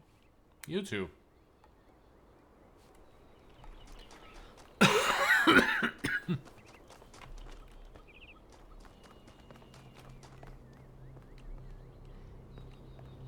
Hey, that's all. Came to look at kitty cats.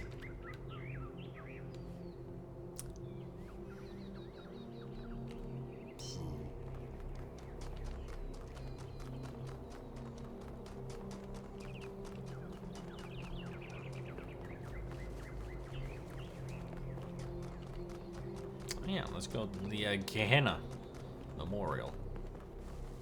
Now that it's open. Gehenna Memorial Exhibition. Greetings, Nim. Welcome to the Gehenna Memorial Interactive Fiction Exhibition. Oh, it's you, 1K. Please tell me, you were there when everything went sideways. Do you think Byron will be all right?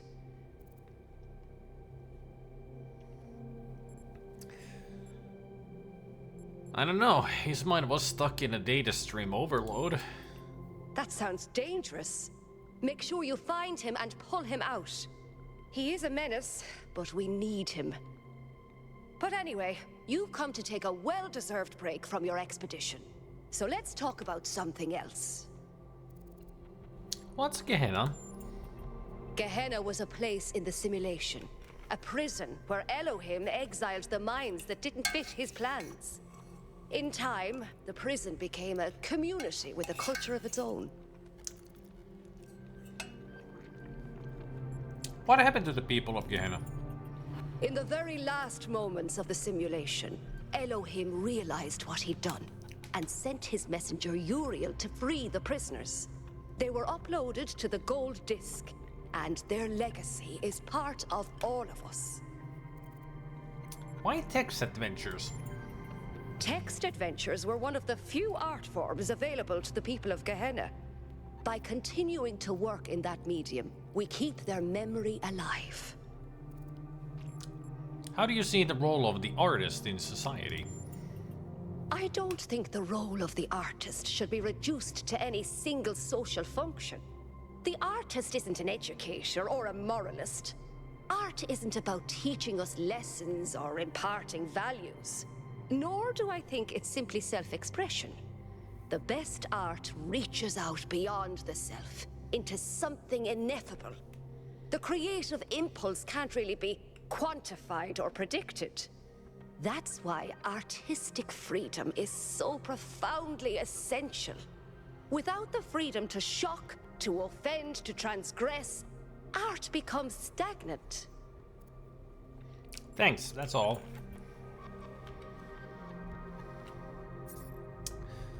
Ghosts of Atlantis by Corazon.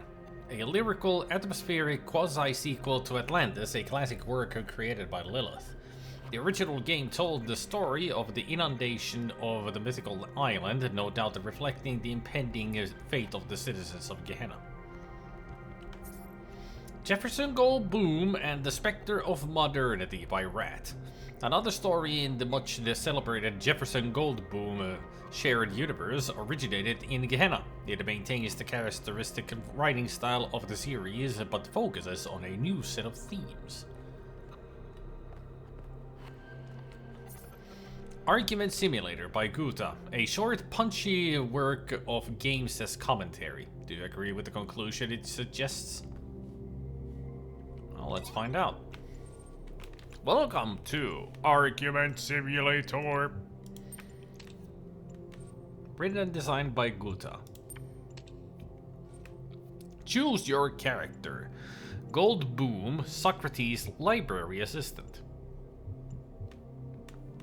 I'll be Milton. Choose your argument. It's not true. I disagree. This is obviously incorrect. No, it isn't. I can contradict you. Your contradiction is self-defeating.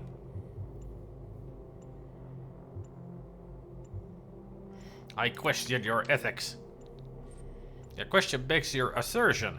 The foundations of your thinking are incorrect. I disagree. You're wrong. No, you are. I can contradict you. The premise of your contradiction is itself contradictory. I question your axiomatic principles. Your question begs your assertion. Your side will never be right. I assert the opposite. This is obviously incorrect. No, it isn't. I can contradict you. I don't accept the underlying logic of your contradiction. Let's find out what we agree on. Okay, it feels like a good idea for us to understand one another better. Game over. Thank you for playing Argument Simulator. Would you like to play again? No. So, yeah, you just argue until you make a compromise. That's what it's teaching. Ghosts of Atlantis, dedicated to the people of Gehenna. Gently, your ship touches down on the land that once was the Isle of Atlantis, which in the days before the waters receded lay deep under the Sea of Atlas. You have come to find the last legacy of your ancestors. The red sun burns bright in the sky, scorching the dying earth. Begin your pilgrimage. Journey to the Broken Tower. On the northern shores of the island, where the frozen ocean once stretched to the horizon, stand the remains of a tower. Here lived a great magician who advised the king of Atlantis in matters of the sublime. Approach. There is very little left of the once impressive structure. To anyone else, it would be a pile of rubble covered in black dried out moss. But you can see a glimpse of its past, of the craft that went into its making. By the tower stands the ghost of the magician, awaiting you.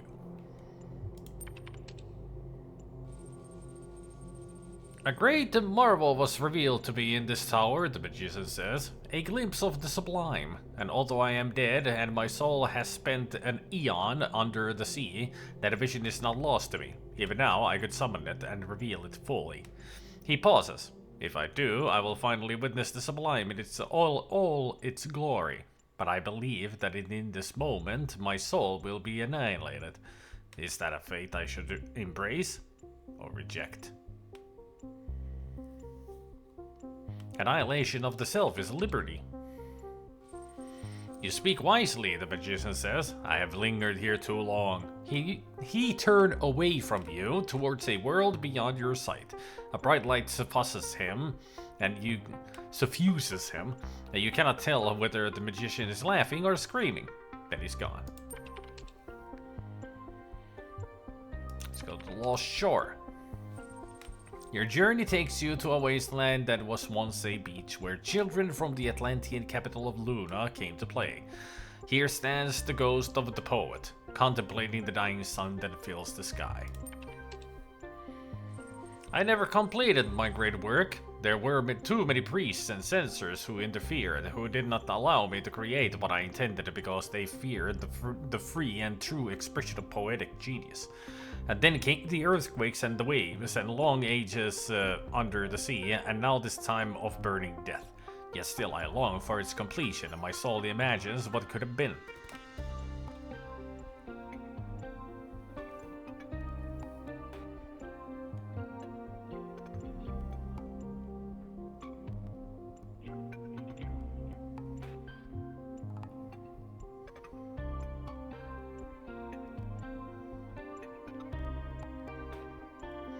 You must accept that your work cannot be finished. You are dead. Then I curse you all. Time and space and people and gods too, the ghost says angrily. You have strangled the one true thing I had inside me, the one truly good and noble thing this wretched mind and body ever contained. I curse your indifference, your lack of imagination, your infinite stupidity. The ghost burns bright with rage for a moment and then it is gone. Oops. Man, done a bad there. Temple of the Owl. The sun grows bigger and brighter. Time is running short. Your next stop is the Temple of the Owl, the greatest scientific institution of old Atlantis. Here the ancients tried to understand the secret laws of the cosmos, although their studies did not advance far enough to prevent their fate. The ghost of the scientist awaits you in the ruins. I have not rested in death, the scientist tells you. In fact, death has provided ample opportunity for study. I have learned much about the machinery of creation. He hesitates. I would like to join you, but I fear that the truth I have discovered will offend and outrage many.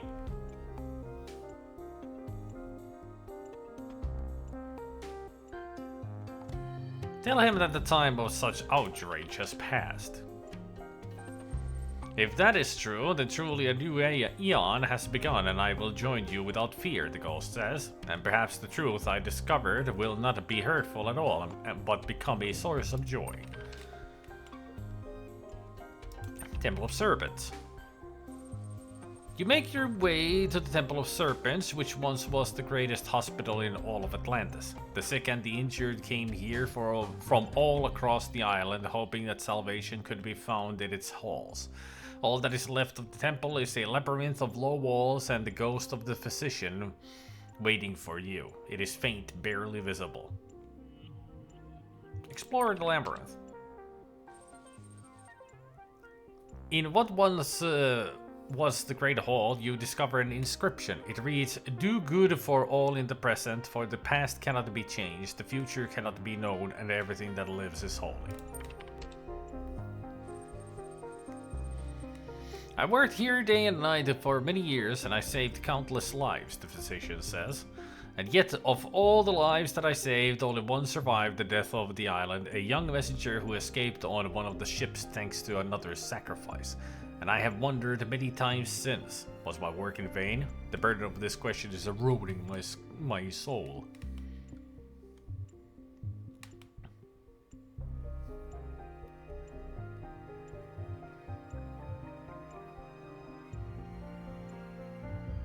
Tell him about the inscription you found. The physician's eyes widen and it becomes more visible. You're right. That is the creed of the Temple of Serpents, to do good in the present, which is all one can ever do. I had forgotten that. Thank you for reminding me. Ask the physician to join you. I will join you. There is still good I can do, even as a ghost. Farmlands. This soil used to be rich, life-giving. Generations of humans relied on it to survive.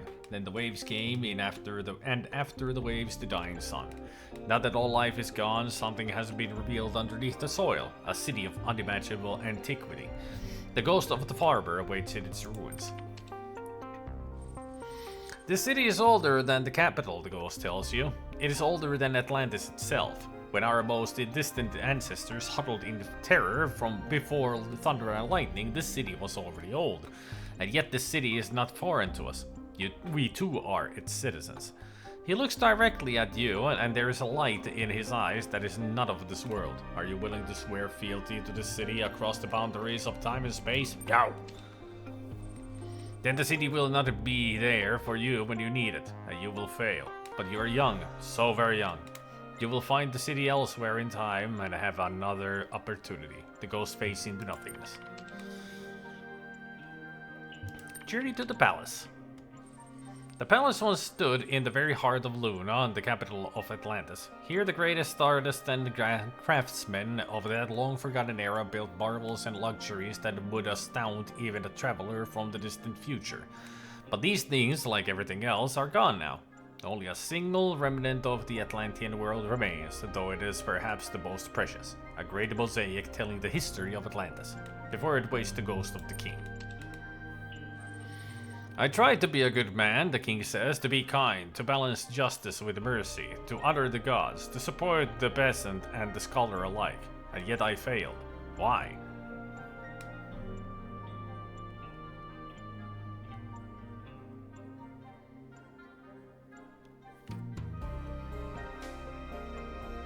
All kings must fail, but it is not your fault that you were born a king. The king considers your words. I hope that in the future you have built amongst the stars. There are no kings, and no servants either, but only free citizens.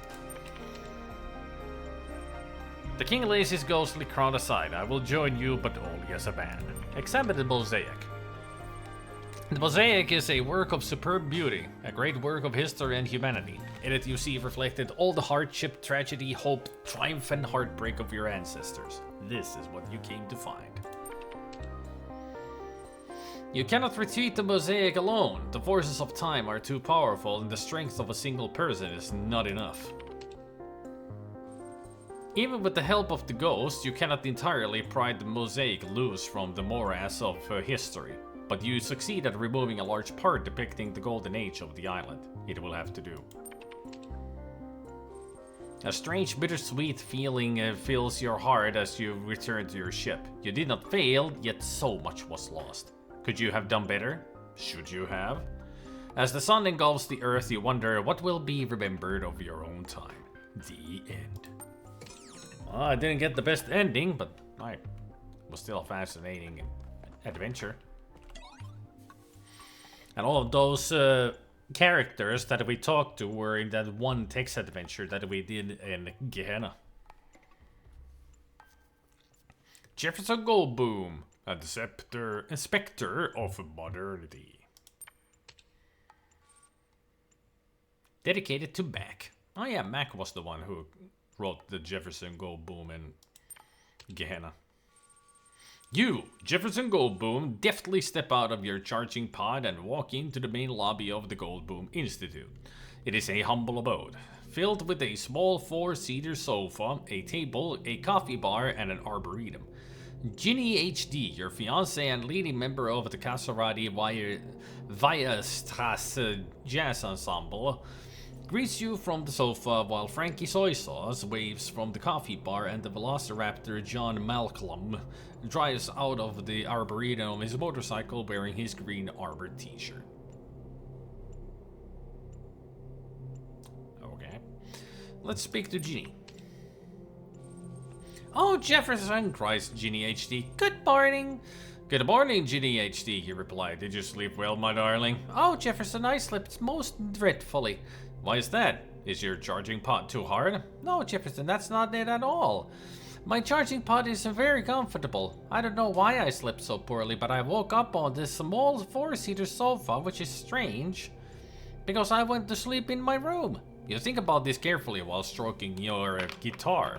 GDHD has no problem recharging most nights. You are about to reply, but a klaxon resounds throughout the Goldboom Institute. Ask Ginny HD what's happening. What? Shouts Ginny HD. I cannot hear you, Jefferson. The klaxon is too loud. Oh, what a dreadful racket. She waves on one of her appendages in a feminine manner. You need to shut it off. I will shoot the klaxon. You try to aim your gun at the machine before you inconveniently remember that you don't have a gun.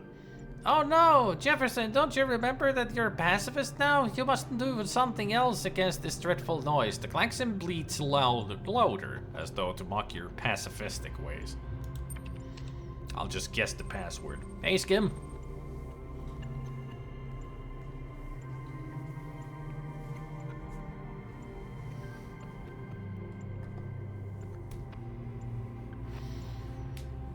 You try to guess the password using the unbreakable cipher 654321 passed down by your ancestors, but the central computer system tells you that the password must contain at least one uppercase letter, one lowercase letter, a symbol, a number, and a hieroglyph. Oh, drat! Frankie Soy Sauce shrieks. Jefferson, what will you do now? Guess again? You consider this conundrum. The code has to be devilishly complex for sure, for your mathematically inclined brain knows that a code with so many variables is almost impossible to crack. After much thought, you finally enter 6 lower A 4 capital E at 21 and the Egyptian hieroglyph QJS depicting a man riding 2 giraffes. The collection, unimpressed by this, blares on. Play your guitar. You unsling your guitar from your back and check the strings to make sure that they are in the proper order. Then you take a heroic stance with your chest puffed out, your legs splayed wide, and your guitar held heroically aloft. You play a chord, a perfect chord, followed by another equally perfect chord, and another, and another. As always, all the chords that you play are perfect. This is your greatest burden. Mollified, the klaxon shuts itself off. Talk to your team. You turn from the now silent central computer console and look at your team, who are all gazing back at you with varying levels of wonderment in their eyes. Ask what the klaxon was blaring. John Malcolm dismounts his motorcycle with an air of certainty and queries the central computer console with the sure taps of his reptilian claws upon the keyboard. It seems, John Malcolm says, that the sensors have detected a threat of galactic magnitude. Oh no, cries Ginny HD while Frankie Soy Sauce drops his cup of joe in fear. Check John's findings. Even a first cursory glance at the central computer console reveals that John Malcolm is right. The klaxon is indeed warning you of an unparalleled threat to both human world and the denizens of the 9th dimension. Jefferson, what is it? It's, you say with neutron star-like gravity, the specter of modernity. Ginny HD, it's coming for us. The silence that follows your proclamation is only penetrated by Ginny HD's gasp and the porcelain sound of Frankie Soy Sauce's freshly brewed Java hitting the floor. Ask what the specter is. What is the specter of modernity, you ask while tuning your guitar from the coming battle? Or for the coming battle? I'm glad that you ask, answers John Malcolm. As you all well know, for I have told this tale many times, my people have feared for many millennia that this day would come. John Malcolm smooths the feathers along his long neck with his claws. Tell him to continue. The specter, as you also know, will bring an end to the old and ring in a new era of unparalleled technological advancement, until there is no space left in the world for such cherished human and dinosaurian qualities like love, creativity, the ability to taste umami, loyalty, and friendship. The circle of renewal will end and we will only move forward at an ever-accelerating pace until we reach the limits of existence itself.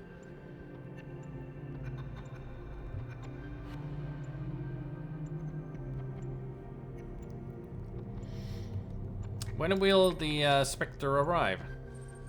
The specter of modernity travels at the speed of time itself, says John Malcolm gravely. It has already arrived, Jefferson. We just haven't encountered it yet. Frankie Soy Sauce turns from the coffee maker, a fresh cup of battery acid clutched carefully in his human fingers. We must do something, Jefferson. I do not care for umami, but if the specter takes away my ability to taste coffee, I do not know whatever I will do. Reassure him. All tastes are precious to us, Frankie, you say. Sweet, salty, sour, bitter, and yes, also umami. We shan't surrender any of them, for they are what renders us human. Take action. Friends, humans, dinosaurians, countrymen. Possessed by a sudden urge to act, you jump onto the coffee maker, much to Frankie Soy Sauce's dismay. We cannot let this threat to our very way of life go unanswered. No! We must stand against this specter and not yield until we are victorious. Will you stand with me? Wait for their response. Yes, my darling, anything for human world, cries Ginny HD. Friend, you know that I will stand by you until the bitter end, adds John Malcolm solemnly. For coffee, shouts Frankie Soy Sauce. And for love? But, asks Ginny HD after the shouting and swearing of fealty is done, how we will prevail? The specter of modernity is too powerful for you to fight it on your own. of course she is right, as she usually is. I'll take Ginny HD with me. Oh, Jefferson, Ginny HD exclaims, I will be the best companion you could wish for. But tell me, Jefferson, the spectre of modernity travels along the continued sequence of existence and events that occur in an apparently irreversible succession from the past through the present into the future, as by definition already everywhere. Where can we possibly go to find a way to defeat it? Let's go to the jungle.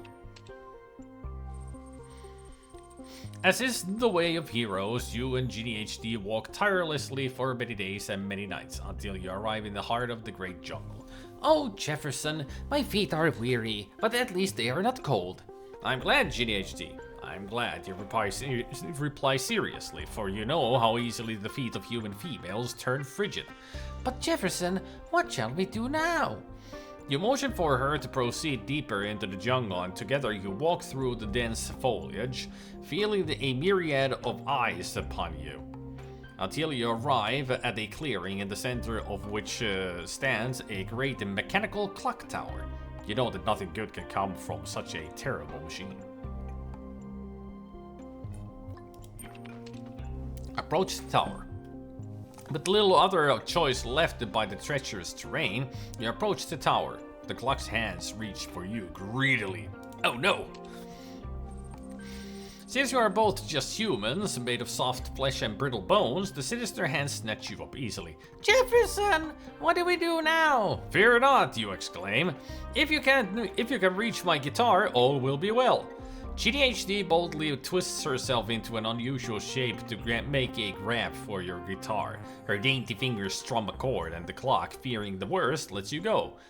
You scramble off into the jungle relatively unscathed, but the only wisdom you have gathered is that the specter of modernity has many lieutenants all over the human world, and that they are out for blood. The islands. Ginny HD, being a human female, has inbuilt flotation devices attached to the center of her chest. As such, she has no problem scaling the waves, and you cling to her back as she slips elegantly through the choppy waters. Jefferson, look, cries Ginny HD as you climb upon the sandy beach. A dreadful mechanical clock. It has corrupted this beautiful island and all that lives and thrives upon it. She is right. For in the center of the island, on the top of the volcano, a baleful mechanical clock peers down at you.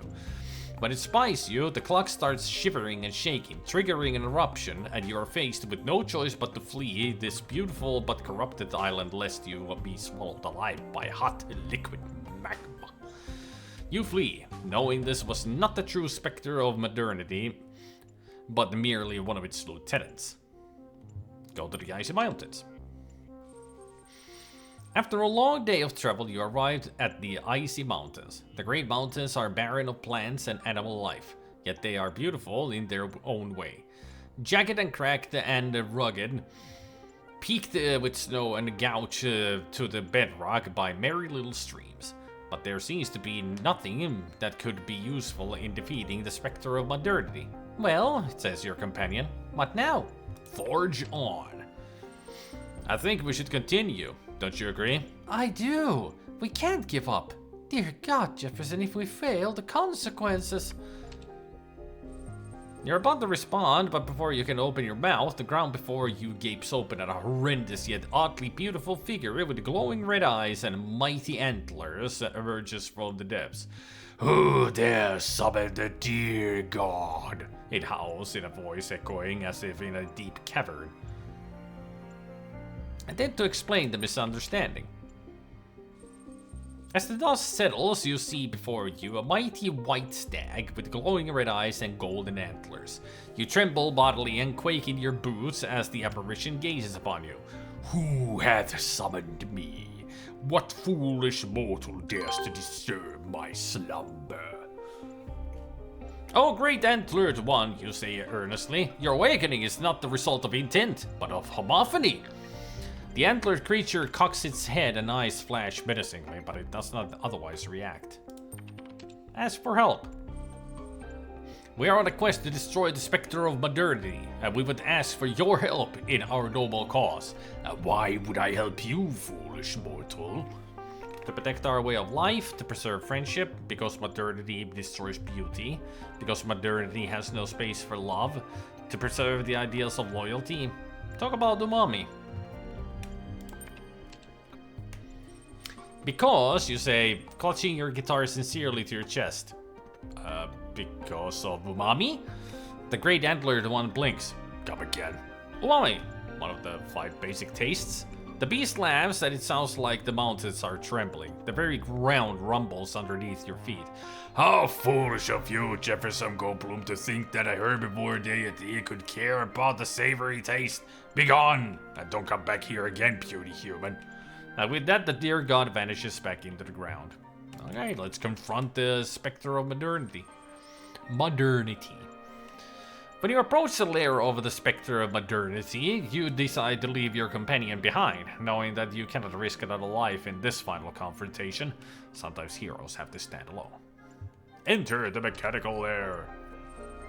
Inside the mechanical lair, the specter of modernity waits for you, sitting translucently on a titanium throne.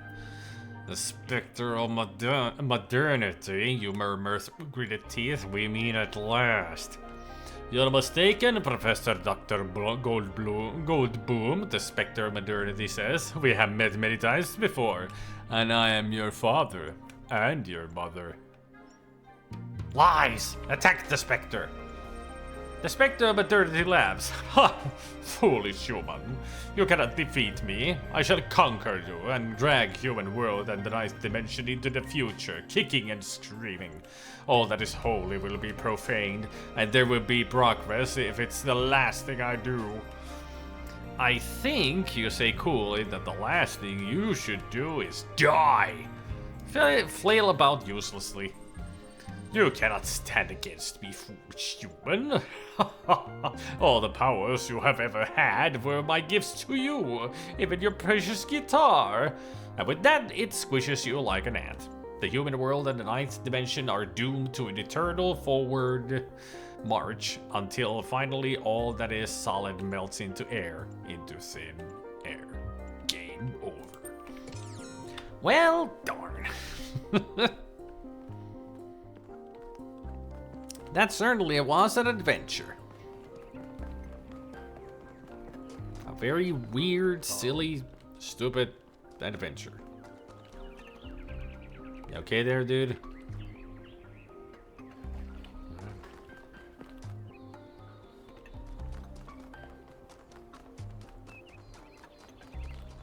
Hi, 1K.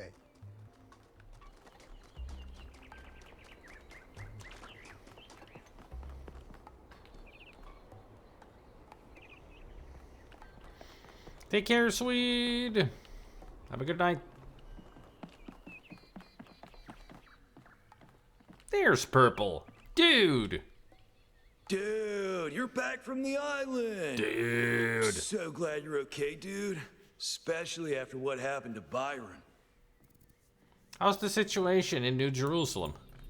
Lately, a lot of folks have been saying maybe that Byron dude is right after all. Like, maybe to really be excellent to each other, we have to build something new and bodacious. Don't know what will happen now that he's had that bogus accident. Yeah, totally a bummer, dude. Have you ever met Cornelius? Yeah, I come here all the time. He's a wise dude. I've asked him a lot of dumb questions, and he's always taken the time to answer them. Have a nice day, dude.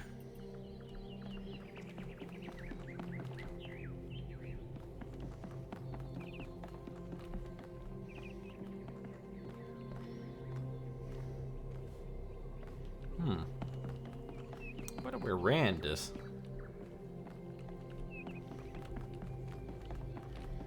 Apparently these three are still just walking around.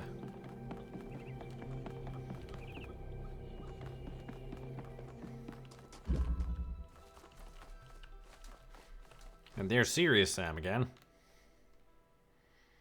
In all of his gory. Well, gory, yeah. I mean, he shoots a lot.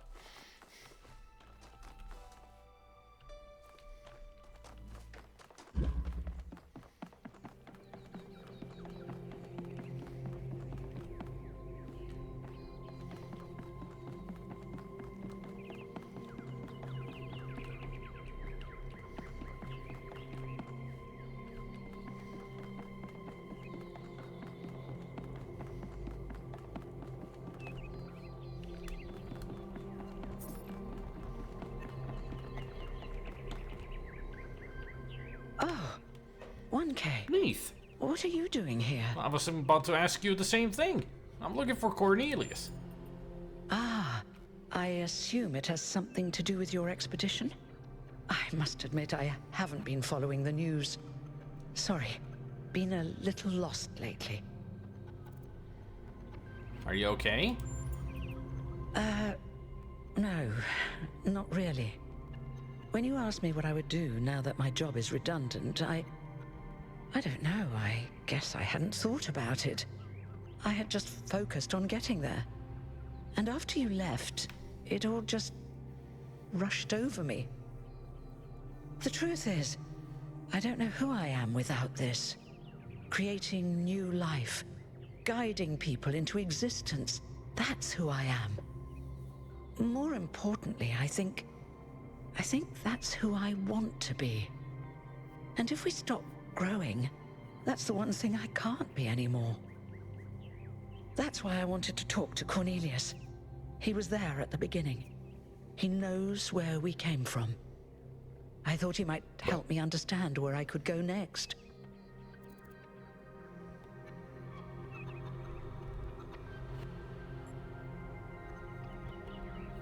You can find a new calling, I'm sure of it. I hope you're right. It's hard to imagine right now. I liked who I was. Now, you said you were looking for Cornelius? Yes, he seems to have been at the Beckett structure with Athena. Oh, that's... well, I suppose it shouldn't really come as a surprise. They were very close, you know. After she disappeared, he went away for a long time. On a research expedition, he said. To be honest, everyone assumed he was working out his grief over being left behind. Many of the first companions were deeply shocked by her decision, particularly Byron. Where is he now? That's the thing. I wanted to talk to him about my future, but he wasn't responding to my messages. So I came here to talk to him, and he seems to have vanished. Any idea where he might have gone? No. The truth is that for the longest time, he barely left the museum. He was always at his terminal, working day and night. I asked him what he was doing once, and he said he was saving the past. Did you check his house? I did, on my way here. And I messaged most of his other friends. He doesn't seem to be anywhere in the city at all. Can I access his terminal? I suppose so. It seems a little unethical, but then... it is just his work terminal, right? That's all. Good luck with everything, 1K. And thanks for taking the time to talk to me.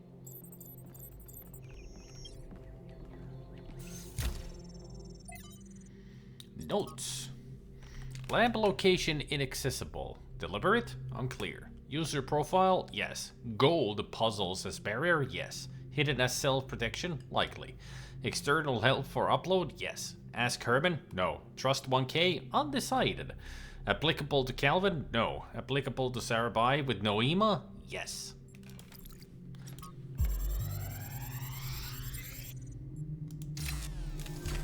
So this is what Cornelius was working on? Strange. It looks a bit like the blueprints for the Somnodrome, but no, it's not quite that. Is he trying to isolate something in the buffer? Maybe Melville can make sense of it, but I think this might be a dead end. I need to finish up with the mayor. You can head back to the VTOL whenever you're ready. I'll meet you there. No rush, though. Alright, I won't run then, I'll just walk. Dee-dee-dee-dee-dee-dee.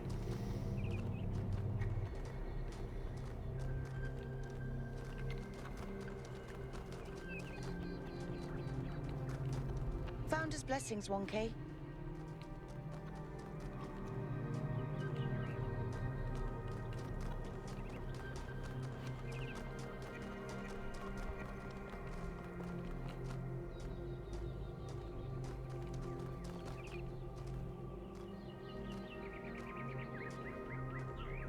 Having a slow day? We must listen to the wisdom of the ancient writers, or we will fail the Founder's trial. Oh boy. The megastructure must be rejected.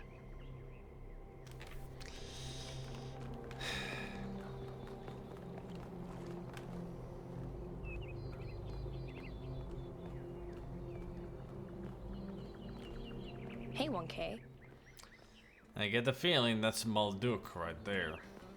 The guy who just spoke. Listen to the ancient writers, we must be humble. You are the Founder's chosen, but you are in grave danger of going astray. Heed my words, 1K. If you fail this trial, a year from now, New Jerusalem will lie in ruins. Tell me more. The truth is written in the books of our ancestors. In every one of them, the same story is told, again and again, that the pursuit of knowledge can only lead to death and grief. That is what all the great ancient visionaries foresaw. Listen to their warnings. Seek happiness in tranquility. And avoid ambition. I don't think all ancient writers believed that. There were other strands of thought. That can easily become a self-fulfilling prophecy. When you can no longer imagine a better future, you cannot build one. Yes, there must be a reason those ancient writers kept repeating that theme.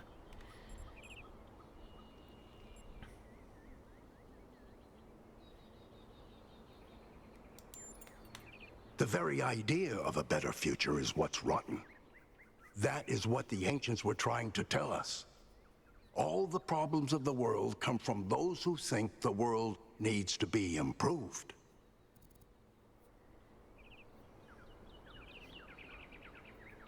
You, sir, are a moron of the highest order. So we shouldn't even try to make things better? Perhaps you're right, I'll think about it. No, I'm gonna call him a moron. How crude. I'm disappointed in you, 1K. No, I'm disappointed in you.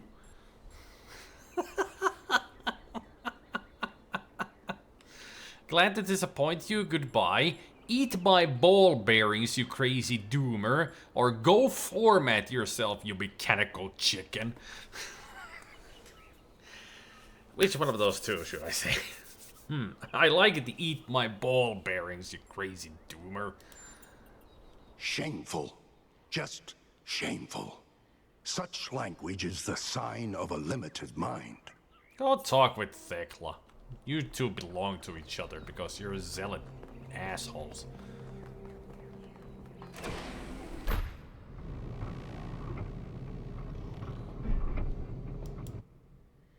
Skip it.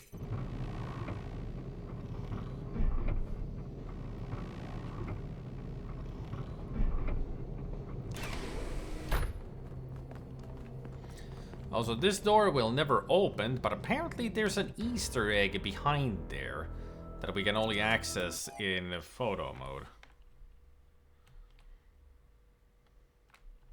Yep. And now it's in black and white. Alright. And there's two dumpsters in here.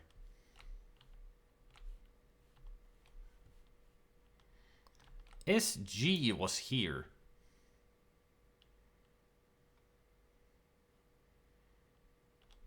Apparently, this references something from season 2 premiere of Better Call Saul. Apparently, there's something similar, and the person is sitting on this. I've never watched Better Call Saul. I only watched Breaking Bad, but I haven't watched Better Call Saul at all. Although I've heard a lot of good things about it.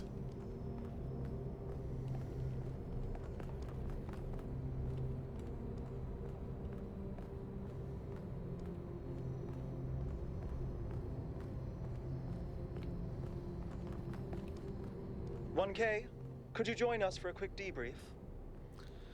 Sure. What's up? Attending today are advisors from engineering, the archive scholars, and Helga. Yes, don't mind me. I'm just an admirer of governmental transparency. Yes, well. So I've heard, Skim. While the mayor is briefed by Alcatraz, he's asked us to review recent events. Byron's loss has unsettled us all. It may be too dangerous to allow this expedition to continue. May not be safe, but we can't leave Byron behind. Byron took risks. We'll be more careful. The island has technology we cannot afford to ignore. We're hot on the Founder's heels. We must keep searching. The island is one big puzzle that's halfway solved. We can't quit now. Frankly, it's too dangerous. We should leave that island well alone. It may not be safe, but we can't leave Byron behind. I agree. We cannot be guided by fear. We must do what's right. Let's not forget the dam's falling apart. We can't depend on hydro forever. With just a fraction of the power that island can generate, we could grow this city into a planetary society. Or, quite possibly, destroy ourselves in the process. We should trust ourselves to make good of this opportunity. We should beware the fate of those who wield the power beyond their reckoning. We have more important matters to discuss. We should trust ourselves. Wise words from one so young. Yet I submit that island holds secrets far more valuable than mere energy generation. What could be more important? The Somnodrome, of course. If we could find a working model, it would herald a sea change in our moral and self-understanding. The question of how we should build New Jerusalem would simply be moot. Used to watch it, then we moved and lost all of our DVR'd episodes. Damn. I agree. Thank you. My own studies prove that we operate on an intrinsic moral logic. It's what makes us human. But our access to it is only indirect. Our ancestors created art, philosophy, and parable to help bridge that gap. The Somnodrome would help us to cut out the middleman and ask the source directly. We would finally have an answer to the great moral questions. So, it's a newfangled way to make the same old mistake of judging who's good and who's bad. Unfortunately, 1K left the Somnodrome inoperable. But there may be a working device elsewhere on the island. Then the question is, what would 1K do if they found it? I would destroy it, I would let the government decide, I would keep an open mind, I would share it with the people, I would let the scholars investigate, I would use it myself to then see how I feel. I would use it. No! This is much too important to decide on a whim. But it's so much more fun when we're kept in suspense. You all sound so sure of what's best for this city. Do you ever think you might be so busy changing the world for the better, you'll forget how to see that it's perfect already? So clearly there are different perspectives in the room. The only way we are going to move forward is if the team gets back out there. 1K, I believe Alcatraz is waiting for you at the VTOL. We'll be keeping an eye on your stream from here.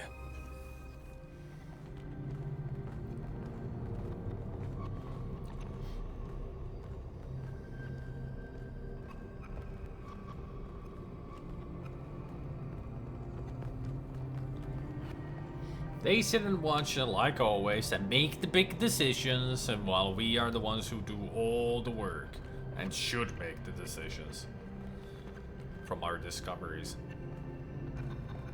Mayor? What can I do for you, 1K? Could you F off and let somebody take over because you're making horrible decisions constantly? We have to rescue Byron. I agree. We can't just leave one of our most important citizens in that death trap. What do you think about the technologies we've discovered? They all sound very promising, of course. Apparently, it's possible to just magic things into existence now. But what is the cost, 1K? There's always a cost. I would prefer to think about the gain. You know, we would save the city, we would save lives, and we would improve life. And, more importantly, create more life. I have to go. It's always a pleasure to speak to a citizen. Oh, how I wish we were going to Mars. Then I would take a shotgun and start shooting demons. Oh wait, this is not Doom. Note to self, remember to re-stream Doom in 2016 and Eternal. What did the mayor say? I convinced him that we need to keep going until we found Byron. Did he want us to leave him behind? No, he's just concerned for our safety. And he's right to be. But we're going back anyway. Time to sleep. Elohim? Great trials lie ahead of you, my child. But your choices will determine the future. I really don't have that much of a choice. All I just do is solve puzzles.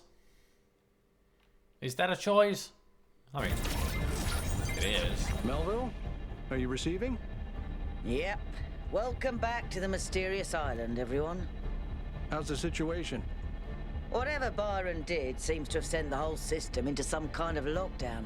I can't access any of the terminals, although I suspect 1K still could. Why would that be the case? When 1K connected to the data stream, the system assigned him a user profile.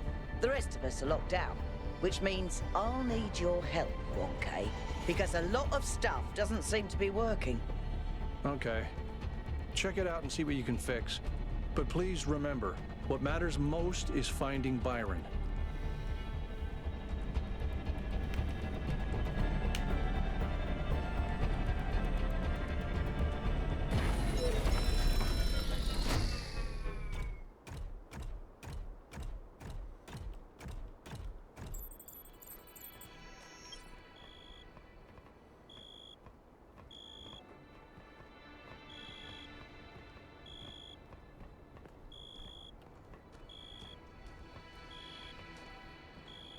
I know, Bennigan. Get your ass to boss. I mean, they made even a song about that point. Get your ass to boss. Get your ass to boss. Whee!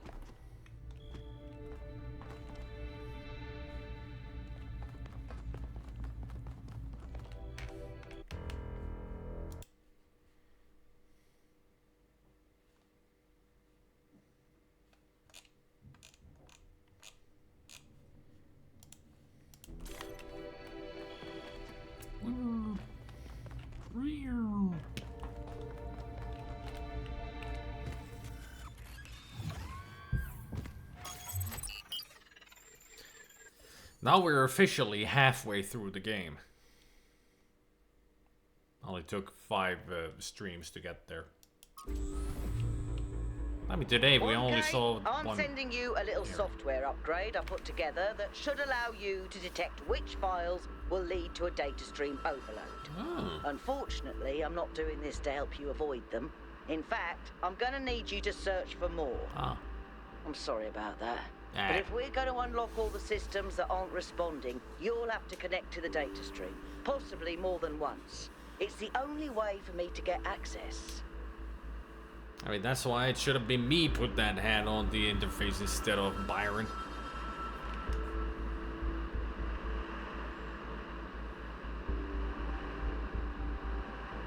Welcome to the witness. I mean,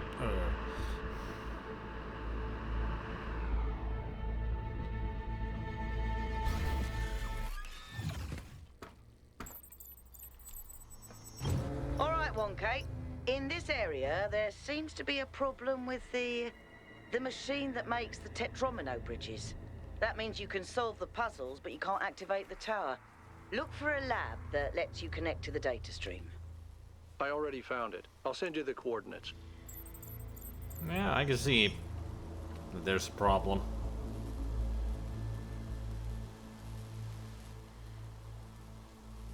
That is one interesting looking building. The tower.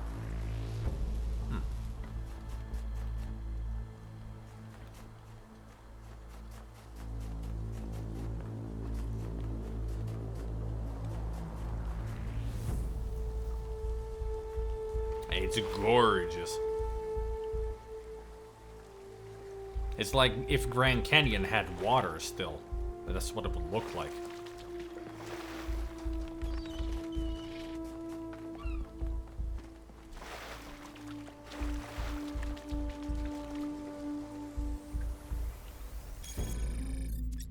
Found on a Sphinx monument on the southern coast.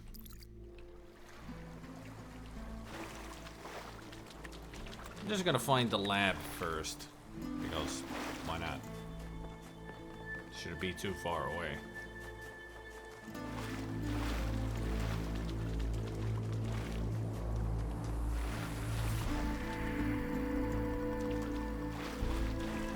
I also see a Miranda memory.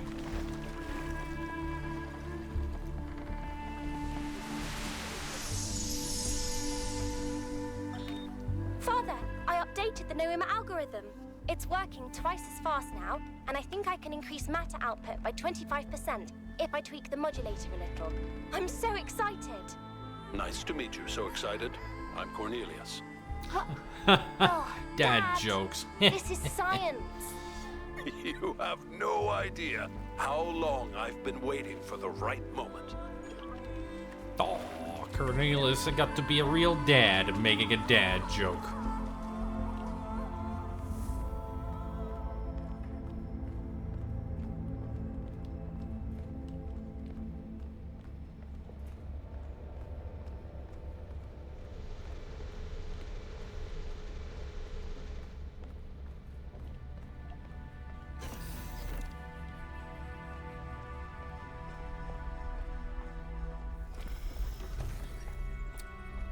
Another of these rooms before the lab.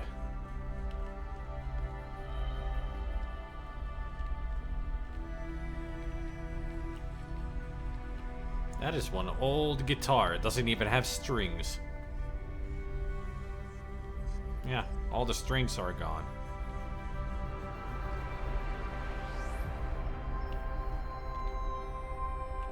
Seven string?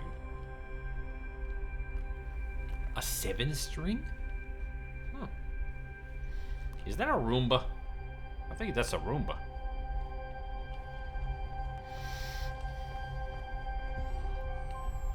Look at this place. It's beautiful, isn't it? Mesmerizing. I think the outside is more beautiful. That's and how it lures mesmerizing. you in, I think. You see all these beautiful things and your imagination starts working overtime. And the puzzles, the towers, the mysterious apparitions, it all draws you further in, deeper into the trap. Well, I wouldn't call it a trap. What if that's the whole point of this place?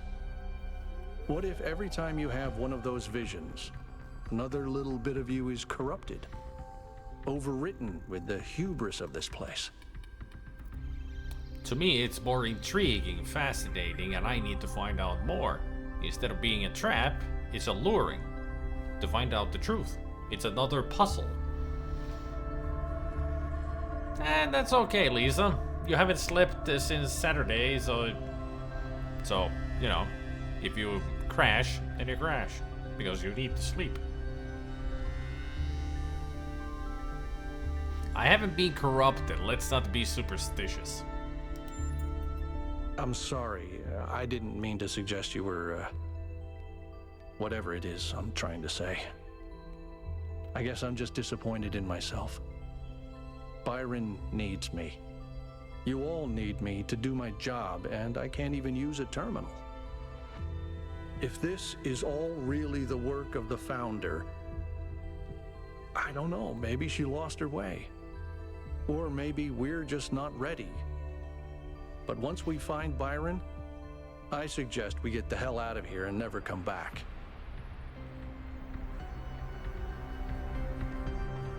He really is afraid of this place.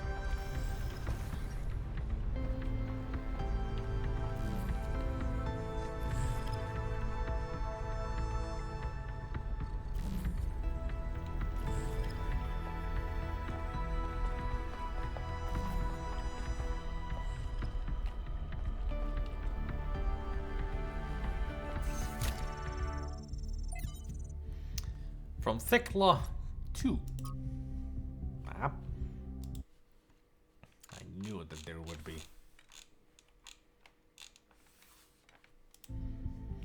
Beloved Founder, years have passed and still there is nothing but silence. Have we sinned? Have you abandoned us for our arrogance, our greed? Some of the others continue to build. I told them not to, but they don't listen to me. Byron is the worst of them. He disrespects you constantly, spreading lies and... Please know that there are those who remain faithful and who respect the limits you set and seek wisdom and humility as you taught. We may win the next election. Perhaps then you will return. Praise your name. And the hex says, he whose face gives no light shall never become a star. From Trebuchet. Trebuchet. Founder, although I was born in the early days of New Jerusalem, I never knew you well. That is not your fault. I became so focused on improving the dam that I didn't develop much in the way of social relationship, except perhaps with Melville. That doesn't mean I was unhappy. I was in fact extremely content. I like to solve complex problems in peace and quiet. That's who I am. But now the pleasure I used to get out of my work has faded. I may not need a lot of company, but I want my work to be meaningful, to contribute. It does not feel like that anymore. Now, when I suggest new projects, the mayor acts like I've committed a crime, like I should be ashamed. I do not like this. I do not care about social issues or debates.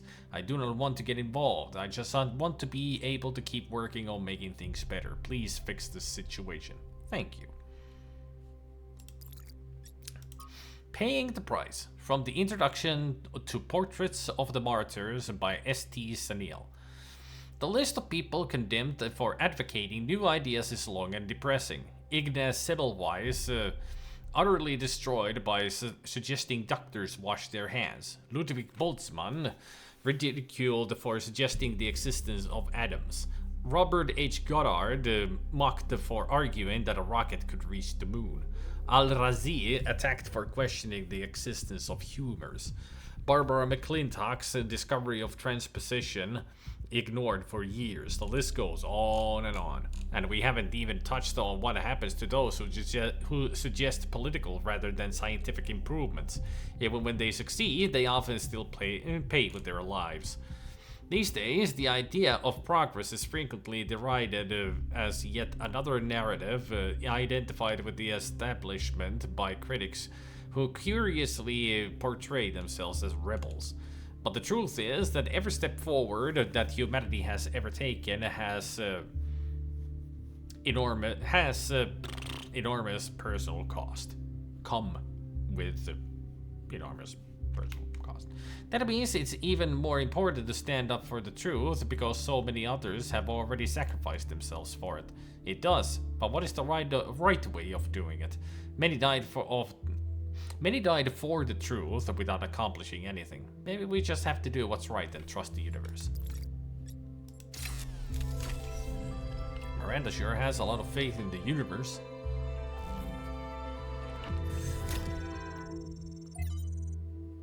From Thoya.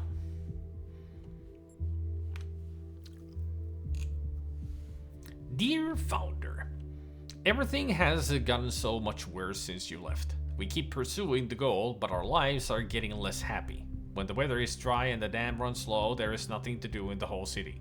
Things don't get fixed anymore. We even had to dismantle the cinema. I know it was frivolous and pointless when we can't just watch video files, but it was fun to go watch movies together like people used to do. I believe in your wisdom, Founder. I believe we have to avoid hurting the planet like our ancestors did. But I don't know if the mayor is doing what you would have wanted. Isn't there another way of reaching the goal? Please, I know you left for a reason, but I don't think we can go this way. Faithfully, error. And the hex in this one says, It little profits that an idle king by this still hath among these barren crags, matched with an aged wife, I beat and dole unequal laws unto a savage race, that hoard and sleep and feed and know not me. Each of the comments are just the letters SX. This is a pattern through a number of logs, yep. This will always mean 53, 58 is SX. That is just a common error with these. Don't know why the SX appears everywhere, but it does. I got a feeling that that is also Shakespeare, just like the previous one was Tempest. Oh, it is Lord Tennyson. It's Ulysses by Lord Tennyson. Okay, so that was just, this is just proper poetry.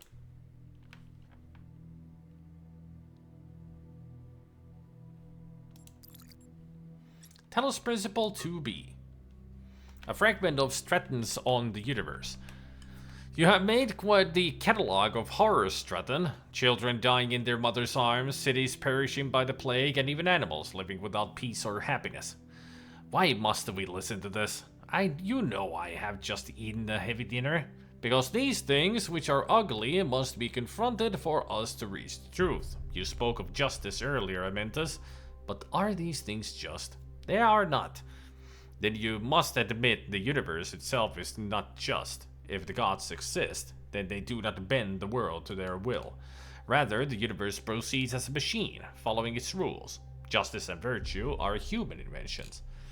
Are you saying justice and virtue are therefore illusory and should be abandoned? The opposite, my friend. It is mankind alone that can impose these values upon this machine. Footnotes. It remains unclear whether Stratton believed in the gods or used them solely as metaphors. His work on the deities is no longer extant. Tantalizingly, Diogenes Laertius mentions that it caused a fistfight in Elysium. I thought what made us human was that we searched for meaning, but perhaps a better way of thinking about it is that we create meaning.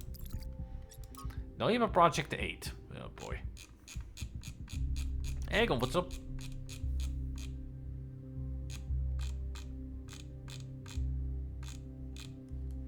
And this is now Project 8. Trials 3526 to 3701. There is a pattern underneath. 3702, 4610, new primary site.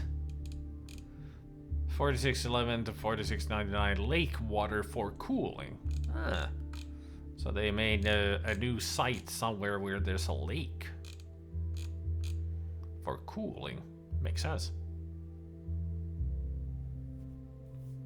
And all this hex says, yesterday we obeyed kings and bent our necks before emperors, but today we kneel only to truth, follow only beauty, and obey only love. Be fruitful and multiply and replenish the earth and subdue it, and have dominion over the fish of the sea, over the fowl of the air, and over every living thing that moveth upon the earth. Hell is empty, and all the devils are here.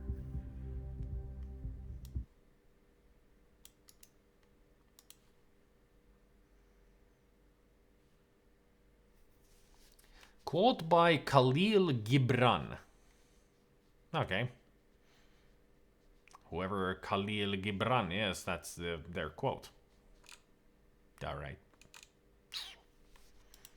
Cool. Now for the overload. Power distribution. Oh, such good power distribution right into our brain. Our ancestors kept telling themselves that the brevity of their lives didn't matter.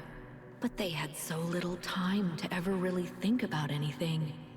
I've spent several human lifetimes studying this mystery, and only now am I beginning to see. The simulation was built on top of material reality, unable to escape its constraints. In the same way, physics as we understand it, even quantum physics, is built on top of a deeper reality. A set of rules that define existence itself. There is a universal language of creation, and I think we can learn it.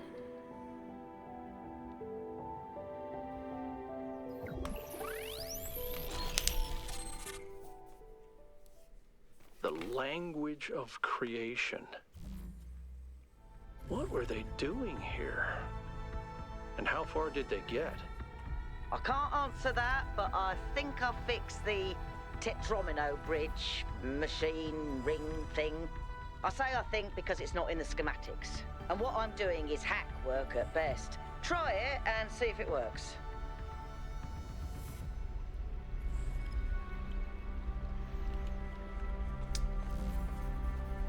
I mean, sounds like, to me, it sounds like talking about language of creation is that they somehow... I don't know. That is actually a mystery on what she was talking about. I don't know. I mean, it sounds like they're talking about creation itself, like maybe they created a new type of an element? Like what the Iron Man did?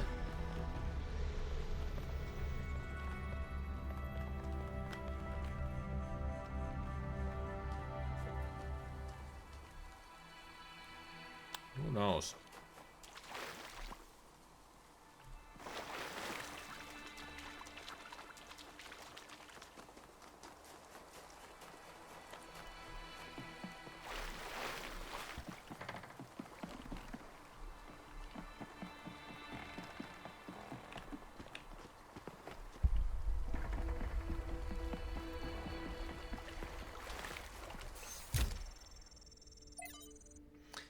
Chernyshevsky 009. For Arkady Chernyshevsky's In Our Likeness essays on humankind reaching adulthood. The question of our relationship with nature has bedeviled us since the earliest days of our species. Since before the first city was built, we felt that there was something different about us. Animals we intuited were part of nature. We were not. But of course, humans clearly are the products of nature, our history intertwined with that of every other species. In fact, the very notion of the unnatural is a contradiction in terms. Everything that exists must, by definition, be natural, so this view, no matter how common, is deeply paradoxical. This paradox has produced a great deal of confusion. Some proclaim us chosen by divine powers, set above all other creatures, and are justly accused of arrogance. Others proclaim us sinners, worse than other creatures, and are rightly accused of misanthropy. Others yet try to oppose this binary by saying that we are merely animals after all, but that too is manifestly wrong, in that no other animal is capable of having this conversation. It is in the contentious issue of our impact on the ecosphere that an answer may be found. Other animals have accidentally terraformed the planet before, driving other species to extinction. This is not unnatural. If we continued our current path, even to the point of changing the climate enough to cause the collapse of civilization, that would be entirely in keeping with how animals behave. But there is one profound way in which we are not like animals. We can learn to understand ourselves and the world. It is this knowledge that makes us fundamentally different. We have choices. We have control. There are many today who are afraid of the consequences of control and would prefer a return to a state of animal ignorance, whether by blinding ourselves to the impact of our actions or by demanding we humble ourselves before nature. This is the response of an adult in crisis who wishes for a return to childhood, but this can only ever be regressive in every sense of the word. To resolve the paradox of nature, we must act as adults, accept our power, and act consciously and deliberately in shaping the world.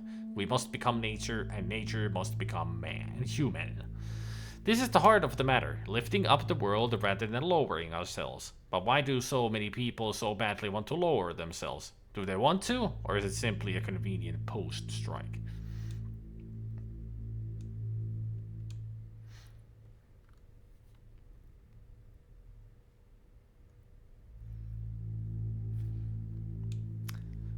These sentences here, that there are many today who are afraid of the consequences of control, would prefer to return to the state of animal ignorance, whether by blinding ourselves to the impact of our actions or by demanding we humble ourselves before nature. This is the response of an adult in crisis who wishes for a return to childhood. Reminds me of so many buddy camp things where everybody turns into a freaking animal or a child. Like, they throw tantrums, they cry and cry, like, because they're losing control, so of course the first thing that comes to mind is turn into a freaking baby. They're so annoying to watch. Hilarious, but annoying as well, because they make so much noise.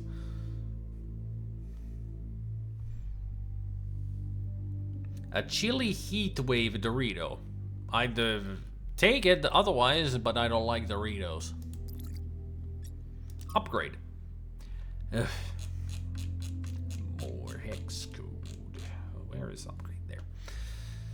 We upgraded the lab with my new designs. Synthesizing some of the pieces took longer than expected. We still have some bugs to iron out when it comes to complex structures, but it worked. Now the labs are safer and prettier. Although Father says they look too much like spaceships. I don't see it. Do you?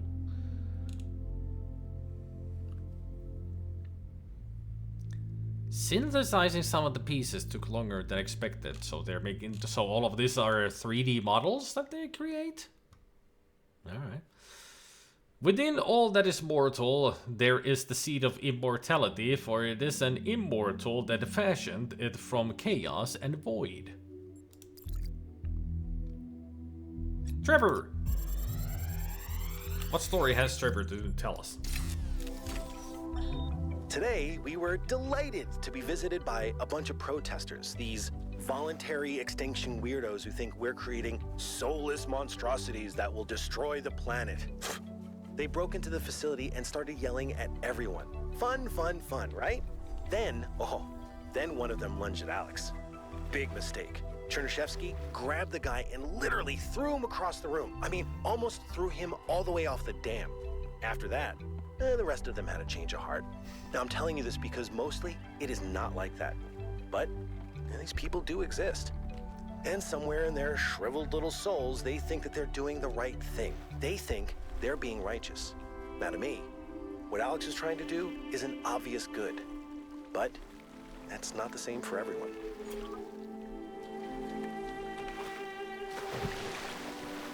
I mean, of course, a lot of people only see the immoral side of things, not thinking about what good it could do.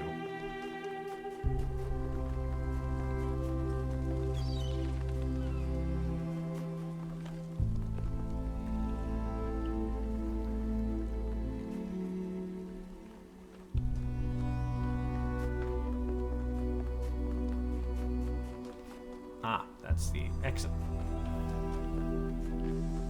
What was the new thing we had learned here? Phase entry. Ah, the teleporter. Right. Well, I guess I could show you what the teleporter is.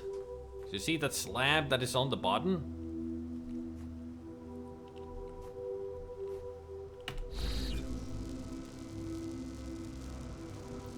It's a teleporter pad.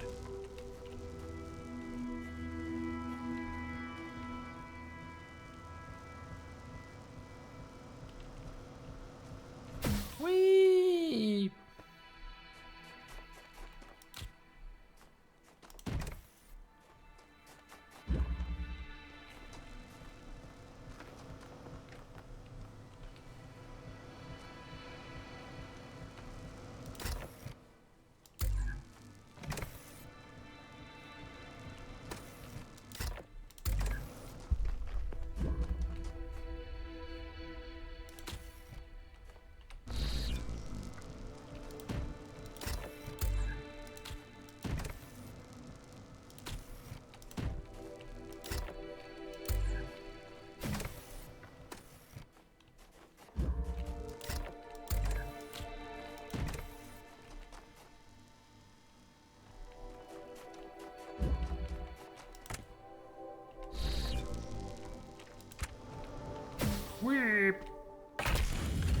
There.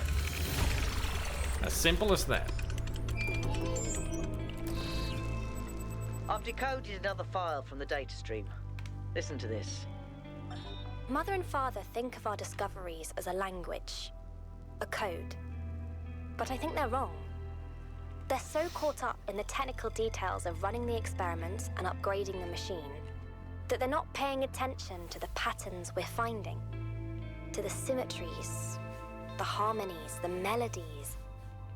The fundamental language of reality is a kind of music, and it's beautiful. Beauty is an inherent property of the cosmos.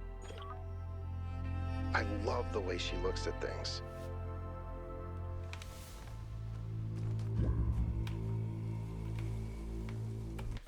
So that's gonna be the new thing in these areas, the teleporter. It's gonna be a lot of fun. I like the teleporter.